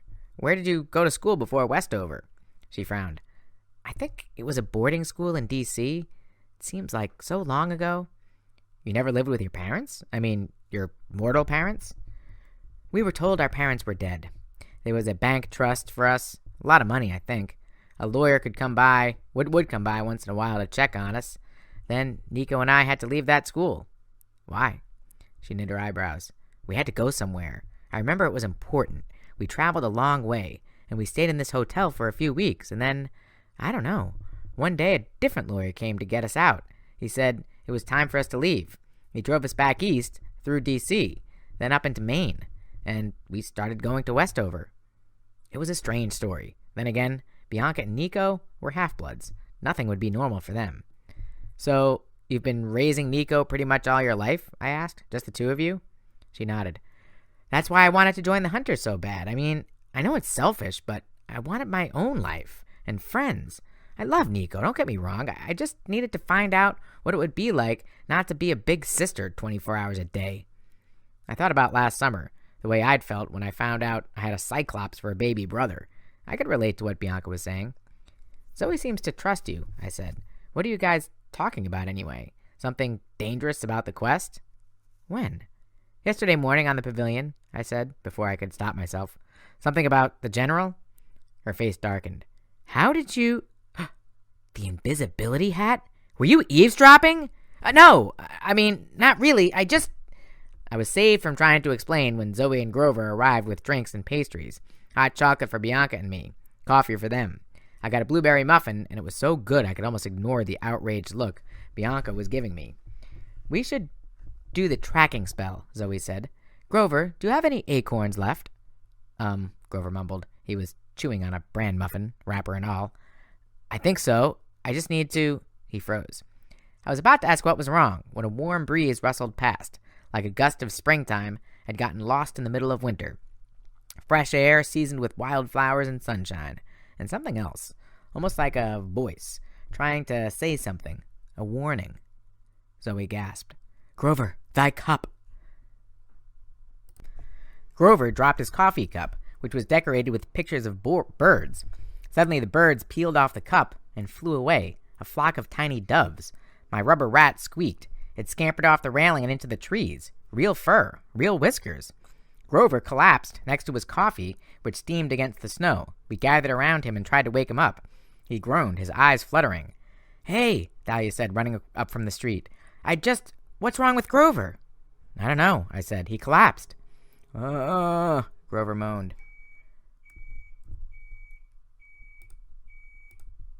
Well, get him up, Thalia said. She had her spear in her hand. She looked behind her as if she were being followed. We have to get out of here. We made it to the edge of town before the two skeleton warriors appeared. They stepped from the trees on either side of the road. Instead of gray camouflage, they were now wearing blue New Mexico State Police uniforms, but they had the same transparent gray skin and yellow eyes. They drew their handguns. I'll admit, I used to think it would be kind of cool to learn how to shoot a gun, but I changed my mind as soon as the skeleton warriors pointed theirs at me. Thalia tapped her bracelet. Aegis spiraled to life on her arm, but the warriors didn't flinch. Their glowing yellow eyes bored right into me. I drew Riptide, though I wasn't sure what good it would do against the guns. Zoe and Bianca drew their bows, but Bianca was having trouble because Grover kept swooning and leaning against her. Back up, Thalia said. We started to, but then I heard a rustling of branches. 2 more skeletons appeared on the road behind us. We were surrounded.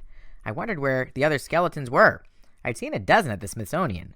Then one of the warriors raised a cell phone to his mouth and spoke into it. Except he wasn't speaking. He made a clattering, clicking sound like dry teeth on bone. Suddenly, I understood what was going on. The skeletons had split up to look for us. These skeletons were now calling their brethren. Soon, we'd have a full party on our hands. It's near, Grover moaned. It's here, I said. No, he insisted. The gift from the wild. I didn't know what he was talking about, but I was worried about his condition. He was in no shape to walk, much less fight. We'll have to go one-on-one, Thalia said. 4 of them, 4 of us. Maybe they'll ignore Grover that way. Agreed, said Zoe. The wild, Grover moaned. A warm wind blew through the canyon, rustling the trees, but I kept my eyes on the skeletons. I remembered the general gloating over Annabeth's fate. I remembered the way Luke had betrayed her. And I charged. The first skeleton fired. Time slowed down. I won't say I could see the bullet, but I could feel its path, the same way I felt water currents in the ocean. I deflected it off the edge of my blade and kept charging. The skeleton drew a baton, and I sliced off his arms at the elbows. Then I swung Riptide through his waist and cut him in half. His bones unknit and clattered to the asphalt in a heap. Almost immediately they began to move, reassembling themselves. The second skeleton clattered his teeth at me and tried to fire, but I knocked his gun into the snow. I thought I was doing pretty well until the other 2 skeletons shot me in the back. Percy! Thalia screamed. I landed face down in the street. Then I realized something. I wasn't dead. The impact of the bullets had been dull, like a push from behind, but they hadn't hurt me. The Nemean lion's fur. My coat was bulletproof.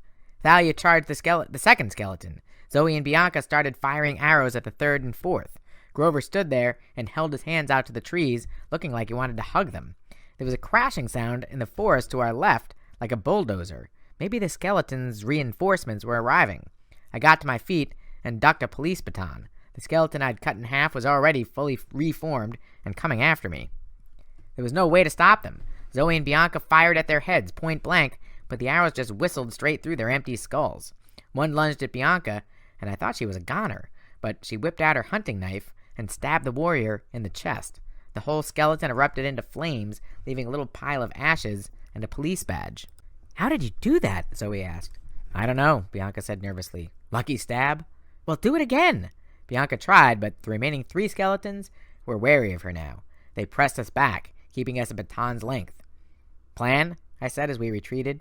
Nobody answered. The trees behind the skeletons were shivering. Branches were cracking. A gift, Grover muttered. And then, with a mighty roar, the largest pig I'd ever seen came crashing into the road. It was a wild boar, 30 feet high, with a snotty pink snout and tusks the size of canoes. Its back bristled with brown hair, and its eyes were wild and angry. Reed! It squealed, and raked the 3 skeletons aside with its tusks. The force was so great, they went flying over the trees and into the side of the mountain, where they smashed to pieces, thigh bones and arm bones twirling everywhere. Then the pig turned on us. Thalia raised her spear, but Grover yelled, Don't kill it! The boar grunted and pawed the ground, ready to charge. That's the Erymanthian boar, Zoe said, trying to stay calm. I don't think we can kill it. It's a gift, Grover said. A blessing from the wild. The boar said, Reed, and swung its tusk. Zoe and Bianca dived out of the way. I had to push Grover so he wouldn't get launched into the mountain on the Boar Tusk Express. Yeah, I feel blessed, I said. Scatter! We ran in different directions, and for a moment, the boar was confused. It wants to kill us, Thalia said. Of course, Grover said. It's wild. So how is this a blessing? Bianca asked. It seemed a fair question to me, but the pig was offended and charged her. He was faster than I'd realized. She rolled out of the way of its hooves and came up behind the beast. It lashed out again with its tusks and pulverized the Welcome to Cloudcroft sign. I racked my brain trying to remember the myth of the boar. I was pretty sure Hercules had fought this thing once, but I couldn't remember how he'd beaten it. I had a vague memory of the boar plowing down several Greek cities before Hercules managed to subdue it. I hoped Cloudcroft was insured against giant wild boar attacks. Keep moving, Zoe yelled. She and Bianca ran in opposite directions. Grover danced around the boar, playing his pipes, while the boar snorted and tried to gouge him. But Thalia and I won the prize for bad luck. When the boar turned on us, Thalia made the mistake of raising Aegis in defense. The sight of the Medusa head made the boar squeal in outrage. Maybe it looked too much like one of its relatives. The boar charged us. We only managed to keep ahead of it because we ran uphill, and we could dodge in and out of trees while the boar had to plow through them. On the other side of the hill, I found an old stretch of train tracks, half buried in the snow. This way! I grabbed Thalia's arm and we ran along the rails while the boar roared behind us, slipping and sliding as it tried to navigate the steep hillside. Its hooves were just not made for this, thank the gods. Ahead of us, I saw a covered tunnel. Past that, an old trestle bridge spanning a gorge. I had a crazy idea. "Follow me!" Thalia slowed down. I didn't have the time to ask why, but I pulled her along, and she reluctantly followed. Behind us, a 10-ton pig tank was knocking down pine trees and crushing boulders under its hooves as it chased us. Thalia and I ran into the tunnel and came out the other side. "No!" Thalia screamed. She turned as white as ice. We were at the edge of the bridge. Below, a mountain dropped away into a snow-filled gorge about 70 feet below. The boar was right behind us. "Come on," I said. "It'll hold our weight. Probably." "I can't," Thalia yelled. Her eyes were wild with fear. The boar smashed into the covered tunnel, tearing through at full speed. "Now!" I yelled at Thalia. She looked down and swallowed. I swear she was turning green. I didn't have the time to process why. The boar was charging through the tunnel straight toward us. Plan B. I tackled Thalia and sent us both sideways off the edge of the bridge into the side of the mountain. We slid on aegis like a snowboard over rocks and mud and snow, racing downhill. The boar was less fortunate. It couldn't turn that fast, so all 10 tons of the monster charged out onto the tiny trestle, which buckled under its weight. The boar free fell into the gorge with a mighty squeal and landed in a snowdrift with a huge poof. Thalia and I skidded to a stop. We were both breathing hard. I was cut up and bleeding. Thalia had pine needles in her hair. Next to us, the wild boar was squealing and struggling. All I could see was the bristly tip of its back. It was wedged completely in the snow like styrofoam packing. It didn't seem to be hurt, but it wasn't going anywhere either. I looked at Thalia. "You're afraid of heights." Now that we were safely down the mountain, her eyes had their usual angry look. "Don't be stupid." "That explains why you freaked out on Apollo's bus. Why you didn't want to talk about it." She took a deep breath. Then she brushed the pine needles out of her hair. "If you tell anyone, I swear—" No, I said. "That's cool. It's just the daughter of Zeus, the lord of the sky, afraid of heights." She was about to knock me into the snow when above us, Grover's voice called, "Hello!" "Down here!" I shouted. A few minutes later, Zoe, Bianca, and Grover joined us. We stood watching the wild boar struggle in the snow.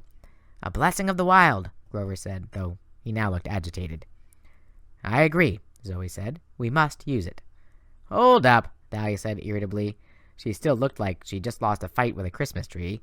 "Explain to me why you're sure this pig is a blessing." Grover looked over, distracted. "It's our ride west. Do you have any idea how fast this boar can travel?" "Fun," I said. "Like pig cowboys." Grover nodded. "We need to get aboard. I wish I had more time to look around, but it's gone now." "What's gone?" Grover didn't seem to hear me. He walked over to the boar and jumped onto its back. Already the boar was starting to make some headway through the drift. Once it broke free, there'd be no stopping it. Grover took out his pipes. He started playing a snappy tune and tossed an apple in front of the boar. The apple floated and spun right above the boar's nose, and the boar went nuts, straining to get it. "Automatic steering," Thalia muttered. "Great." She trudged over and jumped on behind Grover, which still had plenty of room for the rest of us. Zoe and Bianca walked toward the boar. "Wait a second," I said. "Do you two know what Grover is talking about, this wild blessing?" "Of course," Zoe said. "Did you not feel it in the wind? It was so strong. I never thought I would sense that presence again." "What presence?" She stared at me like I was an idiot. "The Lord of the Wild, of course. For just a moment, in the arrival of the boar, I felt the presence of Pan." Chapter 13. We visit the junkyard of the gods. We rode the boar into sunset, which was about as much as my back end would take. Imagine riding a giant steel brush over a bed of gravel all day. That's about how comfortable boar riding was. I have no idea how many miles we covered, but the mountains faded into the distance and were replaced by miles of flat, dry land. The grass and shrub brush got sparser until we were galloping. Do boars gallop? Across the desert. As night fell, the boar came to a stop at a creek bed and snorted. He started drinking the muddy water, then ripped a saguaro cactus out of the ground and chewed it, needles and all. "This is as far as he'll go," Grover said. "We need to get off while he's eating." Nobody needed convincing. We slipped off the boar's back while he was busy ripping up cacti. Then we waddled away as best as we could with our saddle sores. After its third saguaro and another drink of muddy water, the boar squealed and belched, then whirled around and galloped back toward the east. It likes the mountains better, I guessed. I can't blame it, Thalia said. Look. Ahead of us was a 2-lane road half covered with sand. On the other side of the road was a cluster of buildings too small to be a town, a boarded-up house, a taco shop that looked like it hadn't been opened since before Zoe Nightingale was born, and a white stucco post office with a sign that said Gillaclaw, Arizona, hanging crooked above the door. Beyond that was a range of hills. But then I noticed they weren't regular hills. The countryside was way too flat for that. The hills were enormous mounds of old cars, appliances, and other scrap metal. It was a junkyard that seemed to go on forever. Whoa, I said. Something tells me that we're not going to find a car rental here, Thalia said. She looked at Grover. I don't suppose you got another wild boar up your sleeve. Grover was sniffing the wind, looking nervous. He fished out his acorns and threw them into the sand, then played his pipes. They rearranged themselves in a pattern that made no sense to me, but Grover looked concerned. That's us, he said. Those 5 nuts right there. Which one is me? I asked. The little deformed one, Zoe suggested. Oh, shut up. That cluster right there, Grover said, pointing to the left. That's trouble. A monster? Thalia asked. Grover looked uneasy. I don't smell anything, which doesn't make sense. But the acorns don't lie. Our next challenge... He pointed straight toward the junkyard. With the sunlight almost gone now, the hills of metal looked like something on an alien planet. We decided to camp for the night and try the junkyard in the morning. None of us wanted to go dumpster diving in the dark. Zoe and Bianca produced 5 sleeping bags and foam mattresses out of their backpacks. I don't know how they did it, because the packs were tiny, but must have been enchanted to hold so much stuff. I'd noticed their bows and quivers were also magic. I never really thought about it, but when the hunters needed them, they just appeared slung over their backs, and when they didn't, they were gone. The night got chilly fast, so Grover and I collected old boards from the ruined house, and Thalia zapped them with an electric shock to start a campfire. Pretty soon we were just about as comfy as you can get in a run-down ghost town in the middle of nowhere. The stars are out, Zoe said. She was right. There were millions of them, with no city lights to turn the sky orange. Amazing, Bianca said. I've never actually seen the Milky Way. This is nothing, Zoe said. In the old days, there were more. Whole constellations have disappeared because of human light pollution. You talk like you're not human, I said. Zoe raised an eyebrow.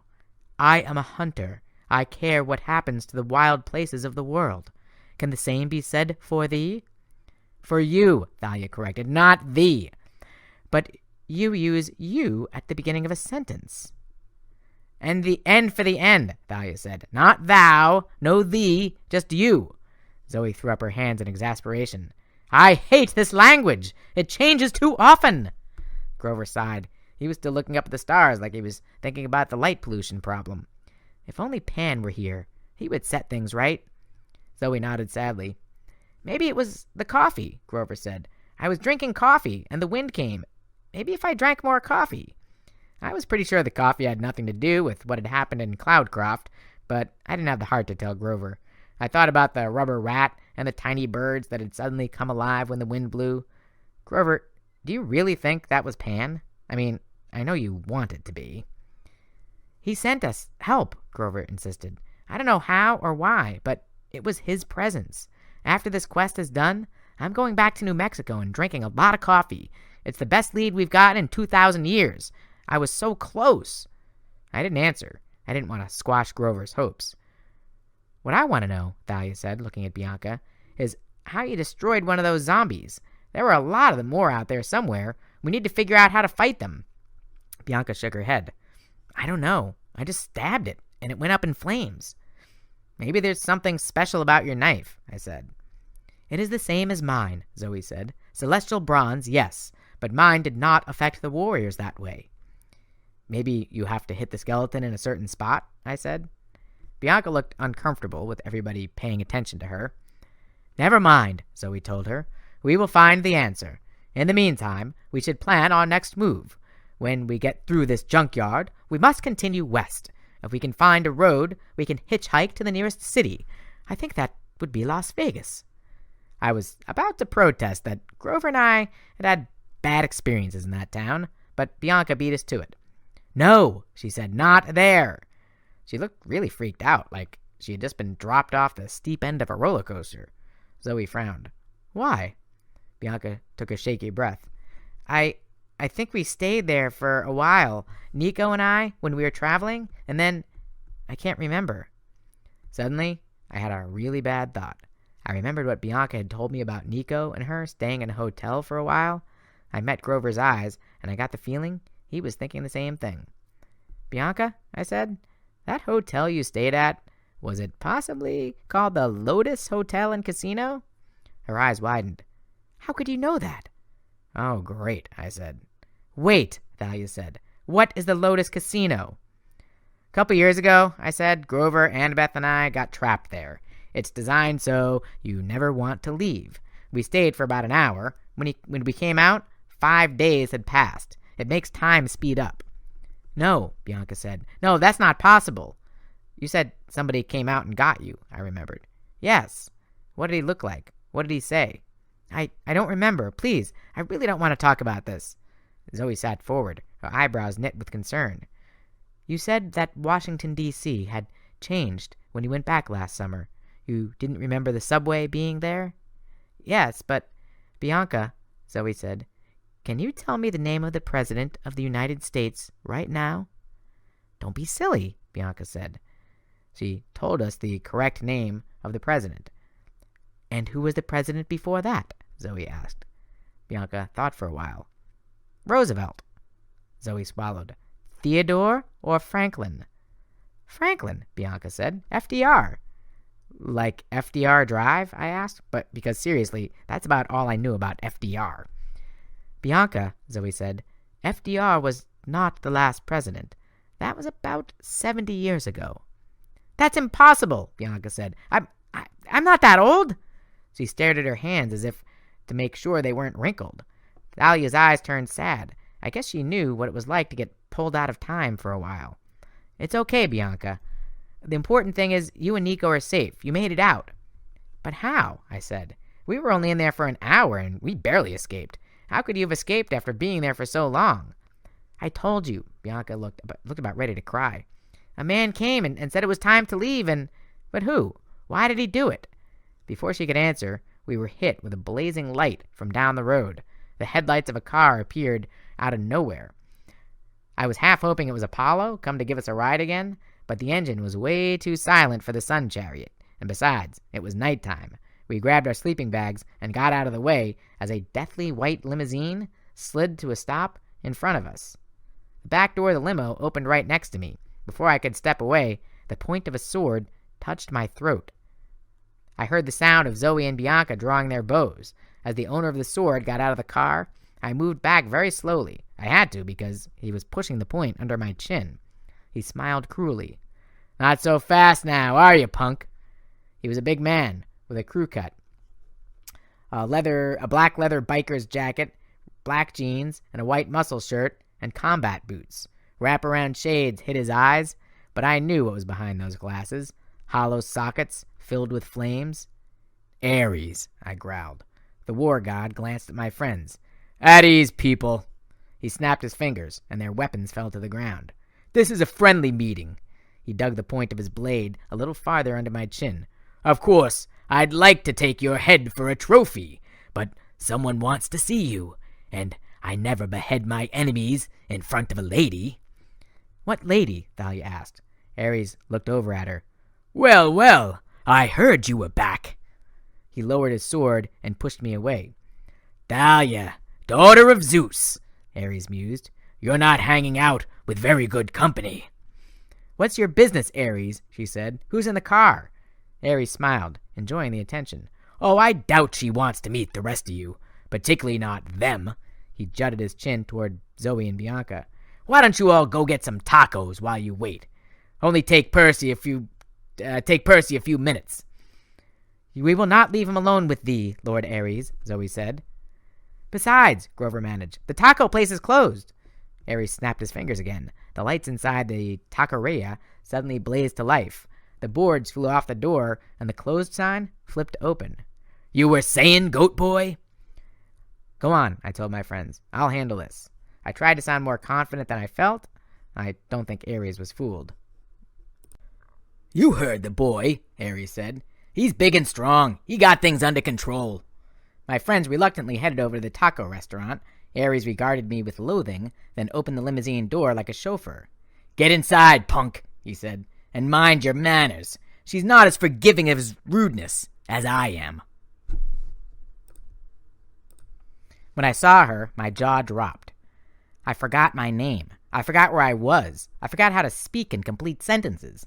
She was wearing a red satin dress, and her hair was curled in a cascade of ringlets.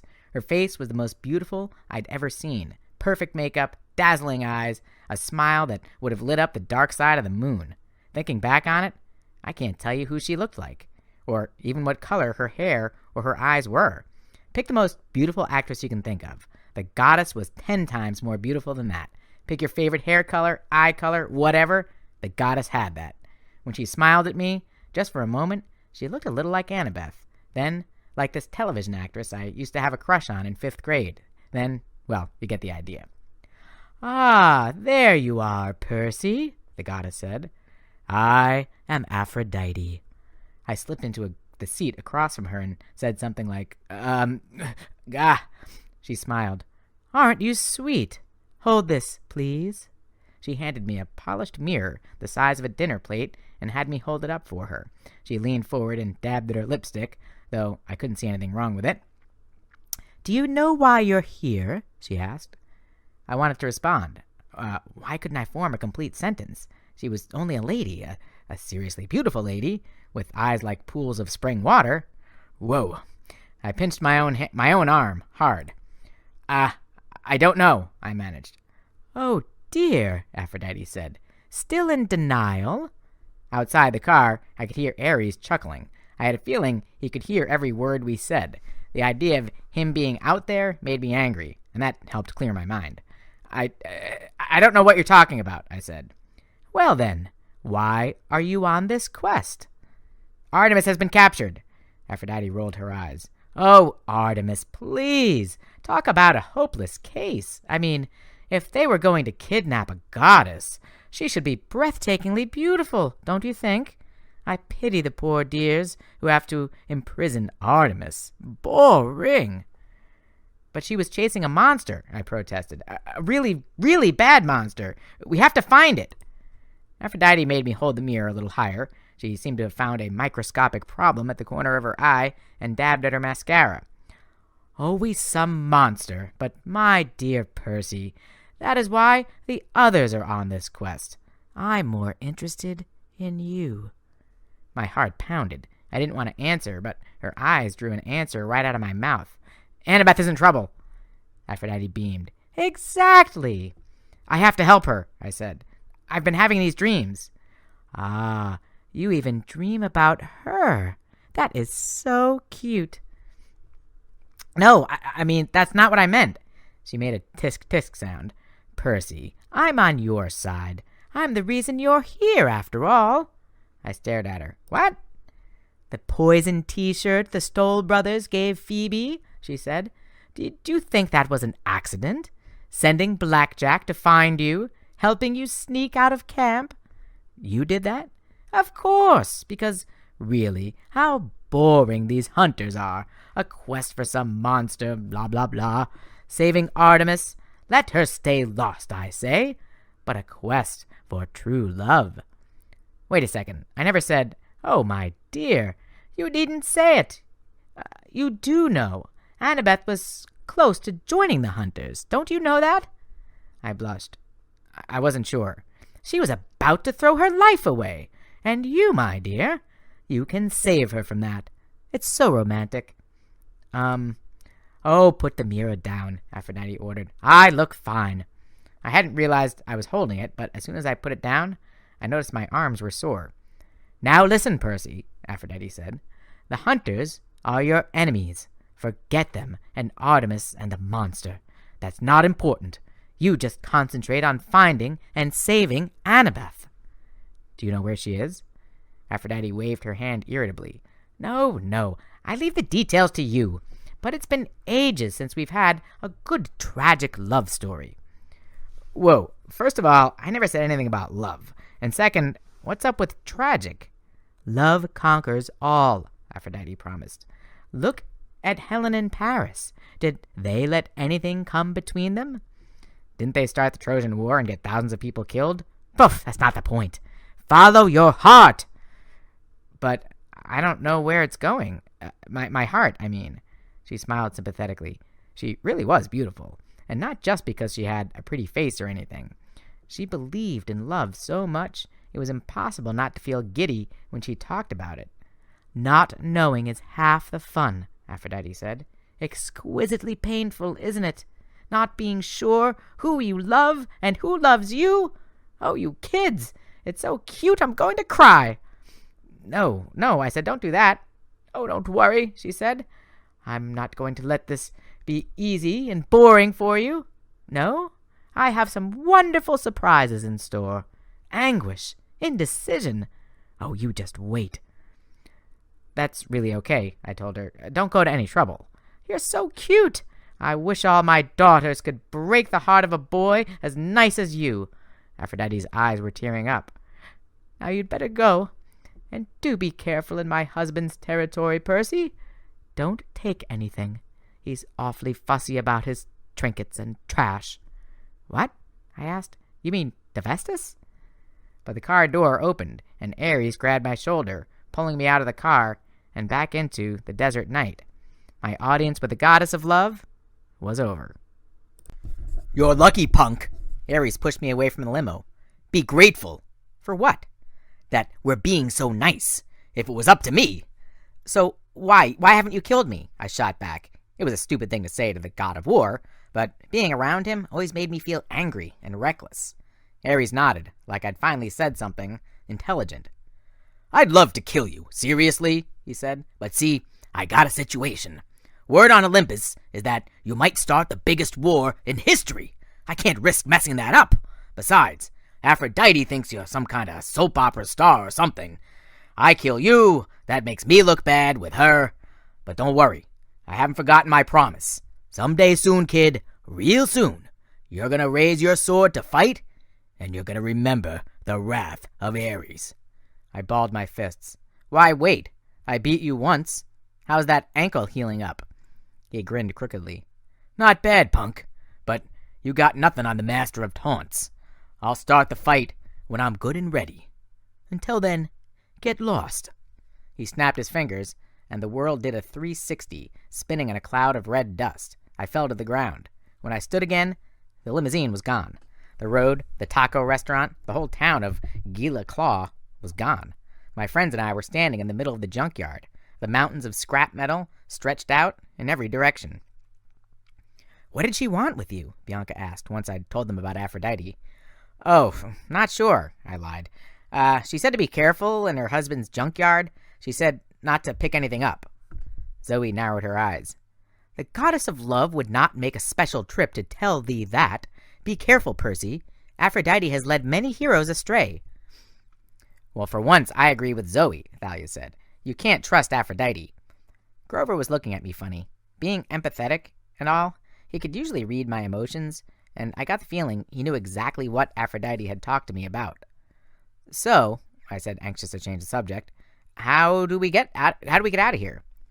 That way, Zoe said. That is west. How can you tell? In the light of the full moon, I was surprised how well I could see her roll her eyes at me. Ursa Major is in the north, she said, which means that must be west. She pointed west, and then at the northern constellation, which was hard to make out because there were so many other stars. Oh, yeah, I said, the bear thing. Zoe looked offended. Show some respect. It was a fine bear, a worthy opponent. You act like it was real. Guys, Grover broke in, look. We had reached the crest of a junk mountain. Piles of metal objects glinted in the moonlight.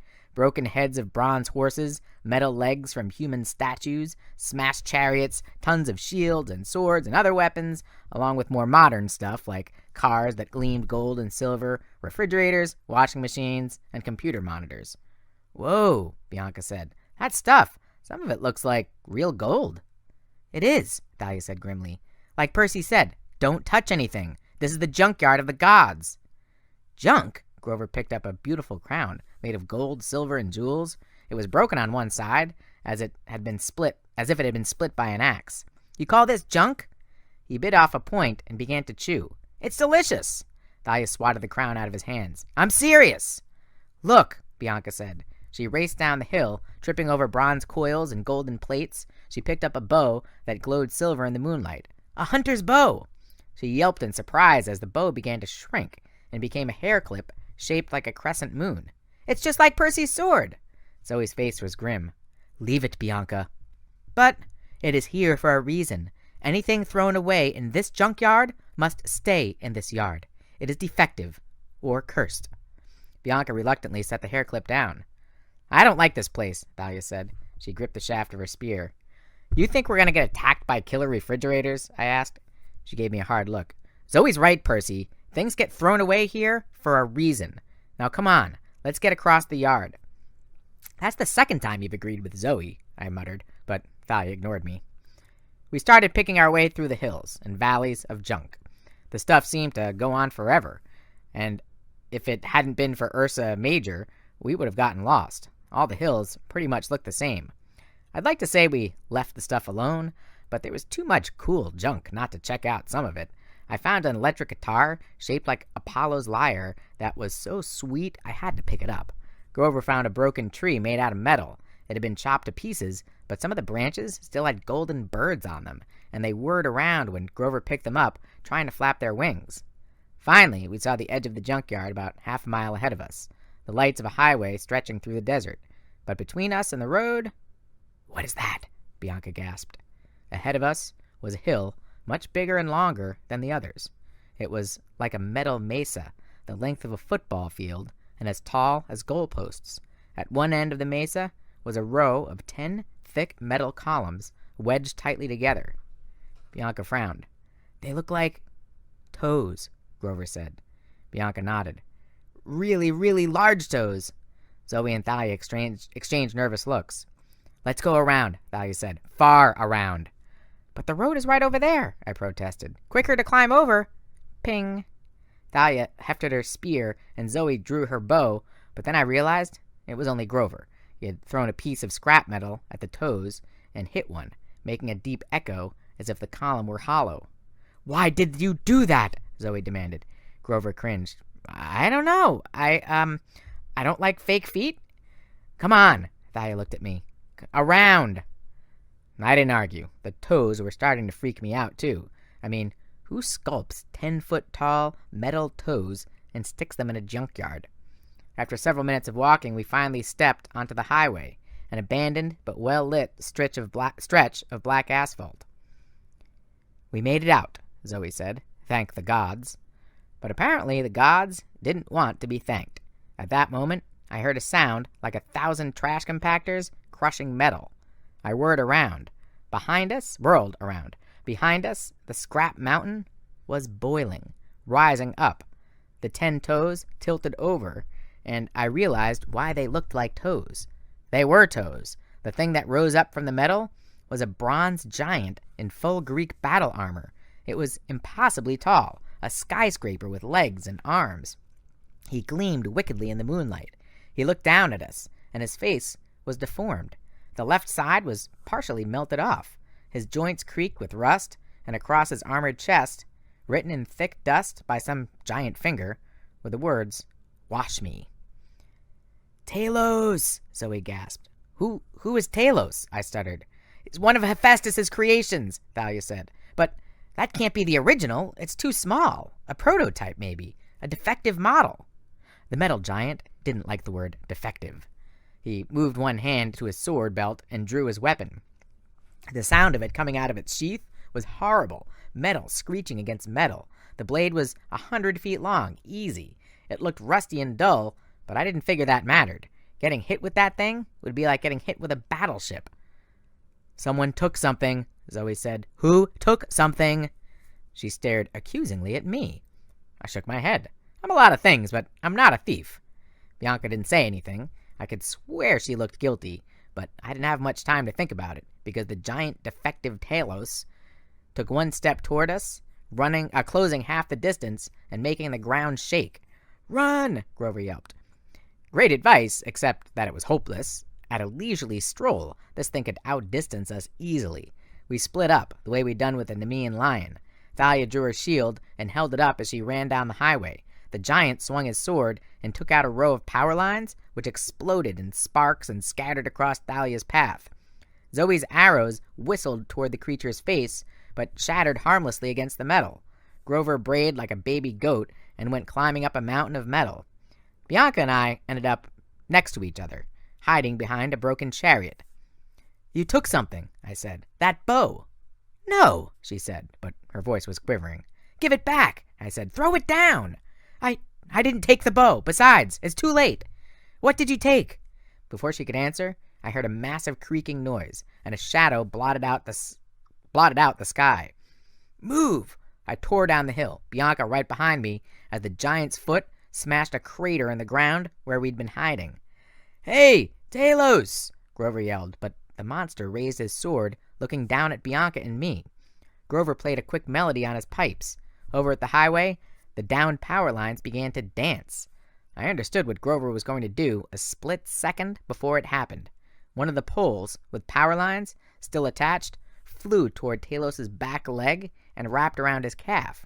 The line sparked and sent a jolt of electricity up the giant's backside. Talos whirled around, creaking and sparking. Grover had bought us a few seconds.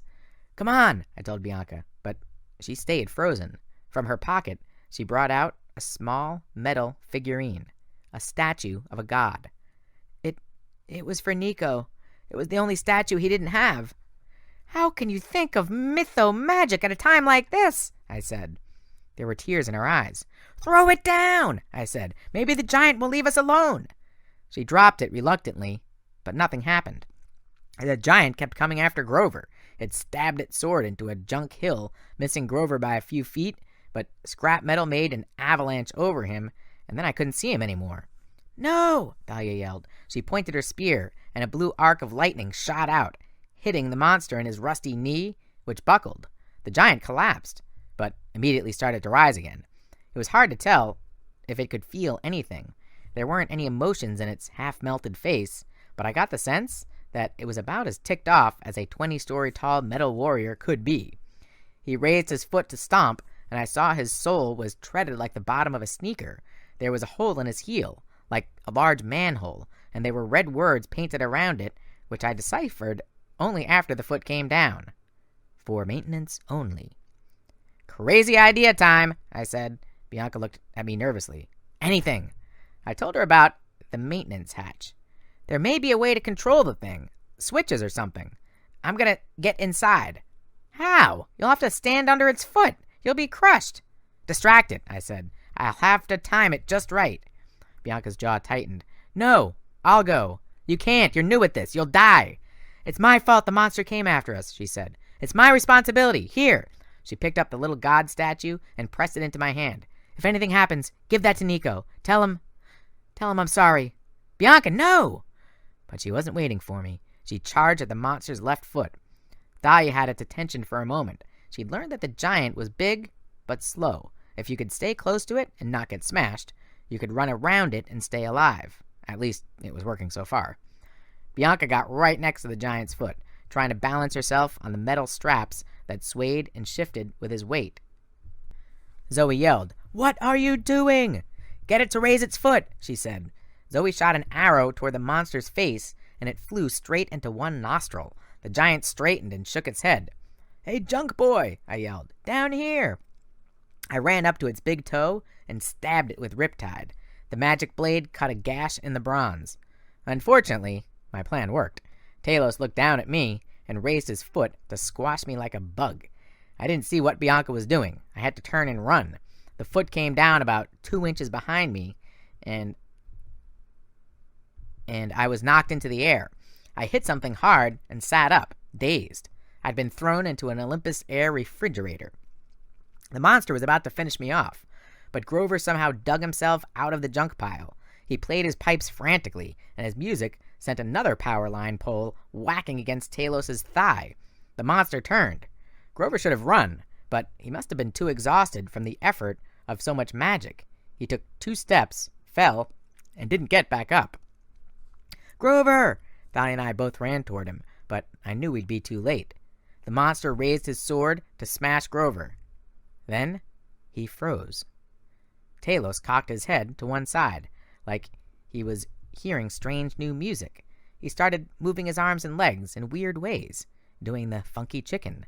Then he made a fist and punched himself in the face. "Go, Bianca!" I yelled.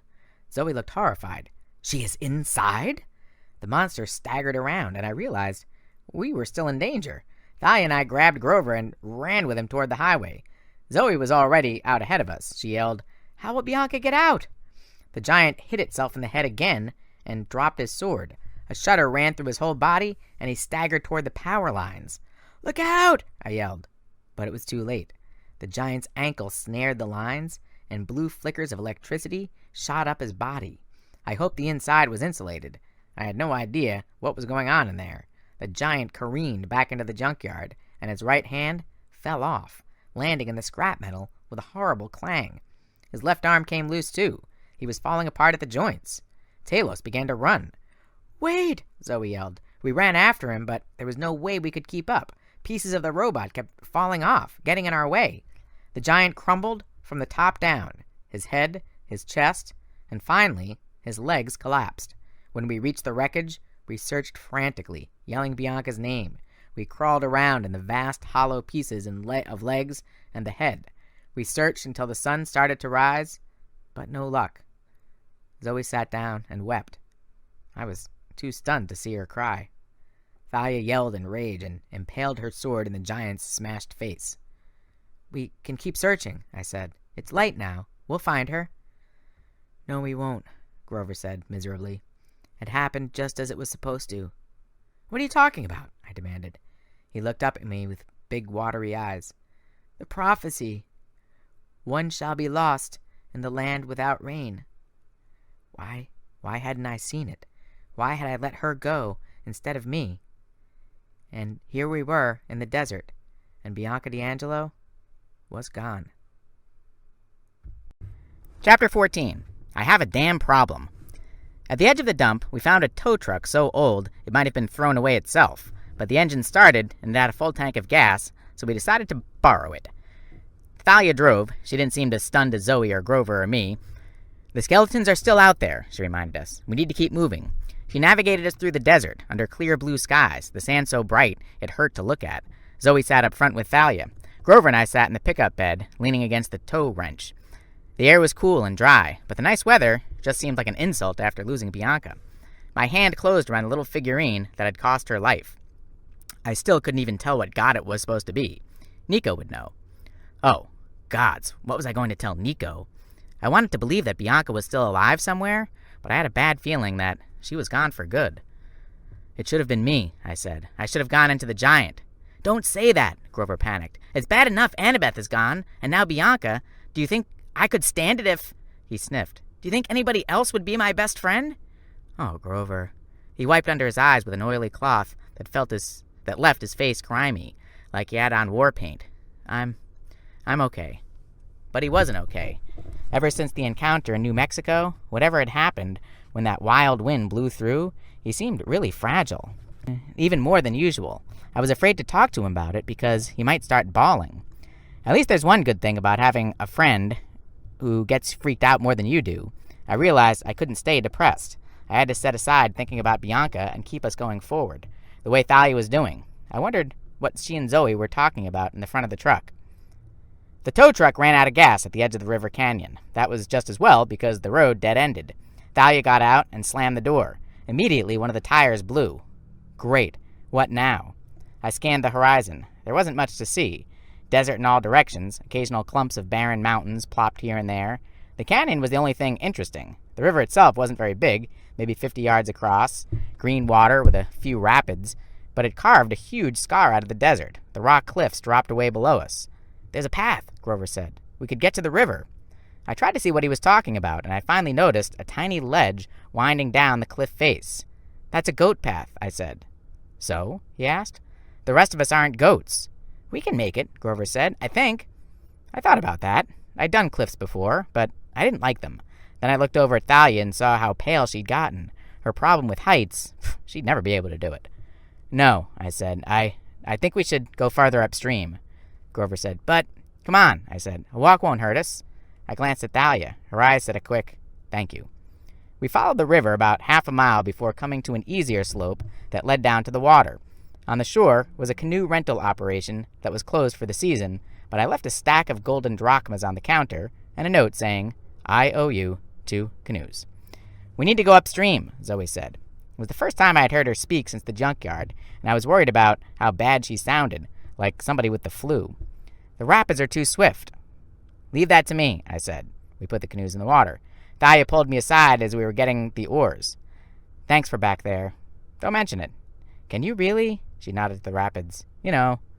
I think so. Usually I'm good with water. Would you take Zoe? She asked. I think maybe you can talk to her. She's not going to like that. Please? I don't know if I can stand being in the same boat with her. She's starting to worry me. It was about the last thing I wanted to do, but I nodded. Thalia's shoulders relaxed. I owe you 1. 2. 1.5, Thalia said. She smiled, and for a second, I remembered that I actually liked her when she wasn't yelling at me. She turned and helped Grover get their canoe into the water.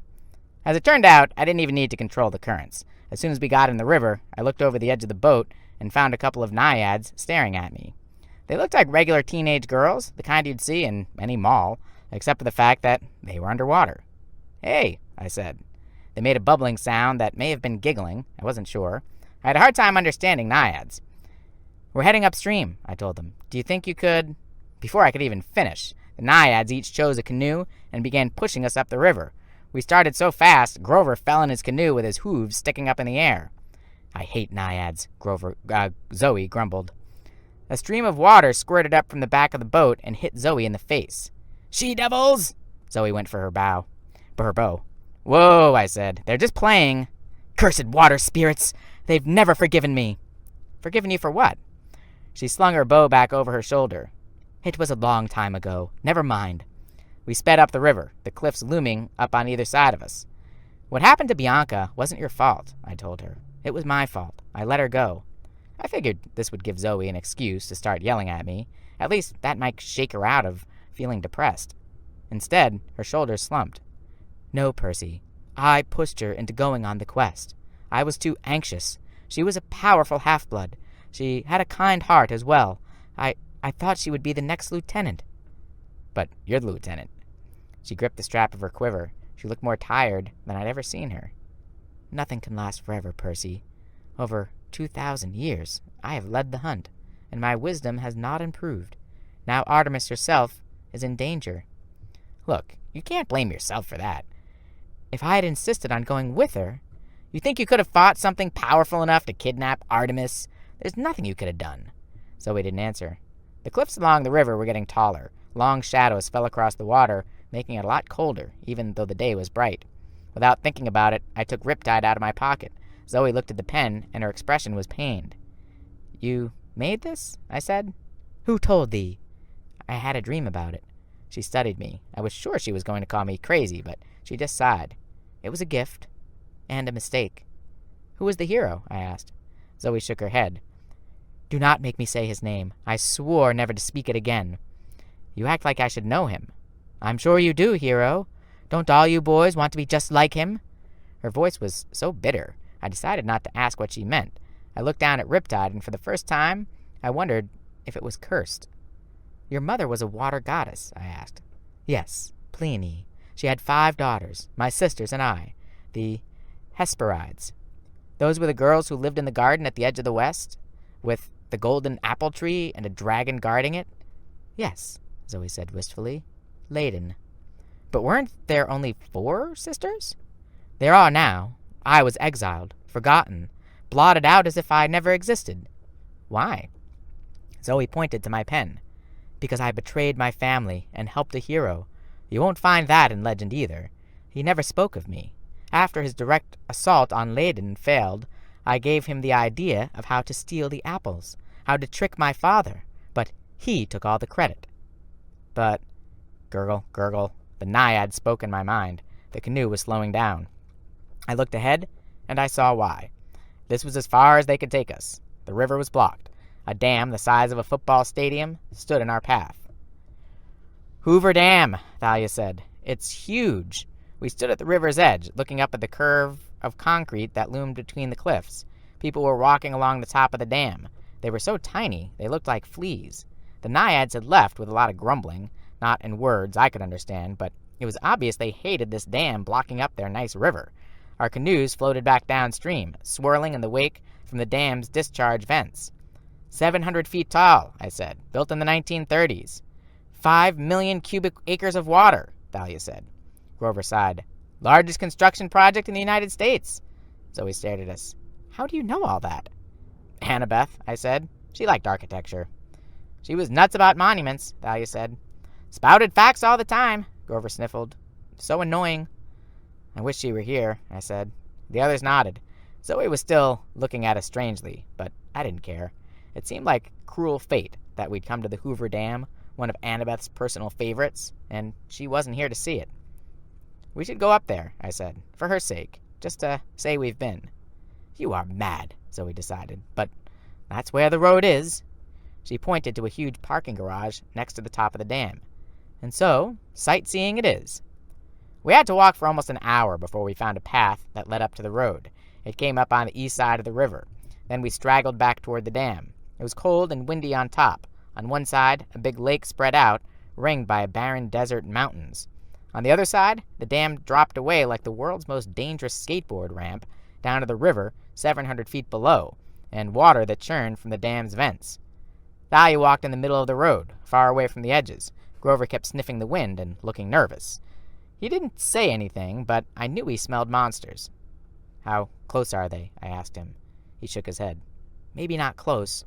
The wind on the dam, the desert all around us, the scent can probably carry for miles, but it's coming from several directions. I don't like that. I didn't either. It was already Wednesday, only 2 days until winter solstice, and we had a long way to go. We didn't need any more monsters. There's a snack bar in the visitor center, Thalia said. You've been here before? I asked. Once, to see the Guardians. She pointed it to the far end of the dam. Carved into the side of the cliff was a little plaza with 2 big bronze statues. They looked kind of like Oscar statues with wings. They are dedicated to Zeus when the dam was built, Thalia said. A gift from Athena. Tourists were clustered all around them. They seemed to be looking at the statue's feet. What are they doing? I asked. Rubbing the toes, Thalia said. They think it's good luck. Why? She shook her head. Mortals get crazy ideas. They don't know the statues are sacred to Zeus, but they know there's something special about them. When you were last here, did they talk to you or anything? Thalia's expression darkened. I could tell she'd come here before, hoping for exactly that. Some kind of sign from her dad. Some connection. No, they didn't do anything. They're just big metal statues. I thought about the last big metal statue we'd run into. That hadn't gone so well, but I decided not to bring it up. Let us find the damn snack bar, Zoe said. We should eat while we can. Grover cracked a smile. The damn snack bar? Zoe blinked. Yes. What is funny? Nothing, Grover said, trying to keep a straight face. I could use some damn French fries. Even Thalia smiled at that. And I need to use the damn restroom. Maybe it was the fact that we were so tired and strung out emotionally, but I started cracking up, and Thalia and Grover joined in, while Zoe just looked at us. I do not understand. I want to use the damn water fountain, Grover said. And Thalia tried to catch her breath. I want to buy a damn t-shirt. I busted up, and I probably would have been laughing all day, but then I heard a noise. Moo! The smile melted off my face, and I wondered if the noise was just in my head. But Grover had stopped laughing too. He was just looking around, confused. Did I just hear a cow? A damn cow? Thalia laughed. No, Grover said. I'm serious. Zoe listened. I hear nothing. Thalia was looking at me. Percy, are you okay? Yeah, I said. You guys go ahead. I'll be right in. What's wrong? Grover asked. Nothing, I said. I just need a minute to think. They hesitated, but I guess they must have looked upset because they finally went into the visitor center without me. Or I guess I must have looked upset because they went into the visitor center without me. As soon as they were gone, I jogged to the north edge of the dam and looked over. Moo! She was about 30 feet below the lake, but I could see her clearly. My friend from the Long Island Sound. Bessie, the cow serpent. I looked around. There were groups of kids running along the dam. A lot of senior citizens. Some families. but nobody seemed to be paying Bessie any attention yet.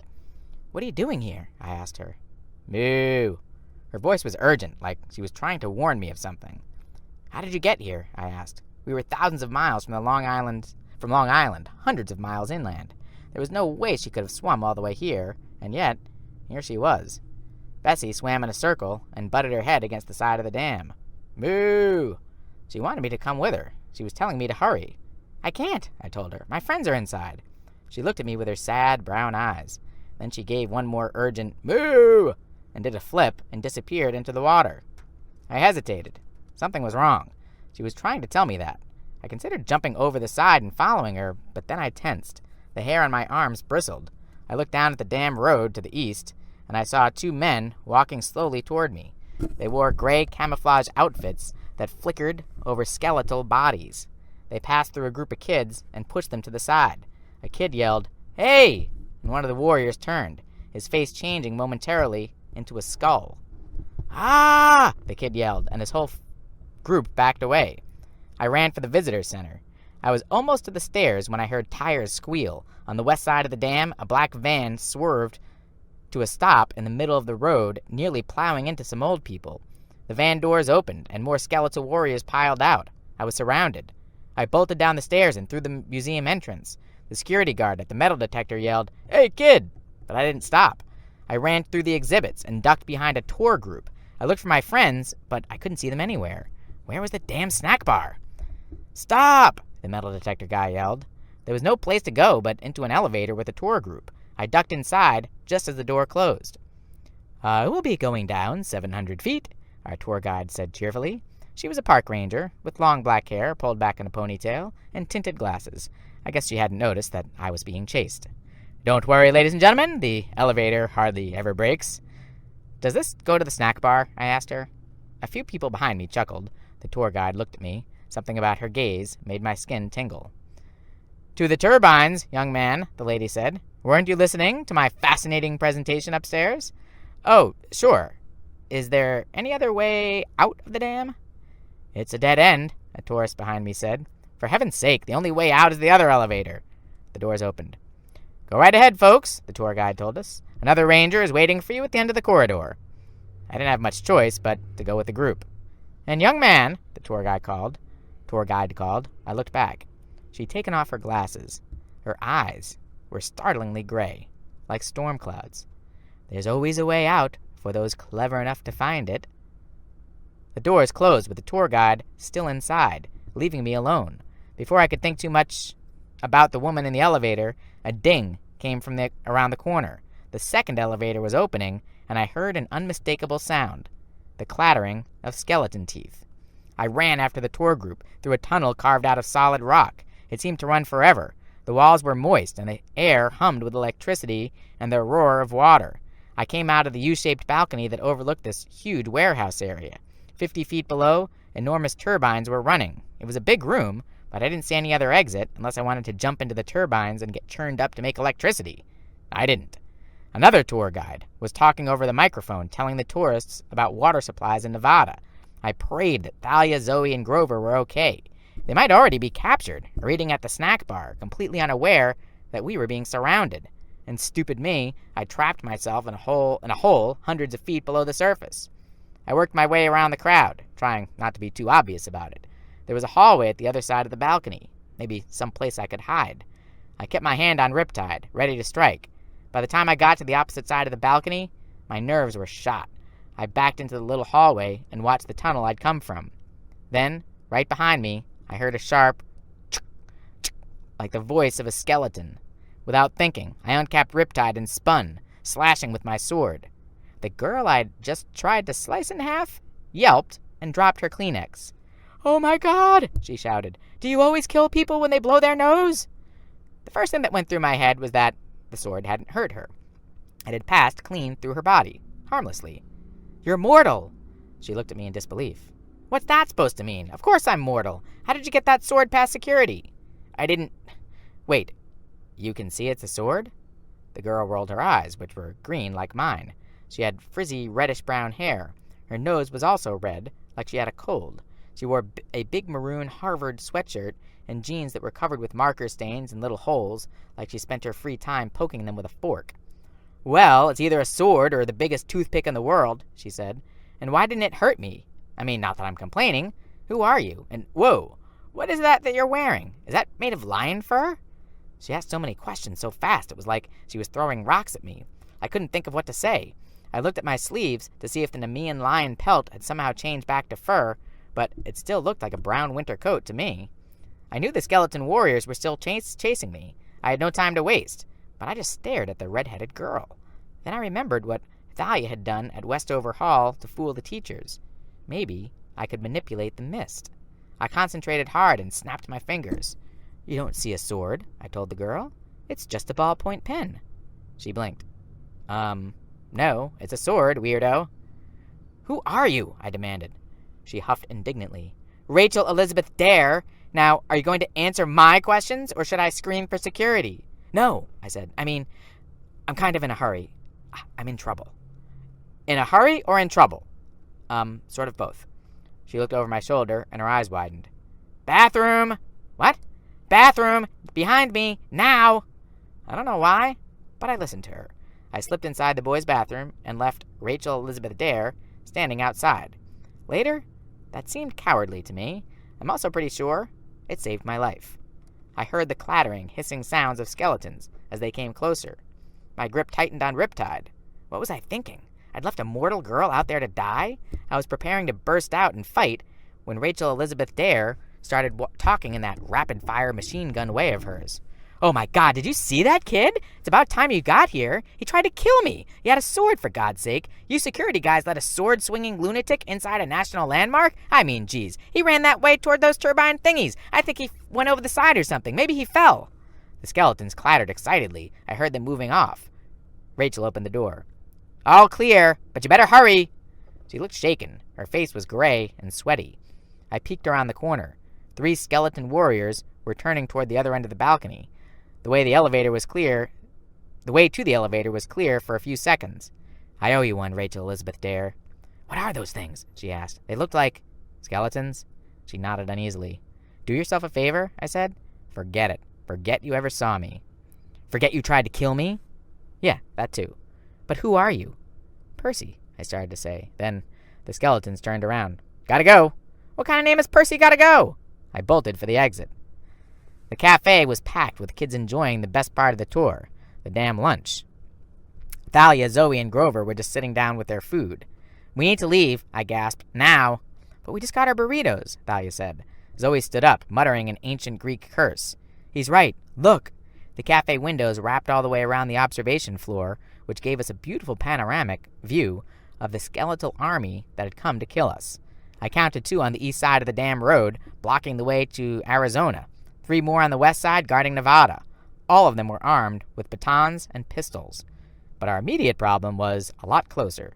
3 skeletal warriors who'd been chasing me in the turbine room now appeared on the stairs. They saw me from across the cafeteria and clattered their teeth. "Elevator," Grover said. We bolted that direction, but the doors opened with a pleasant ding, and 3 more warriors stepped out. Every warrior was accounted for, minus the one Bianca had blasted to flames in New Mexico. We were completely surrounded. Then Grover had a brilliant, totally Grover-like idea.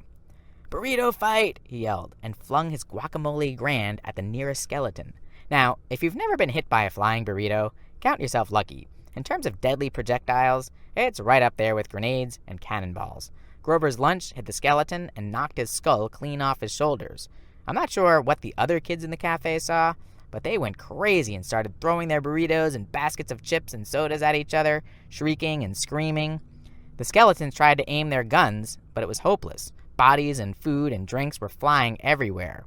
In the chaos, Thalia and I tackled the other 2 skeletons on the stairs and sent them flying into the condiment table.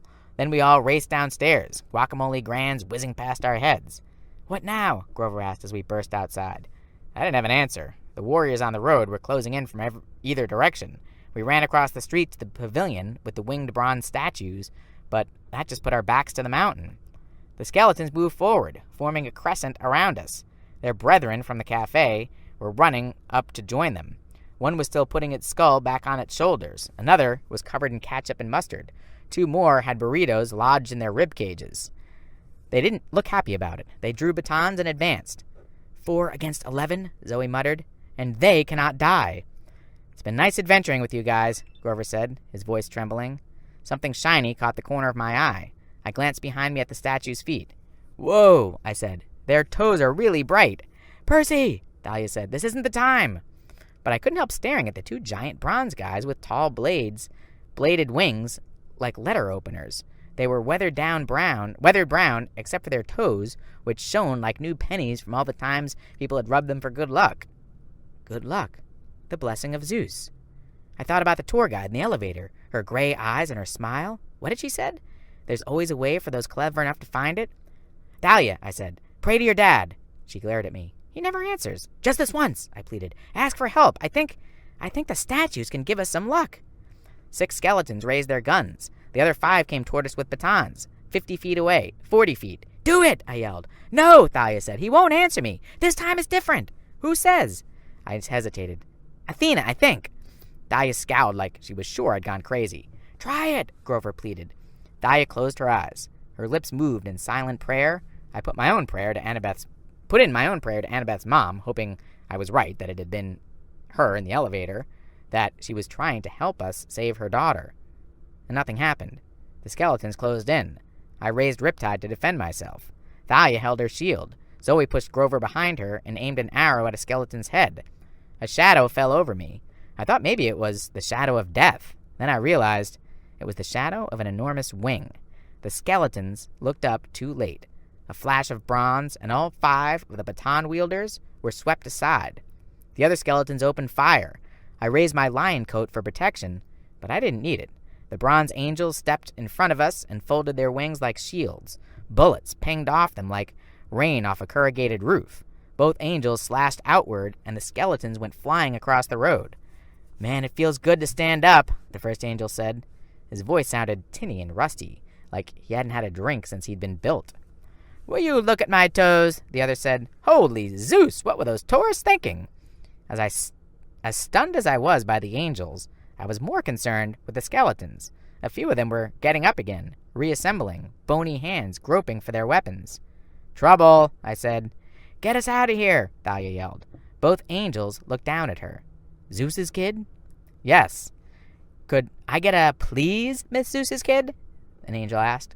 Please. The angels looked at each other and shrugged. Could use a stretch, one decided. And the next thing I knew, one of them grabbed Thalia and me, the other grabbed Zoe and Grover, and we flew straight up over the dam and the river, the skeleton warriors shrinking to tiny specks below us, and the sound of gunfire echoing off the sides of the mountains.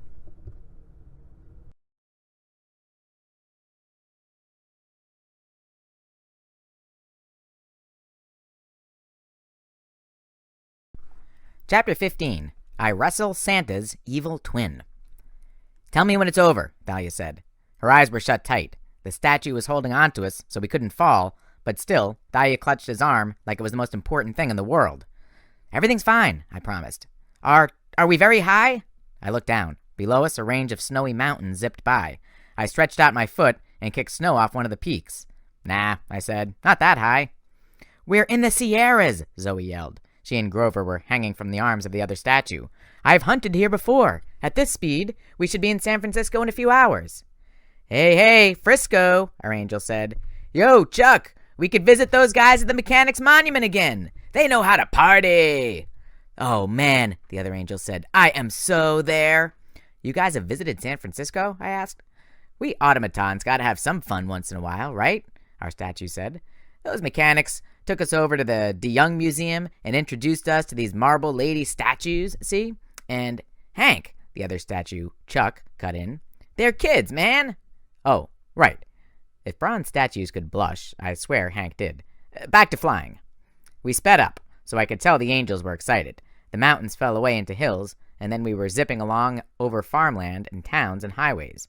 Grover played his pipes to pass the time. Zoe got bored and started shooting arrows at random billboards as we flew by. Every time she saw a Target department store, and we passed dozens of them, she would peg the store's sign with a few bullseyes at 100 miles an hour. Thalia kept her eyes closed the whole way. She muttered to herself a lot, like she was praying. "You did good back there," I told her. Zeus listened. It was hard to tell what she was thinking, with her eyes closed. "Maybe," she said.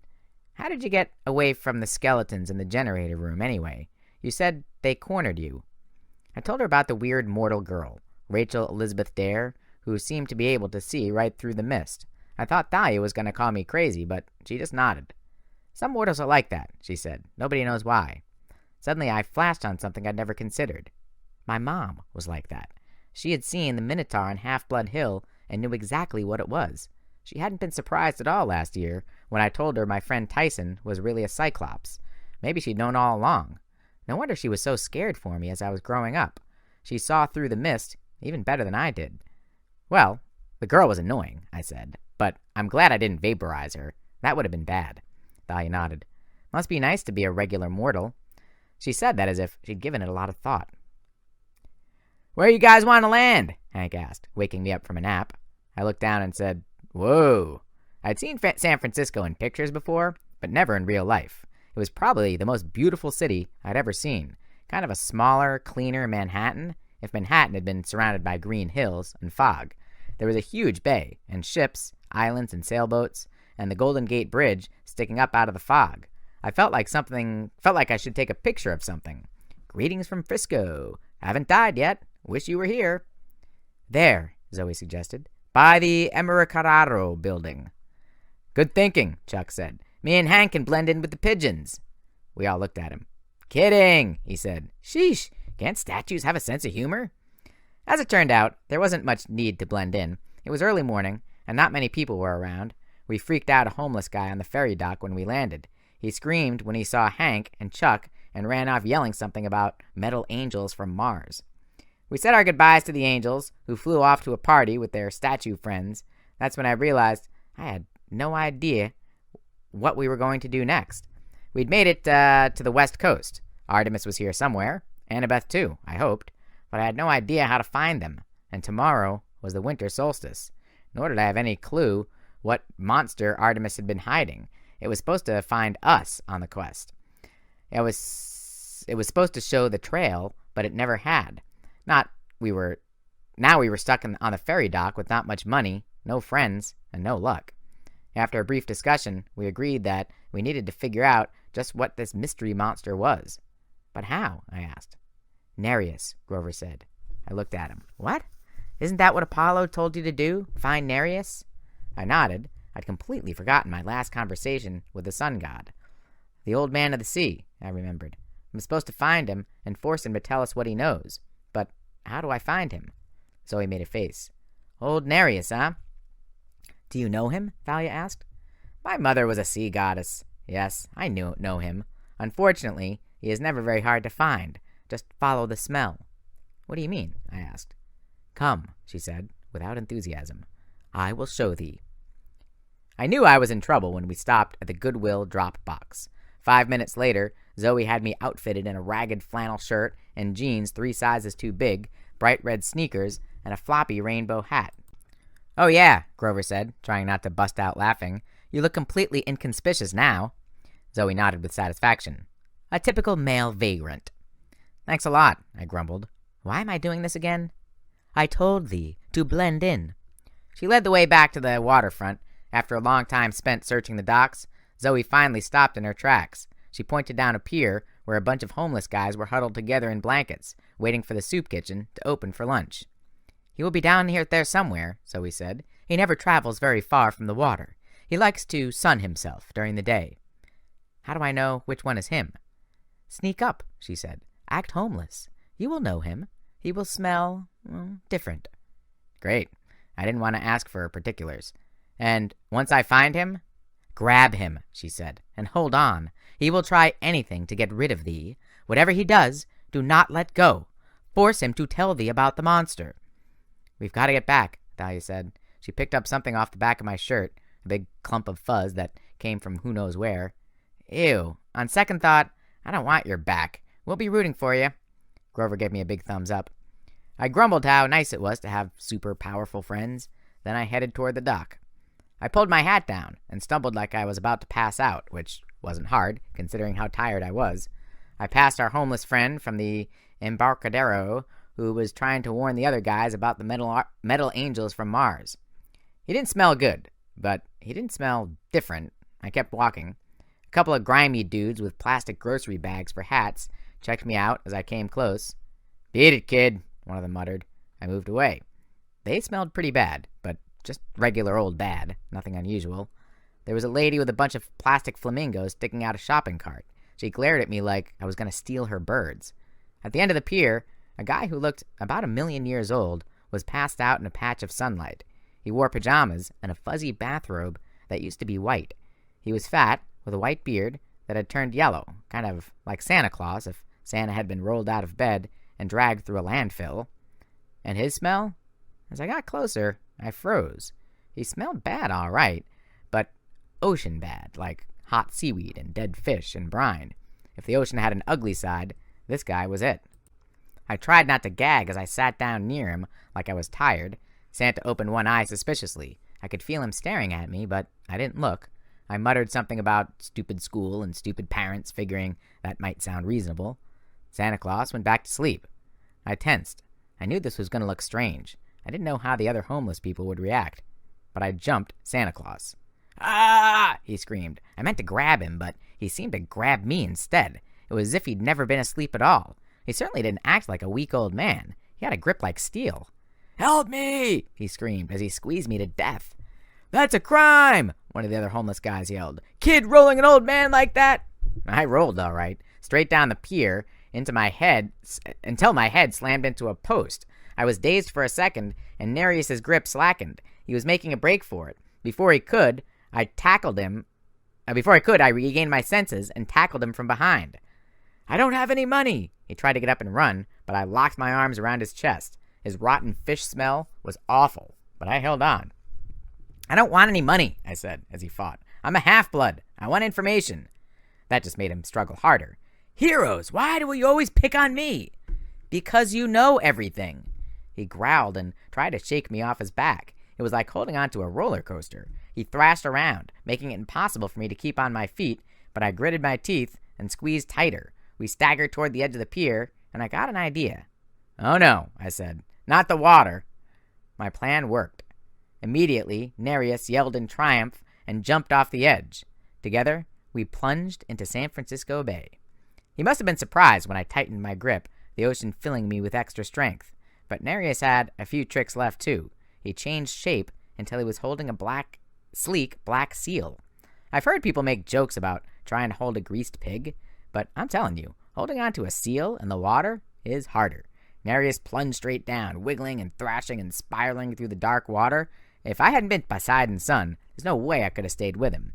Nereus spun and expanded, turning into a killer whale, but I grabbed his dorsal fin and he burst out of the water. A whole bunch of tourists went, "Whoa!" I managed to wave at the crowd. "Yeah, we do this every day here in San Francisco." Nereus plunged into the water and turned into a slimy eel. I started to tie him into a knot until he realized what I was going on and changed back into human form.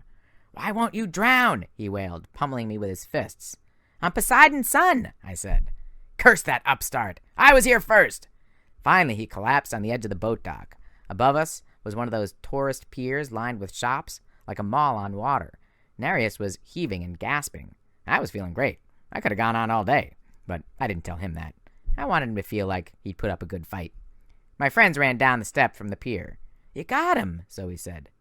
"You don't have to sound so amazed," I said. Nereus moaned. "Oh, wonderful. An audience for my humiliation. The normal deal, I suppose. You'll let me go if I answer your question?" "I've got more than one question," I said. "Only one question per capture. That's the rule." I looked at my friends. This wasn't good. I needed to find Artemis, and I needed to figure out what the doomsday creature was. I also needed to know if Annabeth was still alive and how to rescue her. How could I ask all that in one question? A voice inside me was screaming, "Ask about Annabeth!" That's what I cared about the most. But then I imagined what Annabeth might say. She would never forgive me if I saved her and didn't save Olympus. Zoe would want me to ask about Artemis, but Chiron had told us the monster was even more important. I sighed. "All right, Nereus, tell me where to find this terrible monster that could bring an end to the gods, the one Artemis was hunting." The old man of the sea smiled. showing off his mossy green teeth. "Oh, that's too easy," he said evilly. "He's right there." Nereus pointed to the water at my feet. "Where?" I said. "The deal is complete," Nereus gloated. With a pop, he turned into a goldfish and did a backflip into the sea. "You tricked me!" I yelled. "Wait!" Thalia's eyes widened. "What is that?" "Moo!" I looked down, and there was my friend, the cow serpent, swimming next to the dock. She nudged my shoe and gave me the sad brown eyes. "Oh, Bessie," I said, "not now." "Moo!" Grover gasped. "He says his name isn't Bessie." "You can understand her? Or him?" Grover nodded.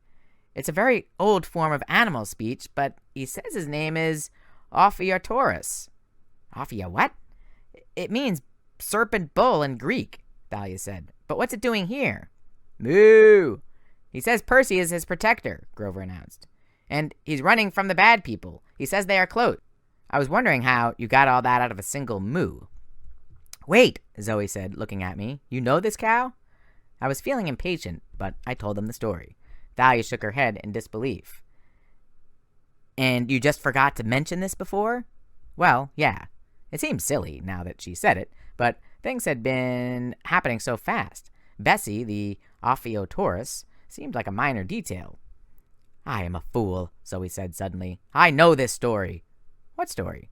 "From the War of the Titans," she said. My father told me this tale thousands of years ago. This is the beast we were looking for."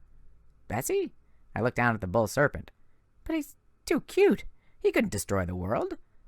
"This is how we were wrong," Zoe said. "We've been anticipating a huge, dangerous monster. But the Ophiutorus does not bring down the gods that way. He must be sacrificed." "Hmm?" Bessie lowed. I don't think he likes the S word," Grover said. I patted Bessie on the head, trying to calm him down. He let me scratch his ear, but he was trembling. "How could anyone hurt him?" I said. "He's harmless." Zoe nodded. "But there is power in killing innocents. Terrible power. The Fates ordained a prophecy eons ago, when this creature was born. They said that whoever killed the Ophiutorus and sacrificed its entrails to fire would have the power to destroy the gods." Grover said, "Maybe we could avoid talking about entrails, too?" Thalia stared at the cow serpent with wonder. "The power to destroy the gods? How? I mean, what would happen?" "No one knows," Zoe said. "The first time, during the Titan War, the Ophiutorus was, in fact, slain by a giant ally of the Titans. But thy father, Zeus, sent an eagle to snatch the entrails away before they could be tossed into the fire. It was a close call. Now, after 3,000 years, the Ophiutorus is reborn." Thalia sat down on the dock. She stretched out her hand. Bessie went right to her. Thalia placed her hand in his head. Bessie shivered. Thalia's expressions bothered me. She almost looked hungry. "We have to protect him," I told her. "If Luke gets hold of him—" "Luke wouldn't hesitate," Thalia muttered. "Luke, the power to overthrow Olympus. That's huge." Yes, it is, my dear," said a man's voice in a heavy French accent. "And it is the power you shall unleash." The Ophiutorus made a whimpering sound and submerged. I looked up. We'd been so busy talking, we allowed ourselves to be ambushed. Standing behind us, his two-color eyes gleaming wickedly, was Dr. Thorne, the Manticore himself. "This is just perfect," the Manticore gloated. He was wearing a ratty black trench coat over his Westover Hall uniform, which was torn and stained. His military haircut had grown out spiky and greasy. He hadn't shaved recently, so his face was covered in silver stubble. Basically, he didn't look much better than the guys down at the soup kitchen. "Long ago, the gods banished me to Persia," the Manticore said. "I was forced to scrounge for food on the edges of the world, hiding in forests, devouring insignificant human farmers for my meals. I never got to fight any great heroes. I was not feared, and admired in the old stories. But now that will change. The Titans shall honor me, and I shall feast on the flesh of half-bloods." On either side of him stood two armed security guys, some of the mortal mercenaries I'd seen in D.C. Two more stood on the boat dock next the next boat dock over, just in case we tried to escape that way. There were tourists all around, walking down the waterfront, shopping at the pier above us, but I knew that wouldn't stop the Manticore from acting. Where are the skeletons? I asked the Manticore. He sneered. I do not need these foolish undead. The general thinks I am worthless. He will change his mind when I defeat you myself. I needed time to think. I had to save Bessie. I could dive into the sea, but how could I make a quick getaway with a 500-pound cow serpent? And what about my friends? We beat you once before, I said. Pah! You could barely fight with a goddess on your side. And alas, that goddess is preoccupied at the moment. There will be no help for you now. Zoe notched an arrow and aimed it straight at the Manticore's head. The guards on either side of us raised their guns. Wait, I said. Zoe, don't. The Manticore smiled. The boy is right, Zoe Nightshade. Put away your bow. It would be a shame to kill you before you witnessed Thalia's great victory. What are you talking about? Thalia growled. She had her shield and spear ready. Surely, it is clear, the Manticore said. This is your moment. This is why Lord Kronos brought you back to life. You will sacrifice the Orpheotaurus. You will bring its entrails to the sacred fire on the mountain. You will gain unlimited power, and for your 16th birthday, you will overthrow Olympus. No one spoke. It made terrible sense. Thalia was only 2 days away from turning 16. She was a child of the Big Three. And here was a choice. A terrible choice that could mean the end of the gods. It was just like the prophecy said. I wasn't sure if I felt relieved, horrified, or disappointed. I wasn't the prophecy kid after all. Doomsday was happening right now. I waited for Thalia to tell the Manticore off, but she hesitated. She looked completely stunned. You know it is the right choice, the Manticore told her. Your friend Luke recognized it. You shall be reunited with him. You shall rule this world together under the auspices of the Titans. Your father abandoned you, Thalia. He cares nothing for you. And now you shall gain power over him. Crush the Olympians underfoot, as they deserve. Call the beast. It will come to you. Use your spear. Thalia, I said. Thalia, snap out of it. She looked at me the same way she had the morning she woke up on Half-Blood Hill, dazed and uncertain. It was almost like she didn't know me. I don't... Your father helped you, I said. He sent the metal angels. He turned you into a tree to preserve you. Her hand tightened on the shaft of her spear. I looked at Grover desperately. Thank the gods he understood what I needed. He raised his pipes to his mouth and played a quick riff. The Manticore yelled, Stop him! The guards had been targeting Zoe, and before they could figure out that the kid with the pipes was the bigger problem, the wooden planks at their feet spewed new branches and tangled their legs. Zoe let loose 2 quick arrows that exploded at their feet in clouds of sulphurous yellow smoke. Fart arrows. The guards started coughing. The Manticore shot spines in our direction, but they ricocheted off my lion's coat. Grover, I said, tell Bessie to dive deep and stay down. Moo, Grover translated. I could only hope that Bessie got the message. The cow, Thalia muttered, still in a daze. Come on! I pulled her along as we ran up the stairs to the shopping center on the pier. We dashed around the corner to the nearest store. I heard the Manticore shouting at his minions, Get them! Tourists scream as the guards shot blindly into the air. We scrambled at the end of the pier. We hid behind a little kiosk filled with souvenir crystals, wind chimes, and dream catchers and stuff like that, glittering in the sunlight. There was a water fountain next to us. Down below, a bunch of sea lions were sunning themselves on the rocks. The whole of San Francisco Bay spread out before us. The Golden Gate Bridge, Alcatraz Island, and the green hills in the fog beyond that to the north. A picture-perfect moment, except for the fact that we were about to die, and the world was going to end. Go over the side, Zoe told me. You can escape in the sea, Percy. Call on thy father for help. Maybe you can save the Orpheotaurus. She was right, but I couldn't do it. I won't leave you guys, I said. We fight together. We have to get to camp. We have to get word to camp, Grover said. At least let them know what's going on. Then I noticed the crystals making rainbows in the sunlight. There was a drinking fountain next to me. Get word to camp, I muttered. Good idea. I uncapped Riptide and slashed off the top of the water fountain. Water burst out of the busted pipe and sprayed all over us. Thalia gasped as the water hit her. The fog seemed to clear from her eyes. "Are you crazy?" she asked. But Grover understood. He was already fishing around in his pockets for a coin. He threw a golden drachma into the rainbows created by the mist and yelled, "Oh, goddess, accept my offering!" The mist rippled. "Camp Half-Blood," I said. And there, shimmering in the mist right next to us, was the last person I wanted to see. Mr. D, wearing his leopard skin jogging suit and rummaging through the refrigerator. He looked up lazily. "Do you mind?" "Where's Chiron?" I shouted. "How rude." Mr. D took a swig from a jug of grape juice. "Is that how you say hello?" "Hello," I amended. "We're about to die. Where's Chiron?" Mr. D considered that. I wanted to scream at him to hurry up, but I knew that wouldn't work. Behind us, footsteps and shouting. The Manticore's troops were closing in. "About to die?" Mr. D mused. "How exciting! I'm afraid Chiron isn't here. Would you like me to take a message?" I looked at my friends. "We're dead!" Thalia gripped her spear. She looked like her old hungry self again. "Then we'll die fighting." "How noble," Mr. D said, stifling a yawn.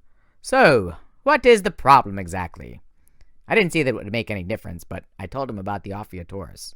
He studied the contents of the fridge. "So, that's it. I see."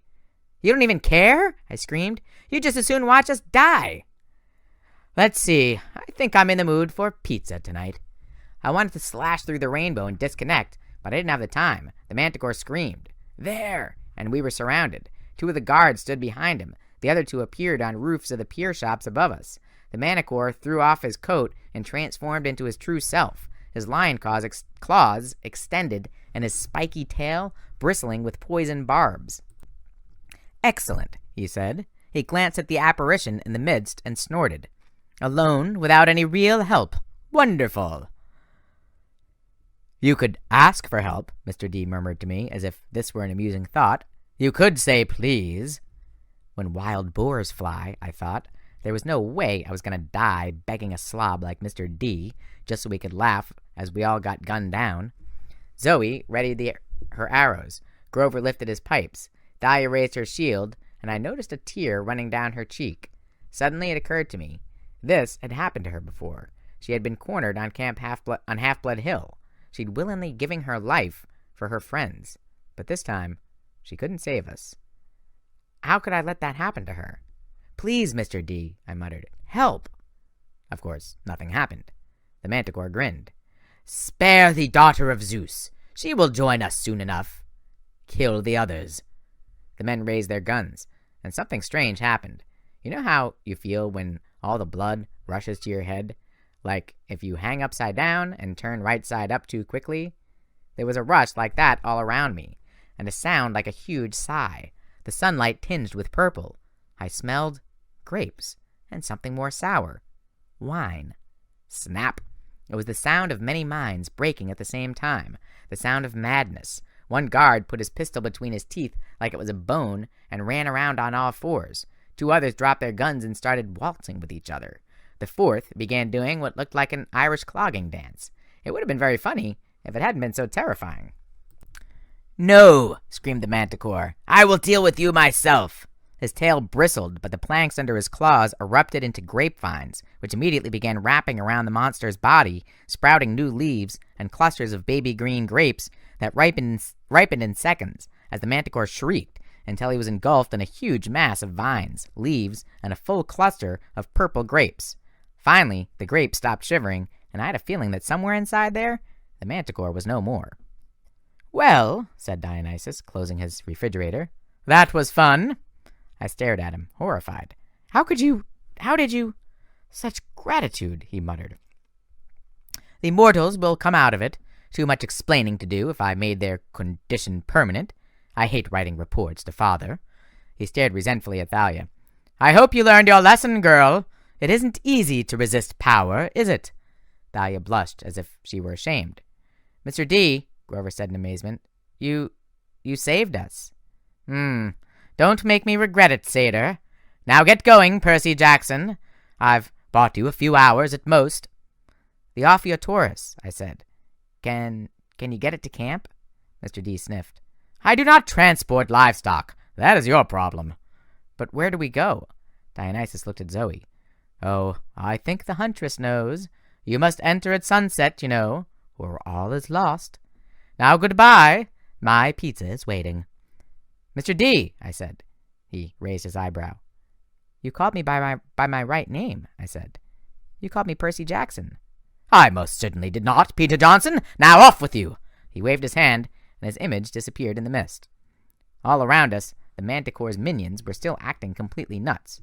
One of them had found our friend, the homeless guy, and they were having a serious conversation about metal angels from Mars. Several other guards were harassing the tourists, making animal noises, and trying to steal their shoes. I looked at Zoe.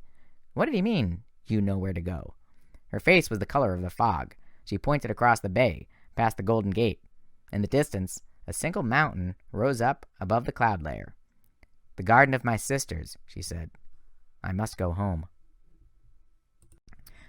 Chapter 16. We meet the dragon of eternal bad breath.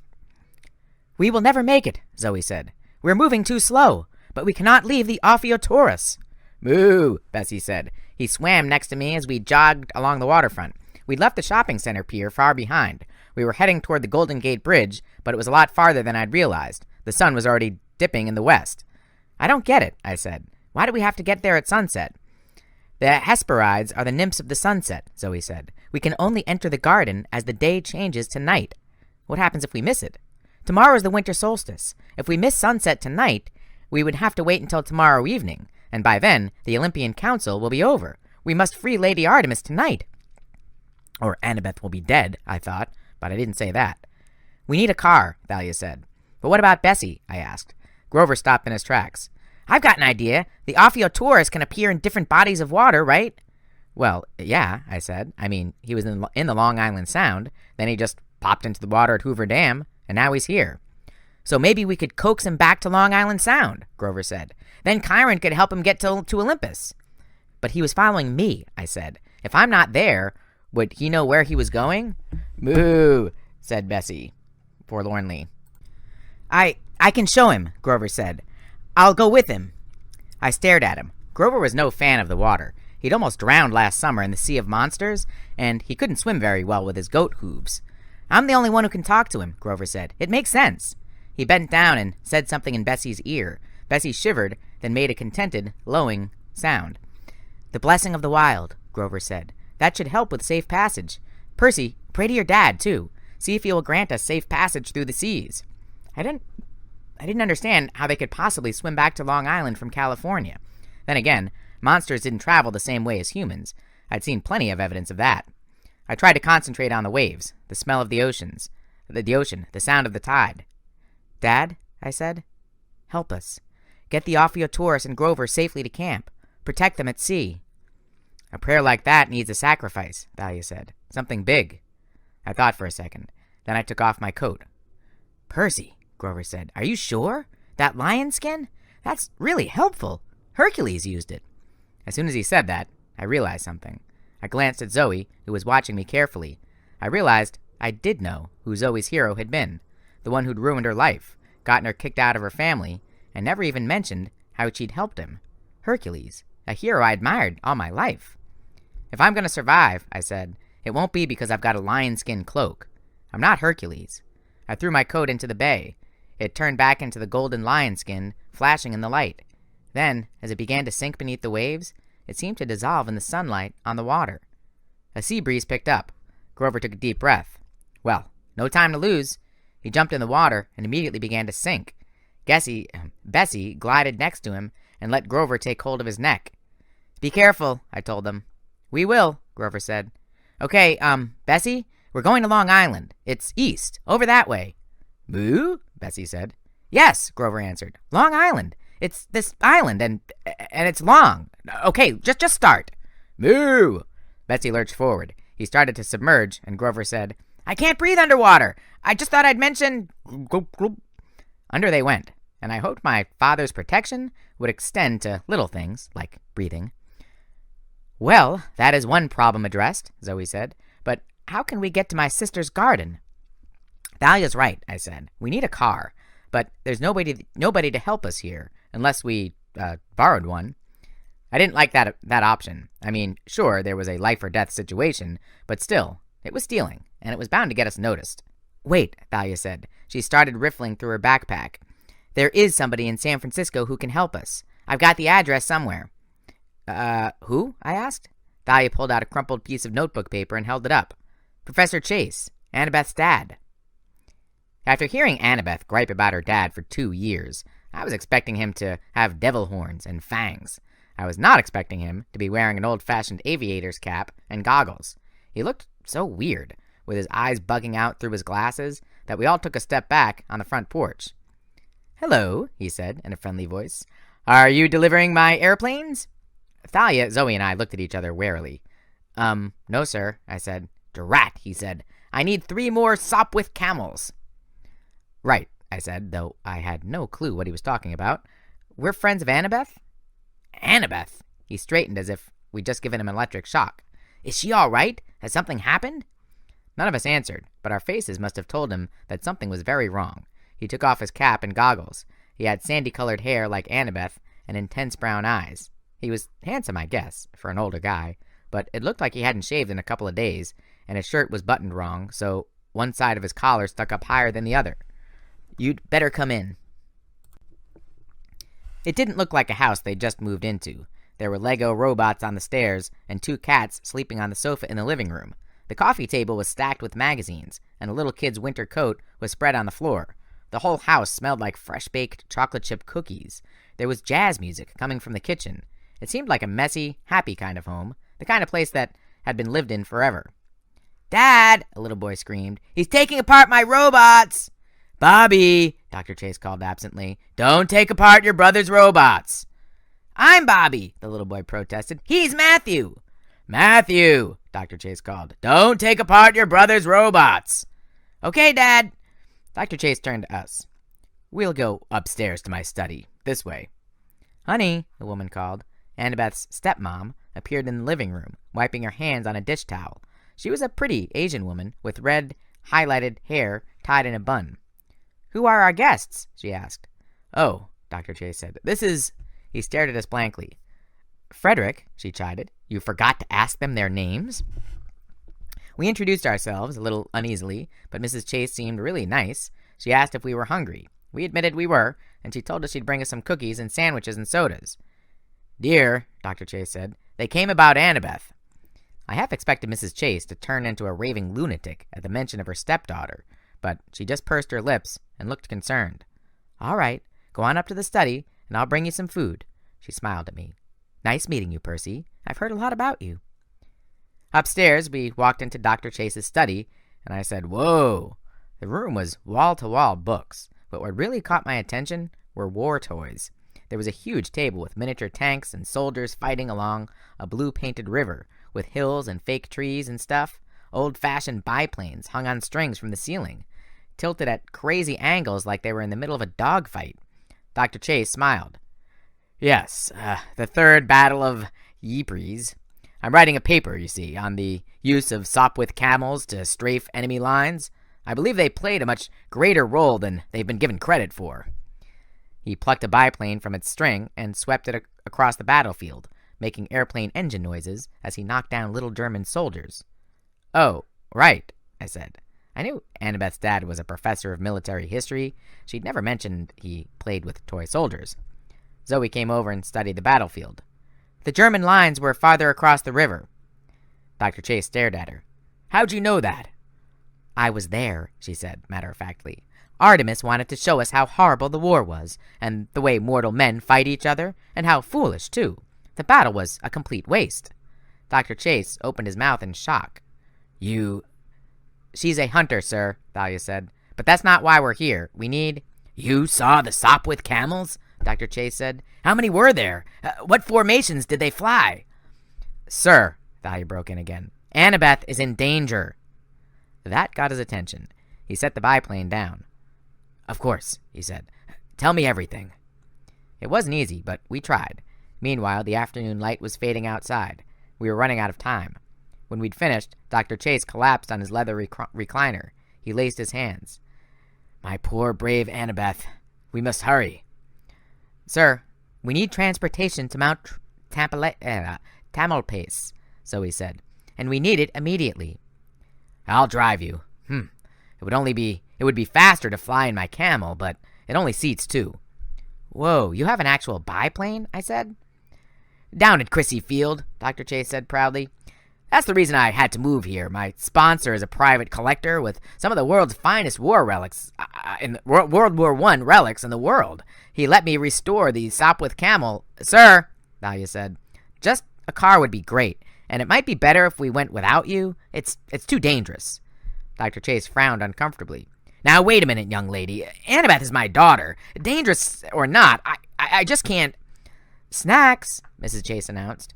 She pushed through the door, and a tray full of peanut butter and jelly sandwiches and Cokes and cookies fresh out of the oven, the chocolate chips still gooey. Thalia and I inhaled a few cookies, while Zoe said, I can drive, sir. I'm not as young as I look. I promise not to destroy your car. Mrs. Chase knit her eyebrows. What's this about? Annabeth is in danger, Dr. Chase said. On Mount Tam. I would drive them, but apparently it's no place for mortals. It sounded like it was really hard for him to get that last part out. I waited for Mrs. Chase to say no. I mean, what mortal parent would allow 3 underage teenagers to borrow their car? To my surprise, Mrs. Chase nodded. Then they'd better get going. Right! Dr. Chase jumped up and started patting his pockets. My keys! His wife sighed. Frederick, honestly, you'd lose your head if it weren't wrapped inside your aviator hat. The keys are hanging on the peg by the front door. Right, Dr. Chase said. Zoe grabbed a sandwich. Thank you both. We should go. Now. We hustled out the door and down the stairs, the Chases right behind us. Percy, Mrs. Chase called as I was leaving. Tell Annabeth. Tell her she still has a home here, will you? Remind her of that. I took one last look at the messy living room, Annabeth's half-brothers spilling Legos and arguing, the smell of cookies filling the air. Not a bad place, I thought. I'll tell her, I promised. We ran to the yellow VW convertible parked in the driveway. The sun was going down. I figured we had less than an hour to save Annabeth. Can't this thing go any faster? Thalia demanded. Zoe glared at her. I cannot control traffic. You both sound like my mother, I said. Shut up, they said in unison. Zoe weaved in and out of traffic on the Golden Gate Bridge. The sun was sinking on the horizon when we finally got into Marin County and exited the highway. The roads were insanely narrow, winding through forests and up the sides of hills and around the edges of steep ravines. Zoe didn't slow down at all. Why does everything smell like cough drops? I asked. Eucalyptus. Zoe pointed to the huge trees all around us. The stuff koala bears eat? And monsters, she said. They love chewing leaves, especially dragons. Dragons chew eucalyptus leaves. Believe me, Zoe said. If you had dragon breath, you would chew eucalyptus too. I didn't question her, but I did keep my eyes peeled more closely as we drove. Ahead of us loomed Mount Tamaulipas. I guess in terms of mountains, it was a small one, but it looked plenty huge as we were driving toward it. So that's the Mountain of Despair? I asked. Yes, Zoe said tightly. Why do they call it that? She was silent for almost a mile before answering. After the war between the Titans and the gods, many of the Titans were punished and imprisoned. Kronos was sliced to pieces and thrown into Tartarus.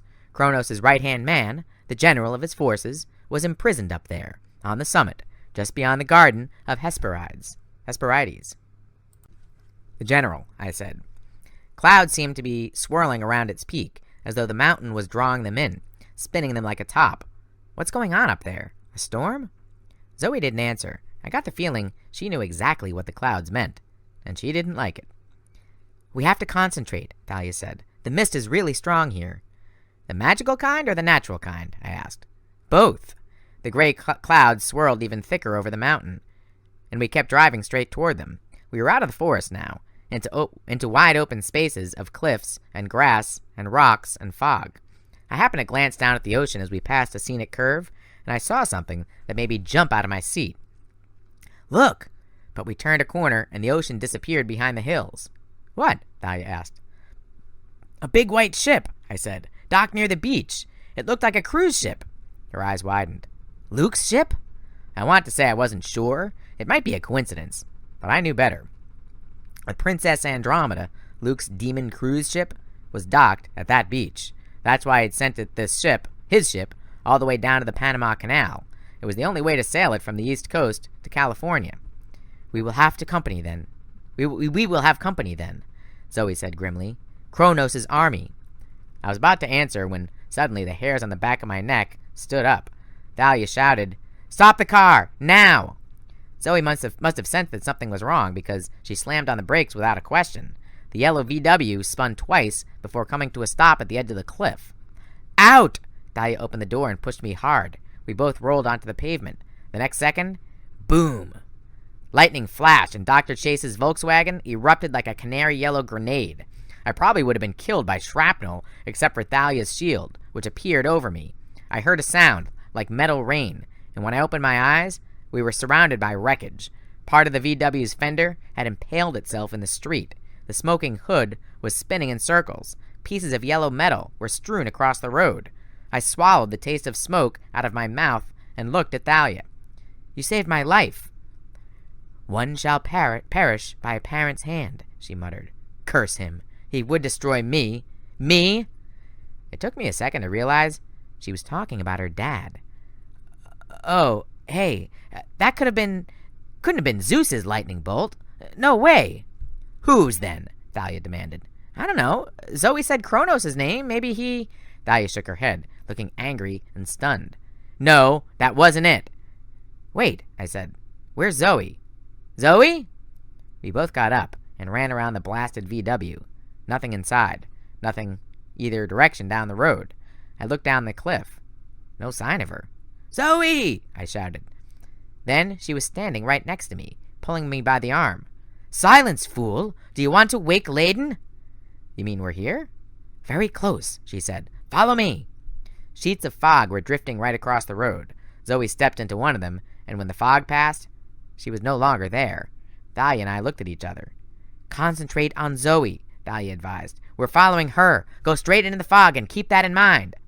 "Wait, Thalia!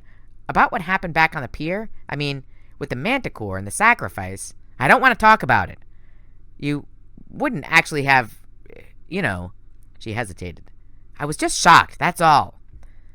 "Zeus didn't send that lightning bolt at the car. It was Kronos. He's trying to manipulate you, make you angry at your dad." She took a deep breath. "Percy, I know you're trying to make me feel better. Thanks. But come on, we need to go." She stepped into the fog, into the mist, and I followed. When the fog cleared, I was still on the side of the mountain, but the road was dirt. The grass was thicker. The sunset made a blood-red slash across the sea. The summit of mountain seemed closer now, swirling with storm clouds and raw power. There was only one path to the top, directly in front of us, and it led through a lush meadow of shadows and flowers, the Garden of Twilight, just like I'd seen in my dream.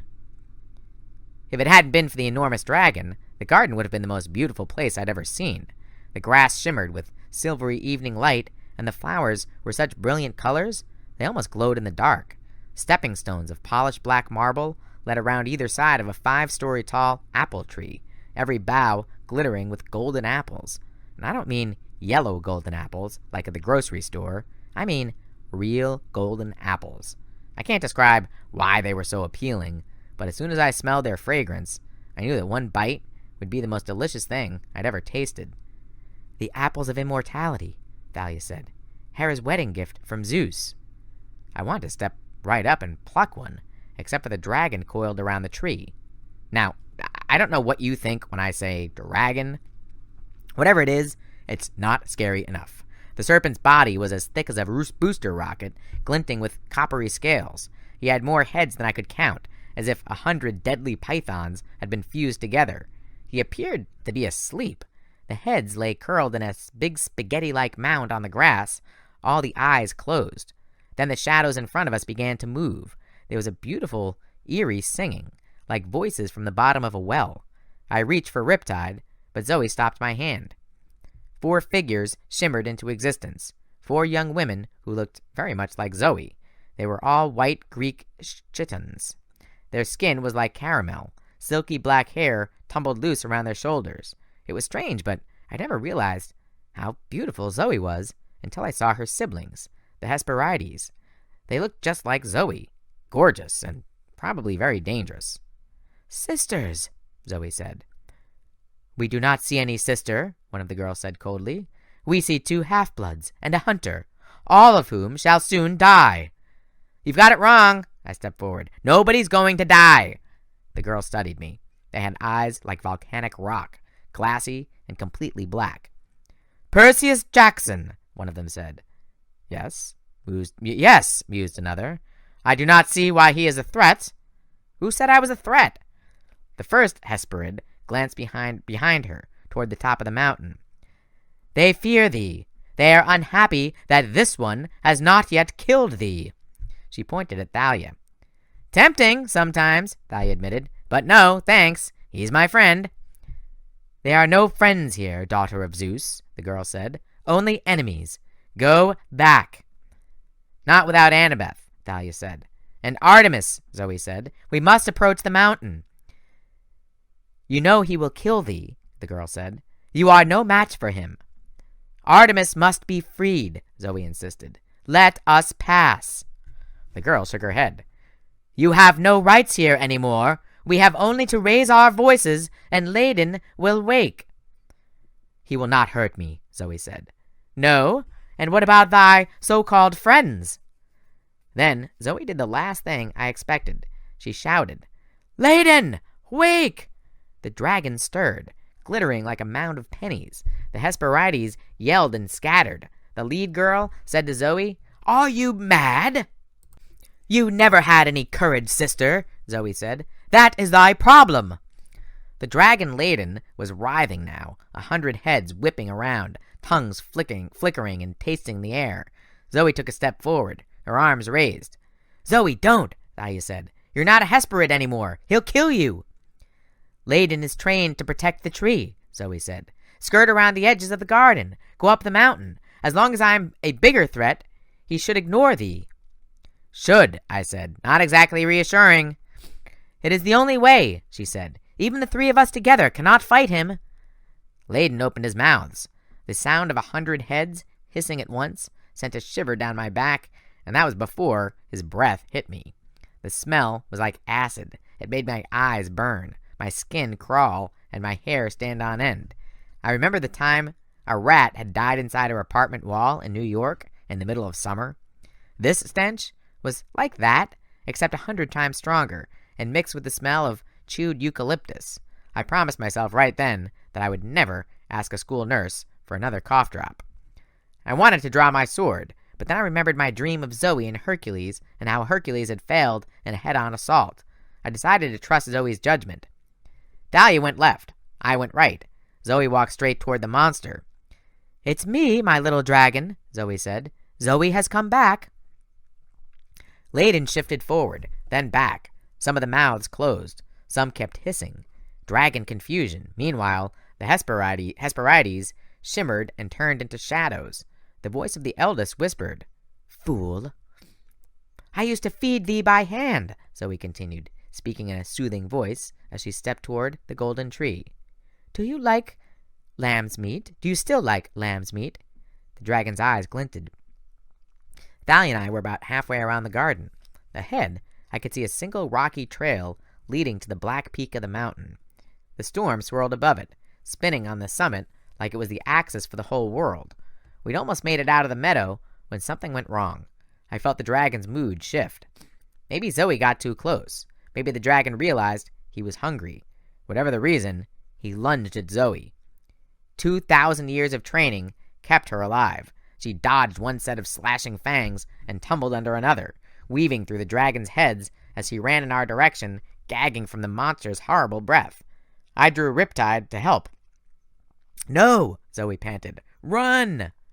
The dragon snapped at her side, and Zoe cried out. Thalia uncovered Aegis, and the dragon hissed. In his moment of indecision, Zoe sprinted past us, up the mountain, and we followed. The dragon didn't try to pursue. He hissed and stomped the ground, but I guess he was well trained to guard that tree. He wasn't going to be lured off, even by the tasty prospect of eating some heroes. We ran up the mountain as the Hesperides resumed their song in the shadows behind us. The music didn't sound so beautiful to me now, more like the soundtrack for a funeral. At the top of the mountain were ruins, blocks of black granite and marble as big as farmhouses, broken columns, statues of bronze that looked as though they'd been half melted. "The ruins of Mount Othrys," Thalia whispered in awe. "Yes," Zoe said. "It was not here before. This is bad." "What's Mount Othrys?" I asked, feeling like a fool as usual. "What's Mount Othrys?" I asked, feeling like a fool as usual. "The mountain fortress in the Titans," Zoe said. "In the First War, Olympus and Othrys were the two rival capitals of the world. Othrys was—" She winced and held her side. "You're hurt," I said. "Let me see." "No, it is nothing. I was saying, in the First War, Othrys was blasted to pieces." "But how is it here?" Thalia looked around cautiously as we picked our way through the rubble, past blocks of marble and broken archways. "It moves in the same way that Olympus moves. It always exists on the edges of civilization. But the fact that it is here, on this mountain, is not good." "Why?" "This is Atlas's mountain," Zoe said. "Where he holds—" She froze. Her voice was ragged with despair. "Where he used to hold up the sky." We reached the summit. A few yards ahead of us, gray clouds swirled in a heavy vortex, making a funnel cloud that almost touched the mountaintop, but instead rested on the shoulders of a 12-year-old girl with auburn hair and a tattery silvery dress. Artemis, her legs bound to the rock with celestial bronze chains. This is what I'd seen in my dream. It hadn't been a cavern roof that Artemis was forced to hold. It was the roof of the world. "My lady!" Zoe rushed forward, but Artemis said, "Stop! It is a trap! You must leave now!"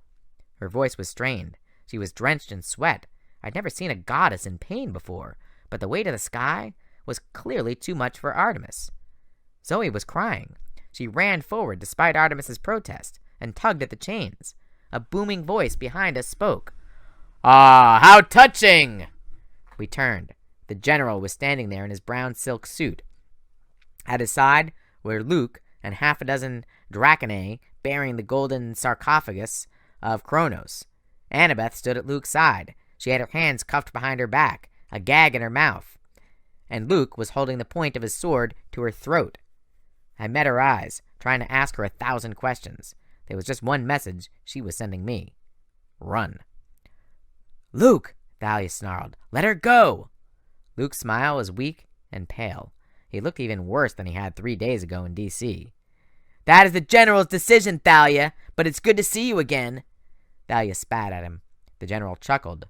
"So much for old friends. And you, Zoe, it's been a long time. How is my little traitor? I will enjoy killing you." "Do not respond," Artemis groaned. "Do not challenge him." "Wait a second," I said. "You're Atlas?" The general glanced at me. "So, even the stupidest of heroes can finally figure something out. Yes, I am Atlas, the general of the Titans and terror of the gods. Congratulations. I will kill you presently, as soon as I deal with this wretched girl." "You're not going to hurt Zoe," I said. "I won't let you." The general sneered. "You have no right to interfere, little hero. This is a family matter." I frowned. "A family matter?" "Yes," Zoe said bleakly. "Atlas is my father." Chapter 17. I put on a few million extra pounds. The horrible thing was, I could see the family resemblance. Atlas had the same regal expression as Zoe, the same cold, proud look in his eyes that Zoe sometimes got when she was mad, though on him it looked 1,000 times more evil. He was all the things I'd originally disliked about Zoe, with none of the good I'd come to appreciate. "Let Artemis go," Zoe demanded. Atlas walked closer to the chained goddess. "Perhaps you'd like to take the sky for her, then. Be my guest." Zoe opened her mouth to speak, but Artemis said, "No, do not offer, Zoe. I forbid you." Atlas smirked. He knelt down next to Artemis and tried to touch her face, but the goddess bit at him, almost taking off his fingers. "Hoo-hoo!" Atlas chuckled. "You see, daughter? Lady Artemis likes her new job. I think I will have the Olympians take turns carrying my burden. Once Lord Kronos rules again, and this is the center of our palace, it will teach those weaklings some humility." I looked at Annabeth. She was desperately trying to tell me something. She motioned her head toward Luke, but all I could do was stare at her. I hadn't noticed before, but something about her had changed. Her blonde hair was now streaked with gray. "From holding the sky," Thalia muttered, as if she'd read my mind. The weight should have killed her. I don't understand, I said. Why can't Artemis just let go of the sky? Atlas laughed. How little you understand, young one. This is the point where the sky and the earth first met, where Ouranos and Gaia first brought forth their mighty children, the Titans. The sky still yearns to embrace the earth.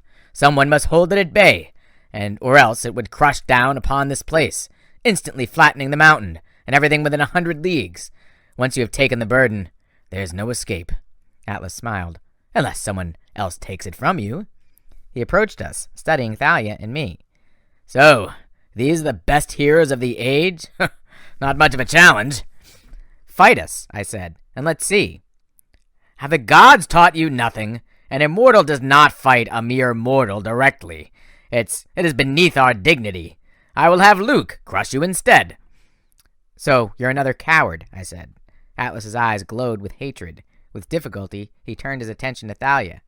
As for you, daughter of Zeus, it seems Luke was wrong about you. I wasn't wrong, Luke managed. He looked terribly weak, and he spoke every word as if it were painful. If I didn't hate his guts so much, I almost would have felt sorry for him. Thalia, you can still join us. Call the Taurus. It will come to you. Look! He waved his hand, and next to us, a pool of water appeared. A pond ringed in black marble, big enough for the Taurus. I could imagine Bessie in that pool. In fact, the more I thought about it, the more I was sure I could hear Bessie mooing. Don't think about him. Suddenly, Grover's voice was inside my head, my mind, an empathy link. I could feel his emotions. He was on the verge of panic. I'm losing Bessie! Block my thoughts! I tried to make my mind go blank. I tried to think about basketball players, skateboards, the different kinds of candy in my mom's shop, anything but Bessie. Thalia, call the Taurus, Luke persisted, and you will be more powerful than the gods. Luke, her voice was full of pain, what happened to you? Don't you remember all those times we talked? All those times we cursed the gods? Our fathers have done nothing for us. They have no right to rule the world. Thalia shook her head. Free Annabeth. Let her go. If you join me, Luke promised, it can be like the old times, the three of us together, fighting for a better world. Please, Thalia, if you don't agree... His voice faltered. It's my last chance. He will use the other way if I don't agree. Please.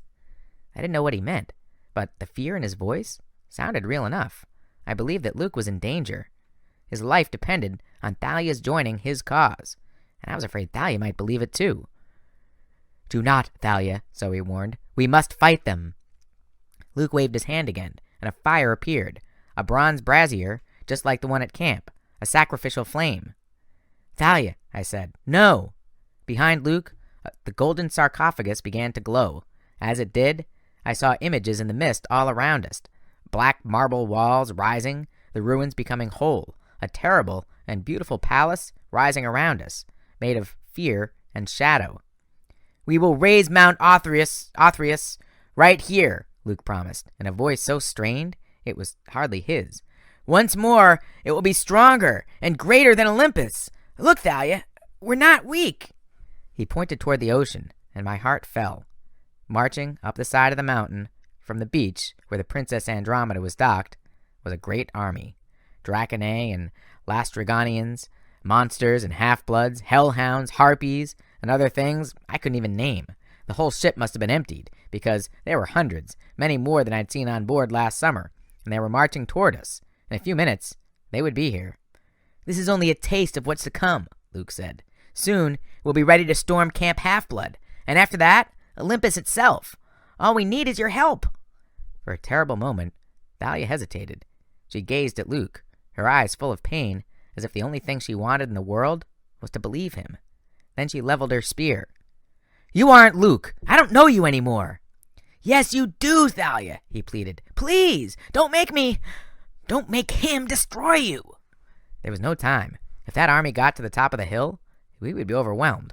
I met Annabeth's eyes again. She nodded. I looked at Thalia and Zoe, and I decided it would be the worst thing in the world to die fighting with friends like this. Now, I said.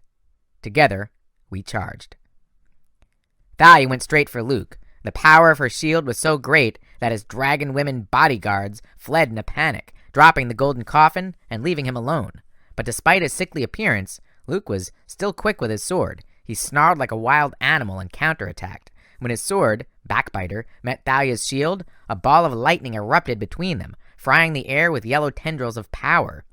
As for me, I did the stupidest thing in my life, which is saying a lot. I attacked the Titan Lord Atlas. He laughed as I approached. A huge javelin appeared in his hands. His silk suit melted into full Greek battle armor. "Go on, then!" "Percy," Zoe said, "beware!" I knew what she was warning me about. Chiron had told me a long time ago. Immortals are constrained by ancient rules, but a hero can go anywhere, challenge anyone, as long as he has the nerve. Once I was attacked, however, Atlas was free to attack back directly with all of his might. I swung my sword, and Atlas knocked me aside with the shaft of his javelin. I flew through the air and slammed into the black wall. It wasn't mist anymore. The palace was rising, brick by brick. It was becoming real. "Fool!" Atlas screamed gleefully, swatting aside one of Zoe's arrows. "Did you think, simply because you could challenge that petty war god, that you could stand up to me?" The mention of Ares sent a jolt through me. I shook off my daze and charged again. If I could get to that pool of water, I could double my strength. The javelin's point slashed toward me like a scythe. I raised Riptide, planning to cut off his weapon at the shaft, but my arm felt like lead. My sword suddenly weighed a ton, and I remembered Ares' warning, spoken on the beach in Los Angeles so long ago. "When you need it most, your sword will fail you." "Not now," I pleaded, but it was no good. I tried to dodge, but the javelin caught me in the chest and sent me flying like a rag doll. I slammed into the ground, my head spinning. I looked up and found I was at the feet of Artemis, still straining under the weight of the sky. "Run, boy," she told me. "You must run!" Atlas was taking his time coming toward me. My sword was gone. It had skittered away over the edge of the cliff. It might reappear in my pocket, maybe in a few seconds, but it didn't matter. I'd be dead by then. Luke and Thalia were fighting like demons, lightning crackling around them. Annabeth was on the ground, desperately struggling to free her hands. "Die, little hero," Atlas said. He raised his javelin to impale me. "No!" Zoe yelled, and a volley of silver arrows sprouted from the armpit chink in Atlas's armor. "Arrgh!" he bellowed, and turned toward his daughter.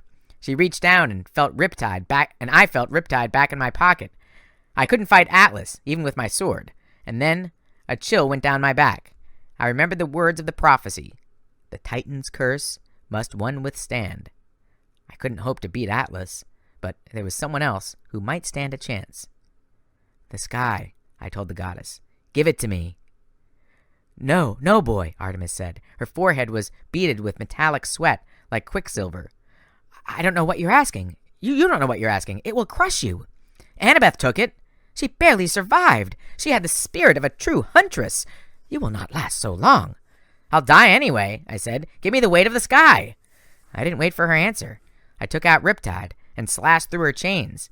Then I stepped next to her and braced myself on one knee, holding up my hands, and touched the cold, heavy clouds. For a moment, Artemis and I bore the weight together. It was the heaviest thing I'd ever felt, as if I were being crushed under 1,000 trucks.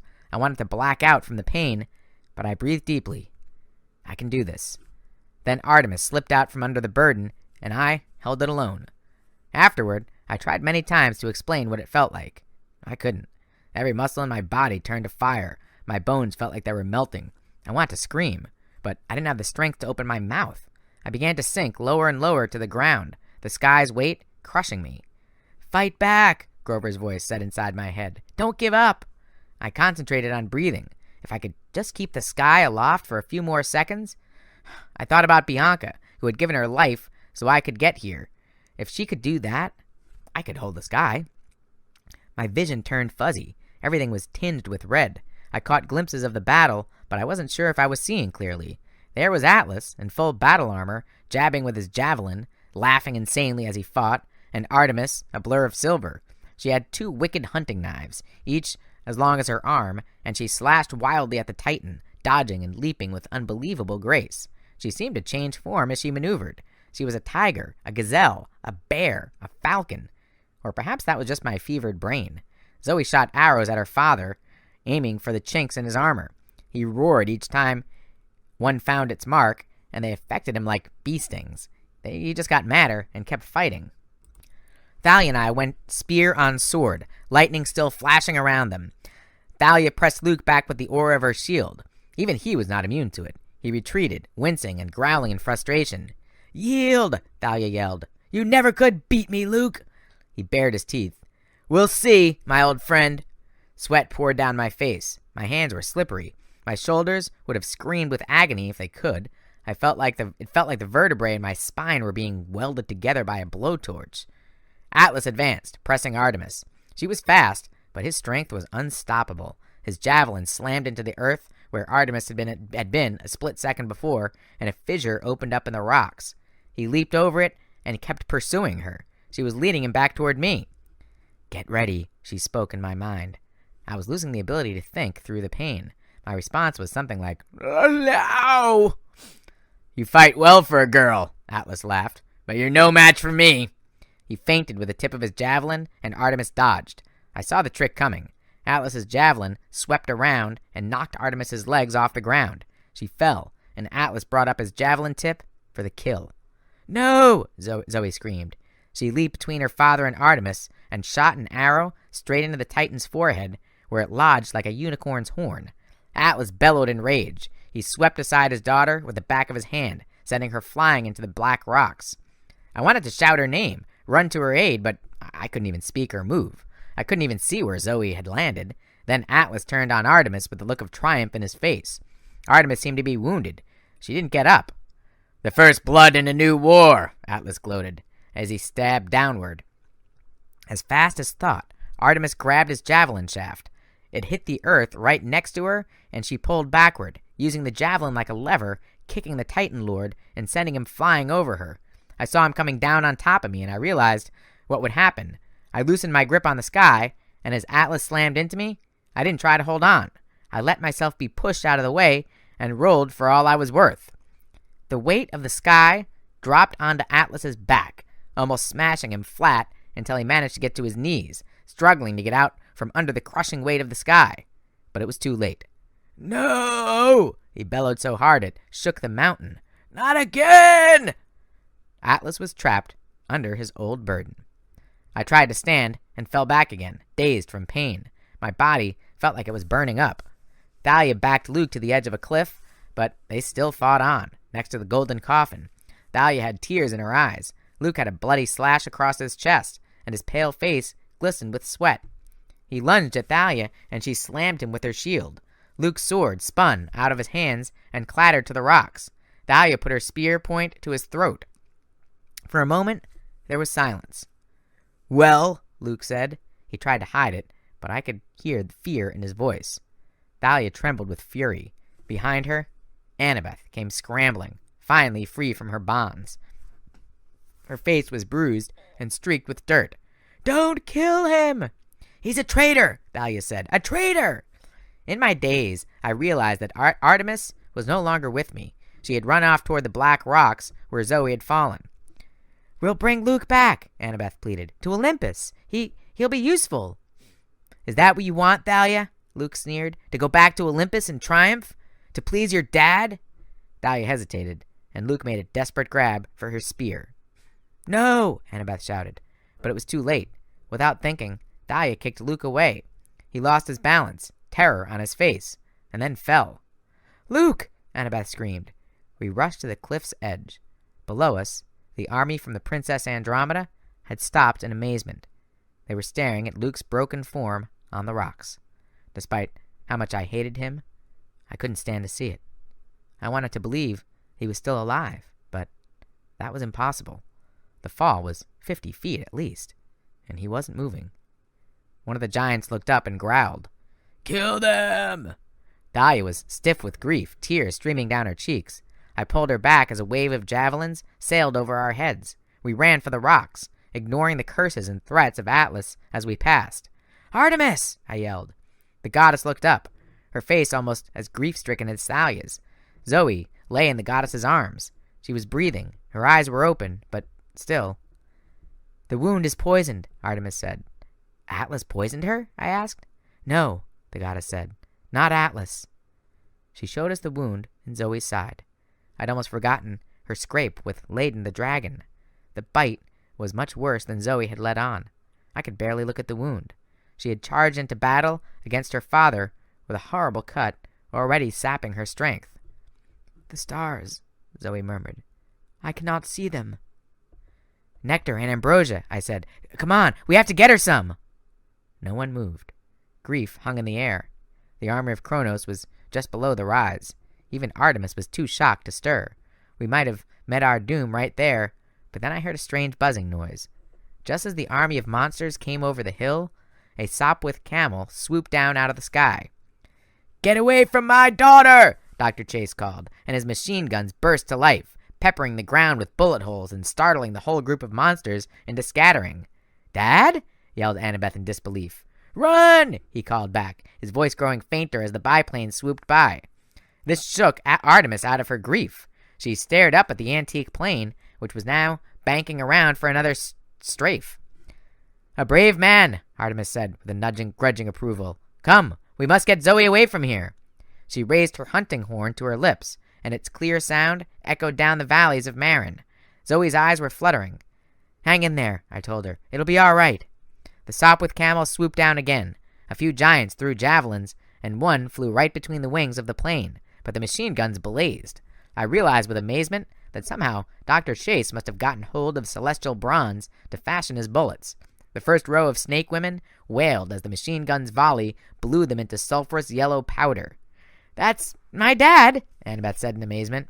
We didn't have time to admire his flying. The giants and snake women were already recovering from their surprise. Dr. Chase would be in trouble soon.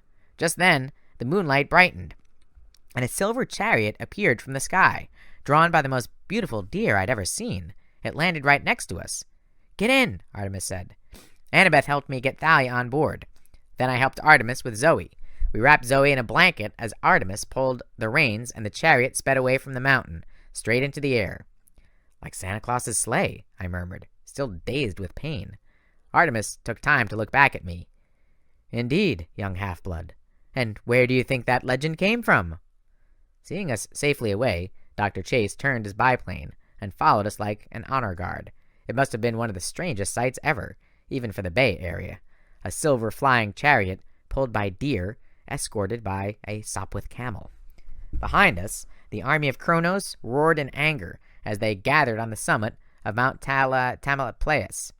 But the loudest sound was the voice of Atlas, bellowing curses against the gods as he struggled under the weight of the sky. Chapter 18. A Friend Says Goodbye.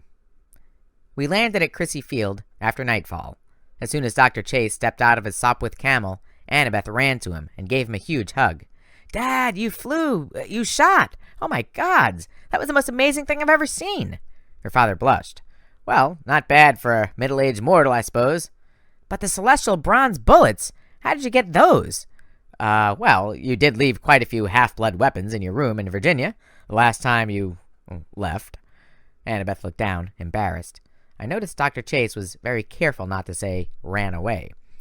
"I decided to try melting some down to make bullet casings," he continued. "Just a little experiment." He said it was no big deal, but he had a gleam in his eye. I could understand all of a sudden why Athena, goddess of crafts and wisdom, had taken a liking to him. He was an excellent mad scientist at heart. "Dad," Annabeth faltered.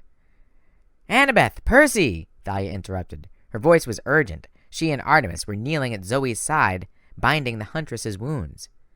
Annabeth and I ran over to help, but there wasn't much we could do.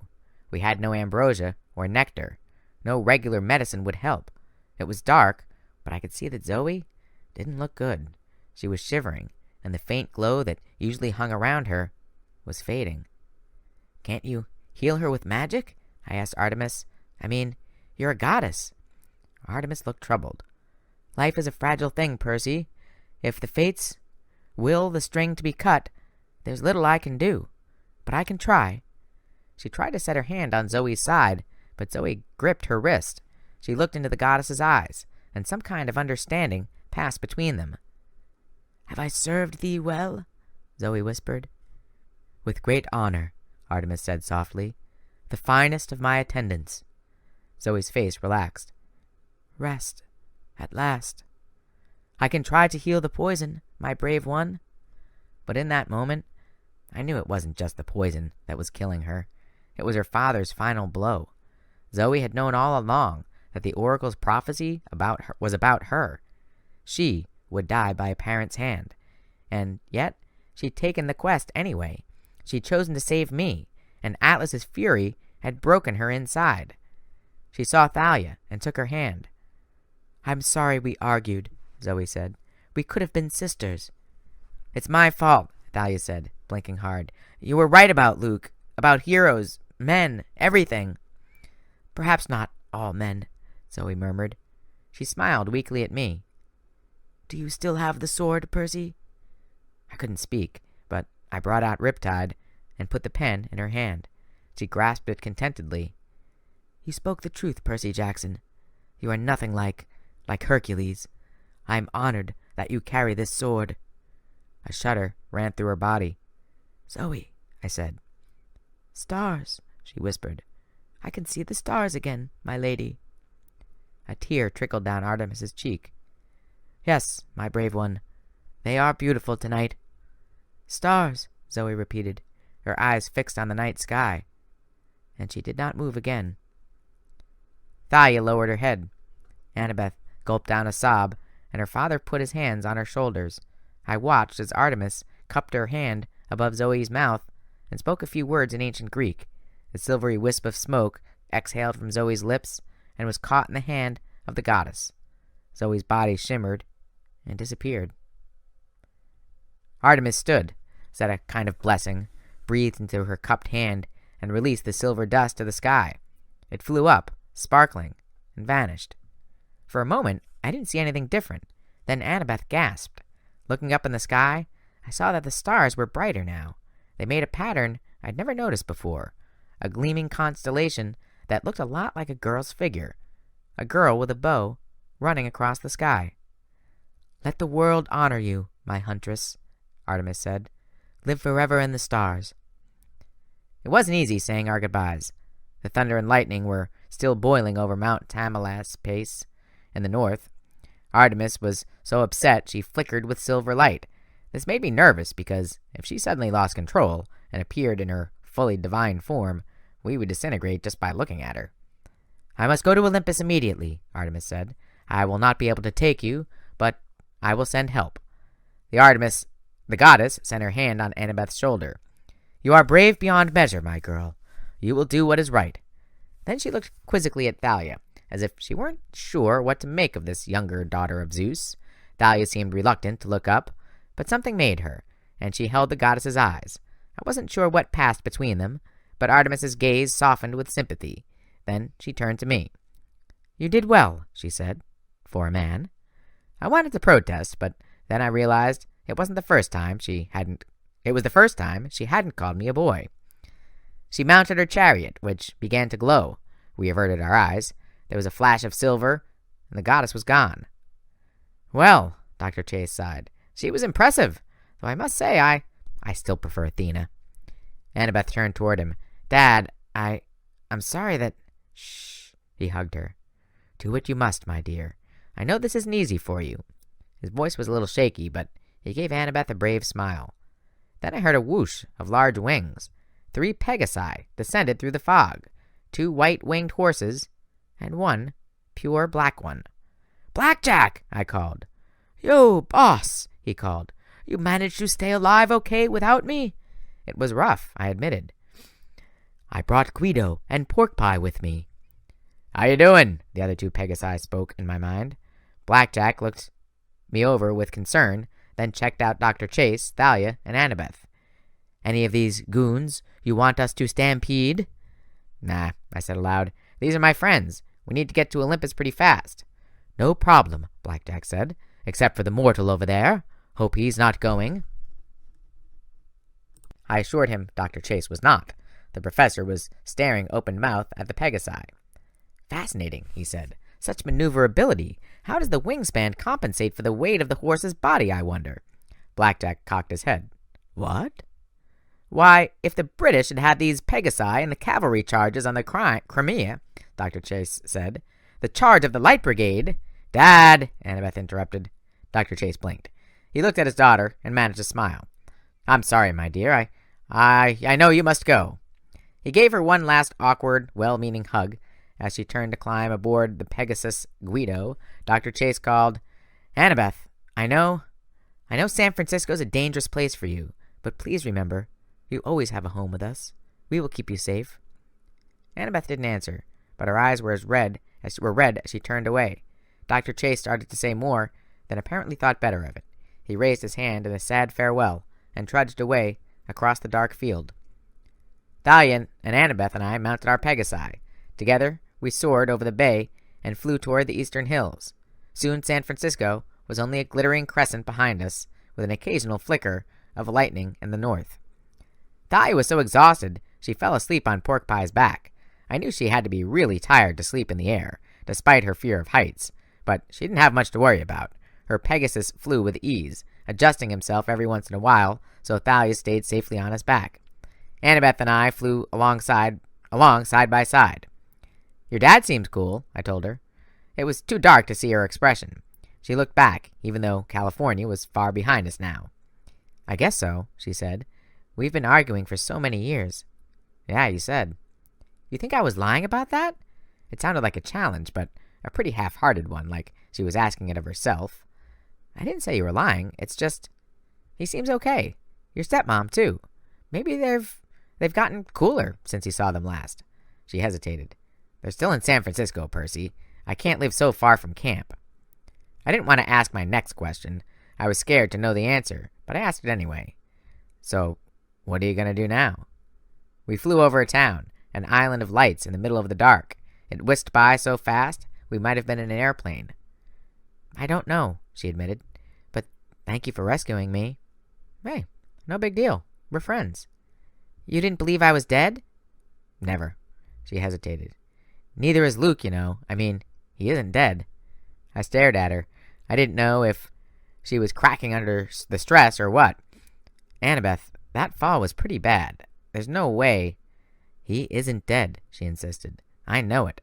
The same way you knew about me. That comparison didn't make me too happy. The towns were zipping by faster now, islands of light thicker together, until the whole landscape was below was a glittering carpet. Dawn was close. The eastern sky was turning gray, and up ahead a huge white and yellow glow spread out before us, the lights of New York. How's that for speedy, boss? Blackjack bragged. We get extra hay for breakfast or what? You're the man, Blackjack, I told him. The horse, I mean. You don't believe me about Luke, Annabeth said. But we'll see him again. He's in trouble, Percy. He's under Kronos' spell. I didn't feel like arguing, though it made me mad. How could she still have any feelings for that creep? How could she possibly make excuses for him? He deserved that fall. He deserved... Okay, I'll say it. He deserved to die. Unlike Bianca, unlike Zoe. Luke couldn't be alive. It wouldn't be fair. There it is, Thalia's voice. She'd woken up. She was pointing toward Manhattan, which was quickly zooming into view. It started... What started? I asked. Then I looked where she was pointing. High above the Empire State Building, Olympus was its own island of light, a floating mountain ablaze with torches and braziers, white marble palaces gleaming in the early morning light. The winter solstice, Thalia said. The Council of the Gods. Chapter 19. The Gods Vote How to Kill Us. Flying was bad enough for a son of Poseidon, but flying straight up to Zeus's palace, with thunder and lightning swirling around it, was even worse. We circled over downtown Manhattan, making one complete orbit around Mount Olympus. I'd only been there once before, traveling by elevator to the secret 600th floor of the Empire State Building. This time, if it was possible, Olympus amazed me even more. In the early morning darkness, torches and fires made the mountainside palaces grow 20 different colors, from blood red to indigo. Apparently no one ever slept on Olympus. The twisting streets were full of demigods and nature spirits and minor godlings bustling about, riding chariots or sedan chairs carried by cyclops. Winter didn't seem to exist here. I caught the scent of the gardens in full bloom, jasmine and roses, and even sweeter things I couldn't name. Music drifted up from the many windows. The soft sounds of lyres and reed pipes. Towering at the peak of the mountain was the greatest palace of all, the glowing white hall of the gods. Our Pegasi set us down on the outer courtyard, in front of a huge silver gate. Before I could even think to knock, the gates opened by themselves. "Good luck, boss," Blackjack said. Yeah, I didn't know why, but I had a sense of doom. I'd never seen all the gods together. I knew any one of them could blast me to dust, and a few of them would like to. "Hey, if you don't come back, can I have your cabin for my stable?" I looked at the Pegasus. "Just a thought," he said. "Sorry." Blackjack and his friends flew off, leaving Thalia, Annabeth, and me alone. For a minute, we stood there regarding the palace, the way we'd stood together in front of Westover Hall, what seemed like 1,000,000 years ago. And then, side by side, we walked into the throne room. 12 enormous thrones made a U around the central hearth, just like the placement of the cabins at camp. The ceiling above glittered with constellations, even the newest one, Zoe, the huntress, making her way across the heavens with her bow drawn. All of the seats were occupied. Each god and goddess was about 15 feet tall, and I'm telling you, if you've ever had a dozen all-powerful, super-huge beings turn their eyes on you at once, well, suddenly facing monsters seems like a picnic. "Welcome, heroes," Artemis said. "Moo." That's when I noticed Bessie and Grover. A sphere of water was hovering in the center of the room, next to the hearth fire. Bessie was swimming happily around, swishing his serpent tail and poking his head out the sides and bottom of the sphere. He seemed to be enjoying the novelty of swimming in a magic bubble. Grover was kneeling at Zeus's throne, as if he'd just been giving a report, but when he saw us, he cried, "You made it!" He started to run toward me, then remembered he was turning his back on Zeus, and looked for permission. "Go on," Zeus said, but he wasn't really paying attention to Grover. The Lord of the Sky was staring intently at Thalia. Grover trotted over. None of the gods spoke. Every clop of Grover's hooves echoed on the marble floor. Bessie splashed in his bubble of water. The hearth fire crackled. I looked nervously at my father, Poseidon. He was dressed similar to the last time I'd seen him, beach shorts, a Hawaiian shirt, and sandals. He had a weathered, sun-tanned face, with a dark beard and deep green eyes. I wasn't sure how he would feel about seeing me again, but the corners of his eyes crinkled with smile lines. He nodded, as if to say, "It's okay." Grover gave Annabeth and Thalia big hugs. Then he grasped my arms. "Percy, Bessie and I made it, but you have to convince them. They can't do it." "Do what?" I asked. "Heroes," Artemis called. The goddess slid down from her throne and turned to human size, a young auburn-haired girl, perfectly at ease in the midst of the giant Olympians. She walked toward us, her silver robes shimmering. There was no emotion in her face. She seemed to walk in a column of moonlight. "The council has informed us of your deeds," Artemis told us. "They know that the Mount Othrys is rising in the west. They know of Atlas's attempt of freedom and the gathering armies of Kronos. We have voted to act." There was some mumbling and a shuffling among the gods, as if they weren't all happy with this plan, but nobody protested. "At my lord Zeus's command," Artemis said, "my brother Apollo and I shall hunt the most powerful monsters, seeking to strike them down before they can join the Titans' cause. Lady Athena shall personally check on the other Titans to make sure they do not escape their various prisons. Lord Poseidon has been given permission to unleash his full fury on the cruise ship Princess Andromeda and send it to the bottom of the sea. And as for you, my heroes," she turned to face the other immortals, "these half-bloods have done Olympus a great service. Would any here deny that?" She looked around at the assembled gods, meeting their faces individually. Zeus, in his dark pinstripe suit, his black beard neatly trimmed, and his eyes sparkling with energy. Next to him sat a beautiful woman with silver hair braided over one shoulder and a dress that shimmered colors like peacock feathers, the Lady Hera. On Zeus's right, my father Poseidon. Next to him, a huge lump of a man with a leg and a steel brace, a misshapen head, and a wild brown beard, fire flickering through his whiskers, the Lord of the Forges, Hephaestus. Hermes winked at me. He was wearing a business suit today, checking messages on his Caduceus mobile phone. Apollo leaned back on his golden throne with his shades on. He had iPod headphones on, so I wasn't sure he was even listening, but he gave me a thumbs up. Dionysus looked bored, twirling a grapevine between his fingers. And Ares, well, he sat on his chrome and leather throne, glowering at me while he sharpened a knife. On the ladies' side of the throne room, a dark-haired goddess in green robes sat next to Hera, on a throne woven of apple tree branches. Demeter, goddess of the harvest. Next to her sat a beautiful, gray-eyed woman in an elegant white dress. She could only be Annabeth's mother, Athena. Then there was Aphrodite, who smiled at me knowingly and made me blush in spite of myself. All the Olympians in one place. So much power in this room, it was a miracle the whole palace didn't blow apart. I gotta say, Apollo broke the silence, these kids did okay. He cleared his throat and began to recite. Heroes win laurels. Yes, first class, Hermes interrupted, like he was anxious to avoid Apollo's poetry. All in favor of not disintegrating them? A few tentative hands went up. Demeter, Aphrodite. Well, just a minute, Ares growled. He pointed at Thalia and me. These two are dangerous. It'd be much safer while we've got them here. Ares, Poseidon interrupted. They are worthy heroes. We will not you will not blast my son to bits. Not my daughter, Zeus grumbled. She has done well. Thalia blushed. She studied the floor. I knew how she felt. I hardly ever talked to my father, much less gotten a compliment. The goddess Athena cleared her throat and sat forward. I'm proud of my daughter as well, but there is security risk here with the other two. Mother, Annabeth said, how can you? Athena cut her off with a calm but firm look. It is unforgettable that my father Zeus and my uncle Poseidon chose to break their oath not to have more children. Only Hades kept his word, a fact that I find ironic. As we know from the great prophecy, children of the three elder gods, such as Thalia and Perse, are dangerous. As thick-headed as he is, Ares has a point. Right, Ares said. Hey, wait a minute. Who you calling?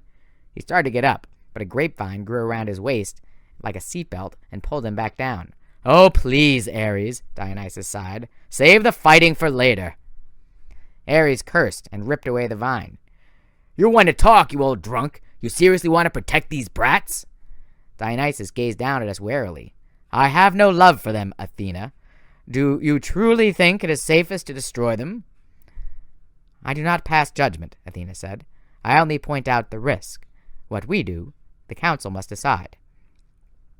I will not have them punished, Artemis said. I will have them rewarded. If we destroy heroes who do us a great favor, then we are no better than the Titans. If this is Olympian justice, I will have none of it.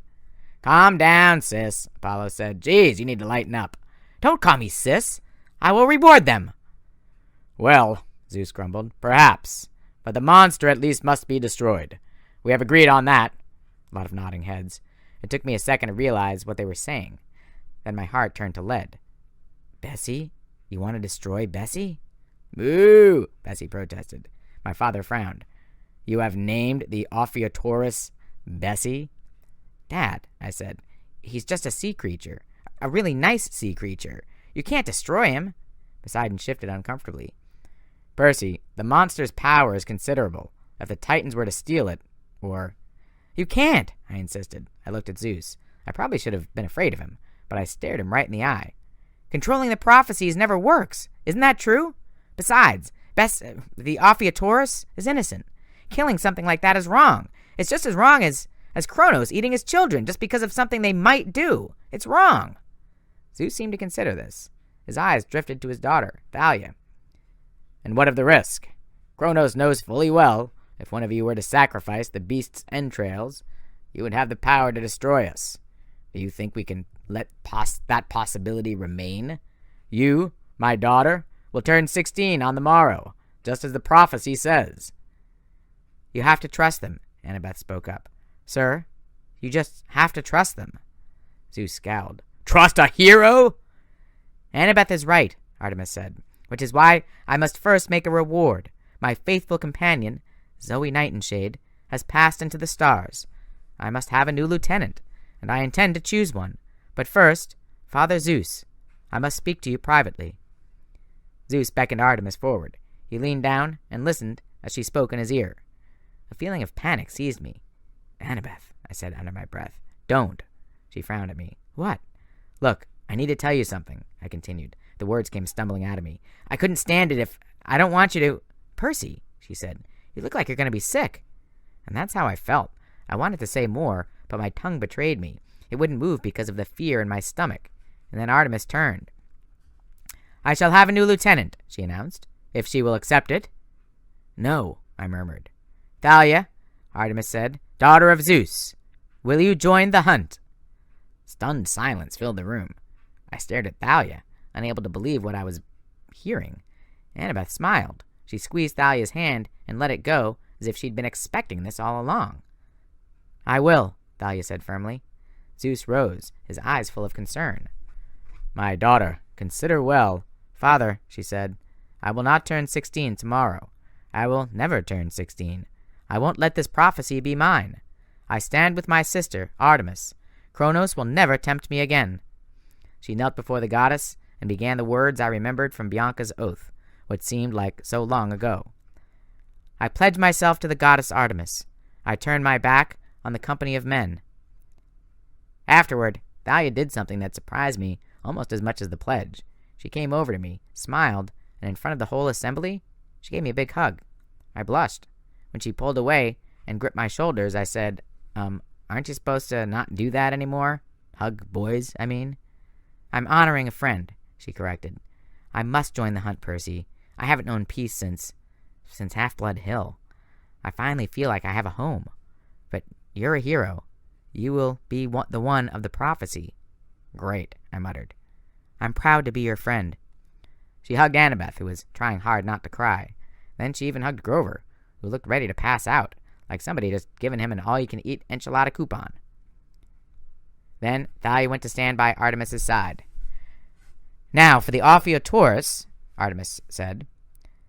"This boy is still dangerous," Dionysus warned.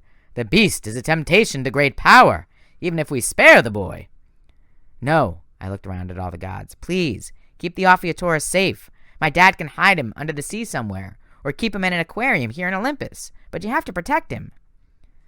"And why should we trust you?" rumbled Hephaestus. "I'm only 14, I said. "If this prophecy is about me, that's 2 more years." "2 more years for Kronos to deceive you," Athena said. "So much can change in 2 years, my young hero." "Mother," Annabeth said, exasperated, "it is only the truth, child. It is a bad strategy to keep the animal alive. Or the boy." My father stood.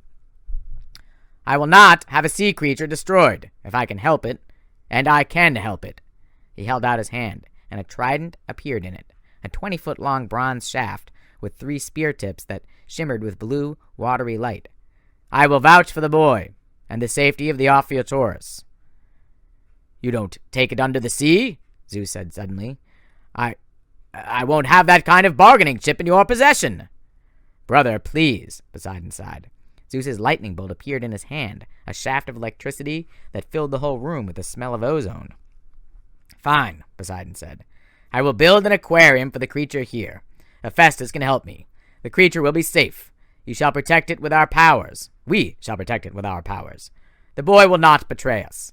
I will vouch for this on my honor." Zeus thought about this. "All in favor?" To my surprise, a lot of hands went up. Dionysus abstained, so did Ares and Athena. But everybody else... "We have a majority," Zeus decreed. "And so, since we will not be destroying these heroes, I imagine we should honor them. Let the triumph celebration begin." There are parties, and then there are huge, major, blowout parties. And then there are Olympian parties. If you ever get a choice, go for the Olympian. The 9 muses cranked up the tunes, and I realized the music was whatever you wanted it to be.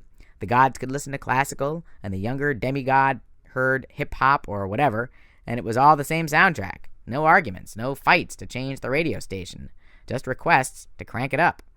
Dionysus went around growing refreshment stands out of the ground, and a beautiful woman walked with him arm in arm, his wife, Ariadne, and Dionysus looked happy for the first time. Nectar and ambrosia overflowed from golden fountains, and platters of mortal snack food crowded the banquet tables. Golden goblets filled with whatever drink you wanted. Grover trotted around with a full plate of tin cans and enchiladas, and his goblet was full of double espresso latte, which he kept muttering over an incantation. Pan, pan. Gods kept coming over to congratulate me. Thankfully, they had reduced themselves to human size, so they didn't accidentally trample partygoers under their feet. Hermes started chattering with me, and he was so cheerful, I hated to tell him what had happened to his least favorite son, Luke. But before I could even get up the courage, Hermes got a call on his caduceus and walked away. Apollo told me I could drive his sun chariot any time, and if I ever wanted archery lessons...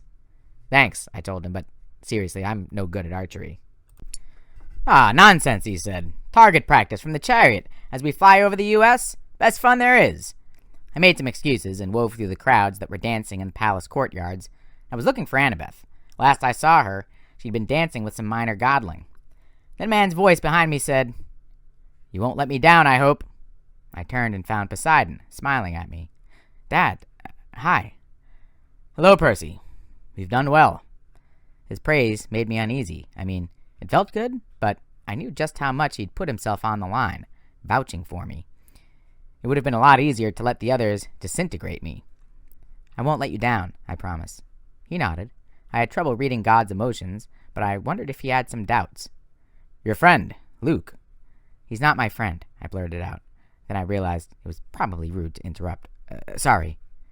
"Your former friend, Luke," Poseidon corrected. "He once promised things like that. He was Hermes' pride and joy. Just bear that in mind, Percy. Even the bravest can fall." "Luke fell pretty hard," I agreed. "He's dead."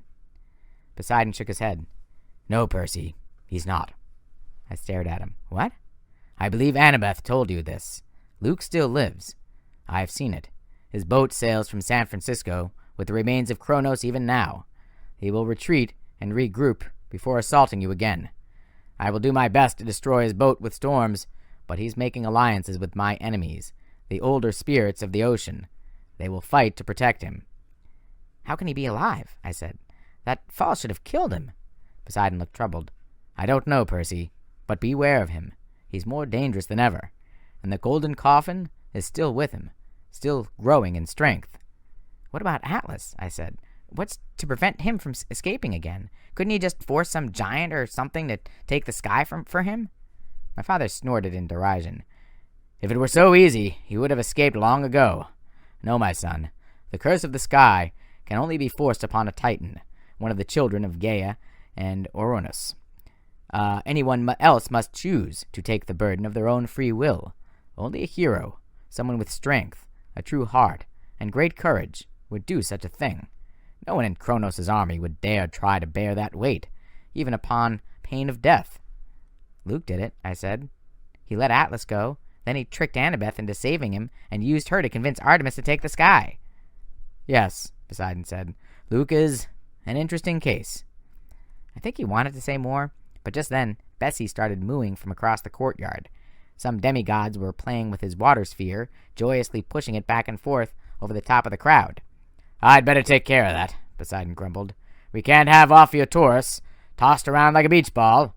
Be good, my son. We may not speak again for some time." And just like that, he was gone. I was about to keep searching the crowd when another voice spoke. "Your father takes a great risk, you know."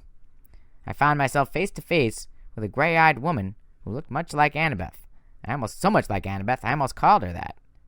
Athena.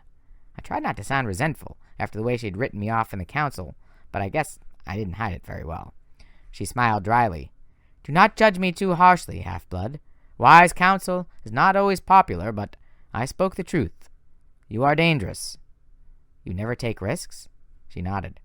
"I concede the point. You may perhaps be useful, and yet your fatal flaw may destroy us as well as yourself." My heart crept into my throat. A year ago, Annabeth and I had had a talk about fatal flaws. Every hero had one. Hers, she said, was pride. She believed she could do anything, like holding up the world, for instance, or saving Luke. But I didn't really know what mine was. Athena looked almost sorry for me. "Kronos knows your flaw, even if you do not. He knows how to study his enemies. Think, Percy, how has he manipulated you? First your mother was taken from you, then your best friend, Grover, now my daughter, Annabeth." She paused, disapproving. "In each case your loved ones have been used to lure you into Kronos' traps. Your fatal flaw is personal loyalty, Percy. You do not know when it is time to cut your losses. To save a friend, you would sacrifice the world. And a hero of the prophecy, that is very, very dangerous." I balled my fists. "That's not a flaw. Just because I want to help my friends? The most dangerous flaws are those which are good in moderation," she said. "Evil is easy to fight. Lack of wisdom, that is very hard indeed." I wanted to argue, but I found I couldn't. Athena was pretty darn smart. "I hope the council's decisions prove wise," Athena said. But I will be watching, Percy Jackson. I do not approve of your friendship with my daughter. I do not think it wise for either of you. And should you begin to waver in your loyalties—" She fixed me with her cold, gray stare, and I realized what a terrible enemy Athena would make, 10 times worse than Ares or Dionysus, or maybe even my father. Athena would never give up.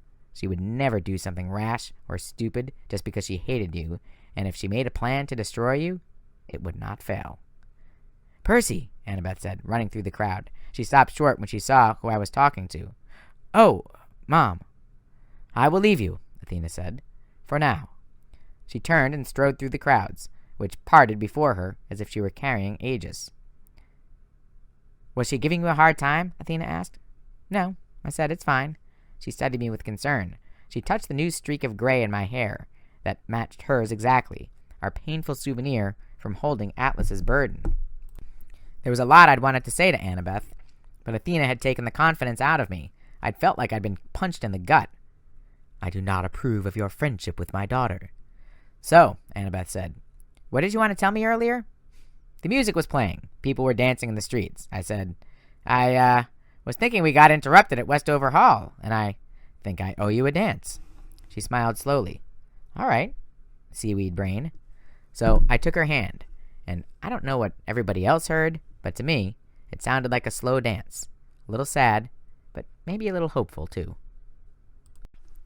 Chapter 20. I get a new enemy for Christmas.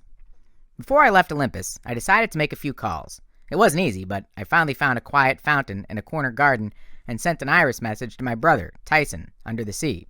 I told him about our adventures, and Bessie. He wanted to hear every detail about the cute baby cow serpent, and I assured him that Annabeth was safe. Finally, I got around to explaining how the shield he'd made me last summer had been damaged in the manticore attack.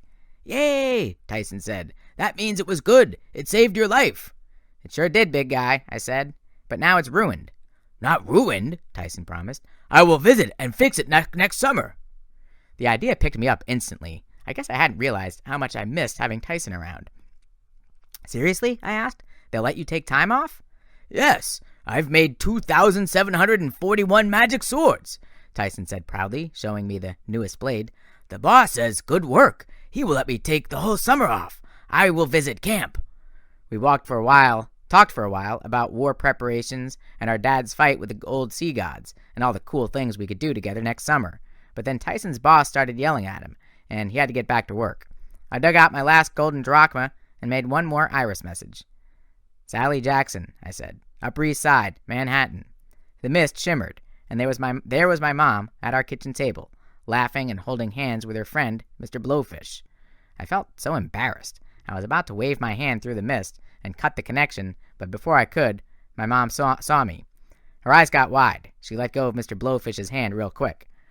"Oh, Paul, you know what? I left my writing journal in the living room. Would you mind getting it for me?" "Sure, Sally. No problem." He left the room, and instantly my mom leaned toward the iris message. "Percy, are you all right?" "I'm, fine. How's that writing seminar going?" She pursed her lips. "It's fine, but that's not important. Tell me what's happened." I filled her in as quickly as I could. She sighed with relief when she heard that Annabeth was safe. "I knew you could do it," she said. "I'm so proud." "Yeah, well, I'd better let you get back to your homework. Percy, Paul and I—" "Mom, are you happy?" The question seemed to take her by surprise. She thought for a moment. "Yes, I really am, Percy. Being around him makes me happy." "Then it's cool. Seriously, don't worry about me." The funny thing was, I meant it. Considering the quest I'd just had, maybe I should have been worried for my mom. I'd seen how mean people could be to each other, like Hercules was to Zoe Nightingale, like Luke was to Thalia. I'd met Aphrodite, goddess of love, in person, and her powers had scared me worse than Ares. But seeing my mother, laughing and smiling, after all the years she'd suffered with my nasty ex-stepfather, Gabe Bugliano, I couldn't help feeling happy for her. "You promise not to call him Mr. Blowfish?" she asked. I shrugged. Well, maybe not to his face, anyway. "Sally!" Mr. Blowfish called from our living room. You need the green binder or the red one?" "I'd better go," she told me. "See you for Christmas?" "Are you putting blue candy in my stocking?" She smiled. if you're not too old for that." "I'm never too old for candy." "I'll see you then." She waved her hand across the mist. Her image disappeared, and I thought to myself that Thalia had been right. So many days ago at Westover Hall, my mom was pretty cool. Compared to Mount Olympus, Manhattan was quiet. Friday before Christmas, but it was early in the morning, and hardly anyone was on Fifth Avenue. Argus, the many-eyed security chief, picked up Annabeth, Grover, and me at the Empire State Building and ferried us back to camp through a light snowstorm. The Long Island Expressway was almost deserted. As we trudged back to Camp Half-Blood, to the pine tree where the golden fleece glittered, I half expected to see Thalia there, waiting for us. But she wasn't. She was long gone with Artemis and the rest of the hunters, off on their next adventure. Chiron greeted us at the big house with hot chocolate and toasted cheese sandwiches. Grover went off with his satyr friends to spread the word about our strange encounter with the magic of Pan. Within an hour, the satyrs were all running around, agitated, asking where the nearest espresso bar was. Annabeth and I sat with Chiron and some of the other senior campers, Beckendorf, Selena Beauregard, and the Stoll brothers. Even Clarice from the Aries cabin was there, back from her secretive scouting mission. I knew she must have had a difficult guest because she didn't even try to pulverize me. She had a new scar on her chin, and her dirty blonde hair had been cut short and ragged, like someone had attacked it with a pair of safety scissors. "I got news," she mumbled uneasily. "Bad news." "I'll fill you in later," Chiron said with forced cheerfulness. "The important thing is you have prevailed, and you saved Annabeth." Annabeth smiled at me gratefully, which made me look away. For some strange reason, I found myself thinking about Hoover Dam and the odd mortal girl I'd run into there, Rachel Elizabeth Dare. I didn't know why, but her annoying comments kept coming back to me. "Do you always kill people when they blow their noses?" I was only alive because so many people had helped me, even a random mortal girl like that. I never even explained to her who I was. "Luke is alive," I said. Annabeth was right. Annabeth sat up. "How do you know?" I tried to feel annoyed by her interest. I told her what my dad had said about the Princess Andromeda. "Well," Annabeth shifted uncomfortably in her chair, "if the final battle does come when Percy is 16, at least we have 2 more years to figure something out." I had a feeling that when she said figure something out, she meant get Luke to change his ways, which annoyed me even more. Chiron's expression was gloomy. Sitting by the fire in his wheelchair, he looked really old. I mean, he was really old, but he usually didn't look it. 2 years may seem like a long time," he said, "but it is the blink of an eye. I still hope you are not the child of the prophecy, Percy, but if you are, then the Second Titan War is almost upon us. Kronos' first strike will be here." "How do you know?" I asked. "Why would he care about camp?" "Because the gods use heroes as their tools," Chiron said simply. "Destroy the tools, and the gods will be crippled.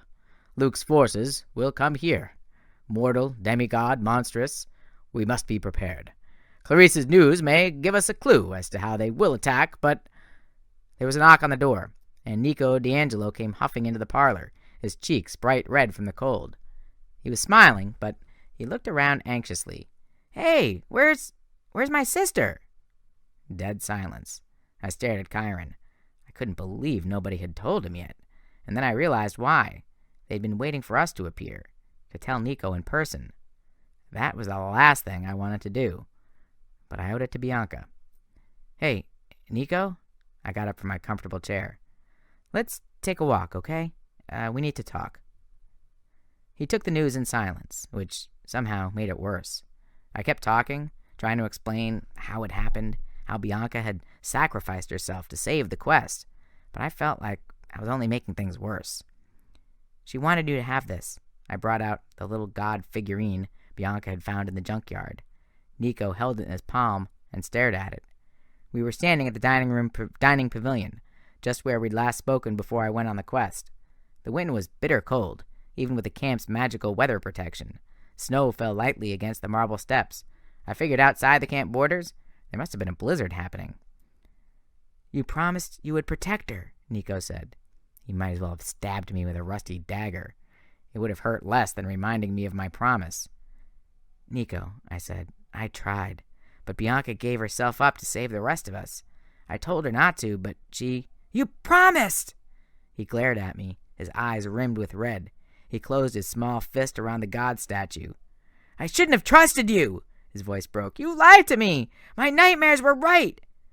"Wait, what nightmares?" He flung the god statue to the ground, and it clattered across the icy marble. "I hate you!" "She might be alive," I said desperately. I don't know for sure." "She's dead!" He closed his eyes. His whole body trembled with rage. "I should have known it earlier. She's in the fields of asphodel, standing before the judges right now, being evaluated. I can feel it." "What do you mean you can feel it?" Before he could answer, I heard a new sound behind me, a hissing, clattering noise I recognized all too well. I drew my sword, and Nico gasped. I whirled and found myself facing 4 skeleton warriors. They grinned fleshless grins and advanced with swords drawn. I wasn't sure how they made it inside the camp, but it didn't matter. I'd never get help in time. You're trying to kill me!" Nico screamed. "You brought these things?" "No, yes, they followed me, but no, Nico, run! They can't be destroyed!" "I don't trust you!" The first skeleton charged. I knocked aside its blade, but the other 3 kept coming. I sliced one in half, but immediately it began to knit back together. I knocked another's head off, but it just kept fighting. "Run, Nico!" I yelled. "Get help!" "No!" He pressed his hands to his ears. I couldn't fight 4 at once, not if they wouldn't die. I slashed, whirled, jabbed, blocked, but they just kept advancing. It was only a matter of seconds before the zombies overpowered me. "No!" Nico shouted louder. "Go away!" The ground rumbled beneath me. The skeletons froze. I rolled out of the way just as a crack opened at the feet of the 4 warriors. The ground ripped apart like a snapping mouth. Flames erupted from the fissure, and the earth swallowed the skeletons in one loud crunch. Silence. In the place where the skeletons had stood, a 20-foot-long scar wove across the marble floor of the pavilion. Otherwise, there was no sign of the warriors. Awestruck, I looked at Nico. "How did you—" "Go away!" he yelled. "I hate you! I wish you were dead!" The ground didn't swallow me up, but Nico ran down the steps, heading toward the woods. I started to follow, but slipped and fell on the icy steps. When I got up, I noticed what I'd slipped on. I picked up the god statue Bianca had retrieved from the junkyard for Nico. The only statue he didn't have, she'd said. A last gift from his sister. I stared at it with dread, because now I understood why the face looked familiar. I'd seen it before. It was a statue of Hades, Lord of the Dead.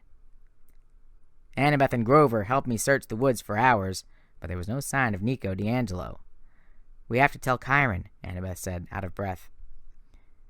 "No," I said. She and Grover both stared at me. Grover said nervously, "What do you mean, no?" I was still trying to figure out why I'd said that, but the words spilled out of me. "We can't let anyone know. I don't think anyone realizes that Nico is—" "A son of Hades," Annabeth said. "Percy, do you have any idea how serious this is? Even Hades broke the oath. This is horrible." "I don't think so," I said. "I don't think Hades broke the oath." "What?" "He's their dad," I said. "But Bianca and Nico have been out of commission for a long time, since even before World War II. "The Lotus Casino," Grover said, and he told Annabeth about the conversations we'd had with Bianca on the quest. "She and Nico were stuck there for decades. They were born before the oath was made." I nodded. "But how did they get out?" Annabeth protested. "I don't know," I admitted. "Bianca said a lawyer came and got them and drove them to Westover Hall. I don't know who that could have been or why.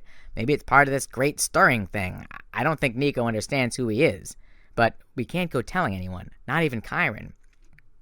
If the Olympians find out, it might start them fighting amongst each other again," Annabeth said. "That's the last thing we need."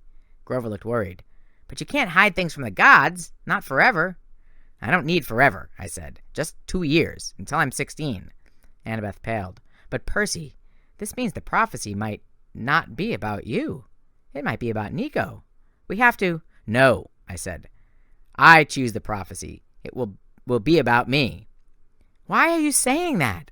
she cried. "You want to be responsible for the whole world?" It was the last thing I wanted, but I didn't say that. I knew I had to step up and claim it. "I can't let Nico be any more danger," I said. "I owe that much to his sister. I let them both down. I'm not going to let that poor kid suffer any more." The poor kid who hates you and wants to see you dead, Grover reminded me. Maybe we can find him, I said. We can convince him it's okay. Hide him someplace safe. Annabeth shivered. If Luke gets a hold of him. Luke won't, I said. I'll make sure he's got other things to worry about, namely me. I wasn't sure Chiron believed the story Annabeth and I told him. I think he could tell I was holding something back about Nico's disappearance, but in the end, he accepted it. Unfortunately, Nico wasn't the first half-blood to disappear. So young, Chiron sighed, his hands on the rail of the front porch. Alas, I hope he was eaten by monsters. Much better than being recruited into the Titan's army. That idea made me really uneasy. I almost changed my mind about telling Chiron, but I didn't. You really think the first attack will be here? I asked. Chiron stared at the snow falling on the hills. I could see smoke from the dragon guardian in the pine tree, the glitter of the distant fleece. It will not be until summer, at least, Chiron said. This winter will be hard, the hardest for many centuries. It's best that you go home to the city, Percy. Try to keep your mind on school. And rest. You will need rest. I looked at Annabeth. What about you? Her cheeks flushed. I'm going to try San Francisco after all. Maybe I can keep an eye on Mount Tam. Make sure the Titans don't try anything. You'll send an Iris message if anything goes wrong? She nodded. But I think Chiron's right. It won't be until the summer. Luke will need time to regain his strength. I didn't like the idea of waiting. Then again, next August I would be turning 15. So close to 16, I didn't want to think about it. All right, I said. Just take care of yourself. And no crazy stunts in the Sopwith Camel. She smiled tentatively. Deal. And Percy? Whatever she was going to say was interrupted by Grover, who stumbled out of the big house, tripping over tin cans. His face was haggard and pale, like he'd seen a specter. He spoke, Grover cried. Calm down, my young satyr, Chiron said, frowning. What's the matter? I was playing music in the parlor, he stammered, and drinking coffee, lots and lots of coffee, and he spoke in my mind. Who? Annabeth demanded. Pan, Grover wailed. The Lord of the Wild himself! I heard him! I have to find a suitcase! Whoa, I said. What did he say? Grover stared at me. Just 3 words. He said, I await you. And that's the end of The Titan's Curse by Rick Riordan. As you know, that's book 3 in the series. Book 4 is The Battle of the Labyrinth. I will be posting chapters on that very soon. Give me a couple days here, but hopefully by the end of the week, I'll start posting that one. Also, if you're looking for other good books to read in the meantime, I'm in the middle of posting chapters of Chasing Lincoln's Killer, which is nonfiction about the manhunt for John Wilkes Booth. It's really good, a lot of action. It's a fun book. Plus, if you're into the Civil War, it's really interesting. Also, I finished The Hunger Games. That's posted, and there'll be more to come. So I hope you enjoyed The Titan's Curse, and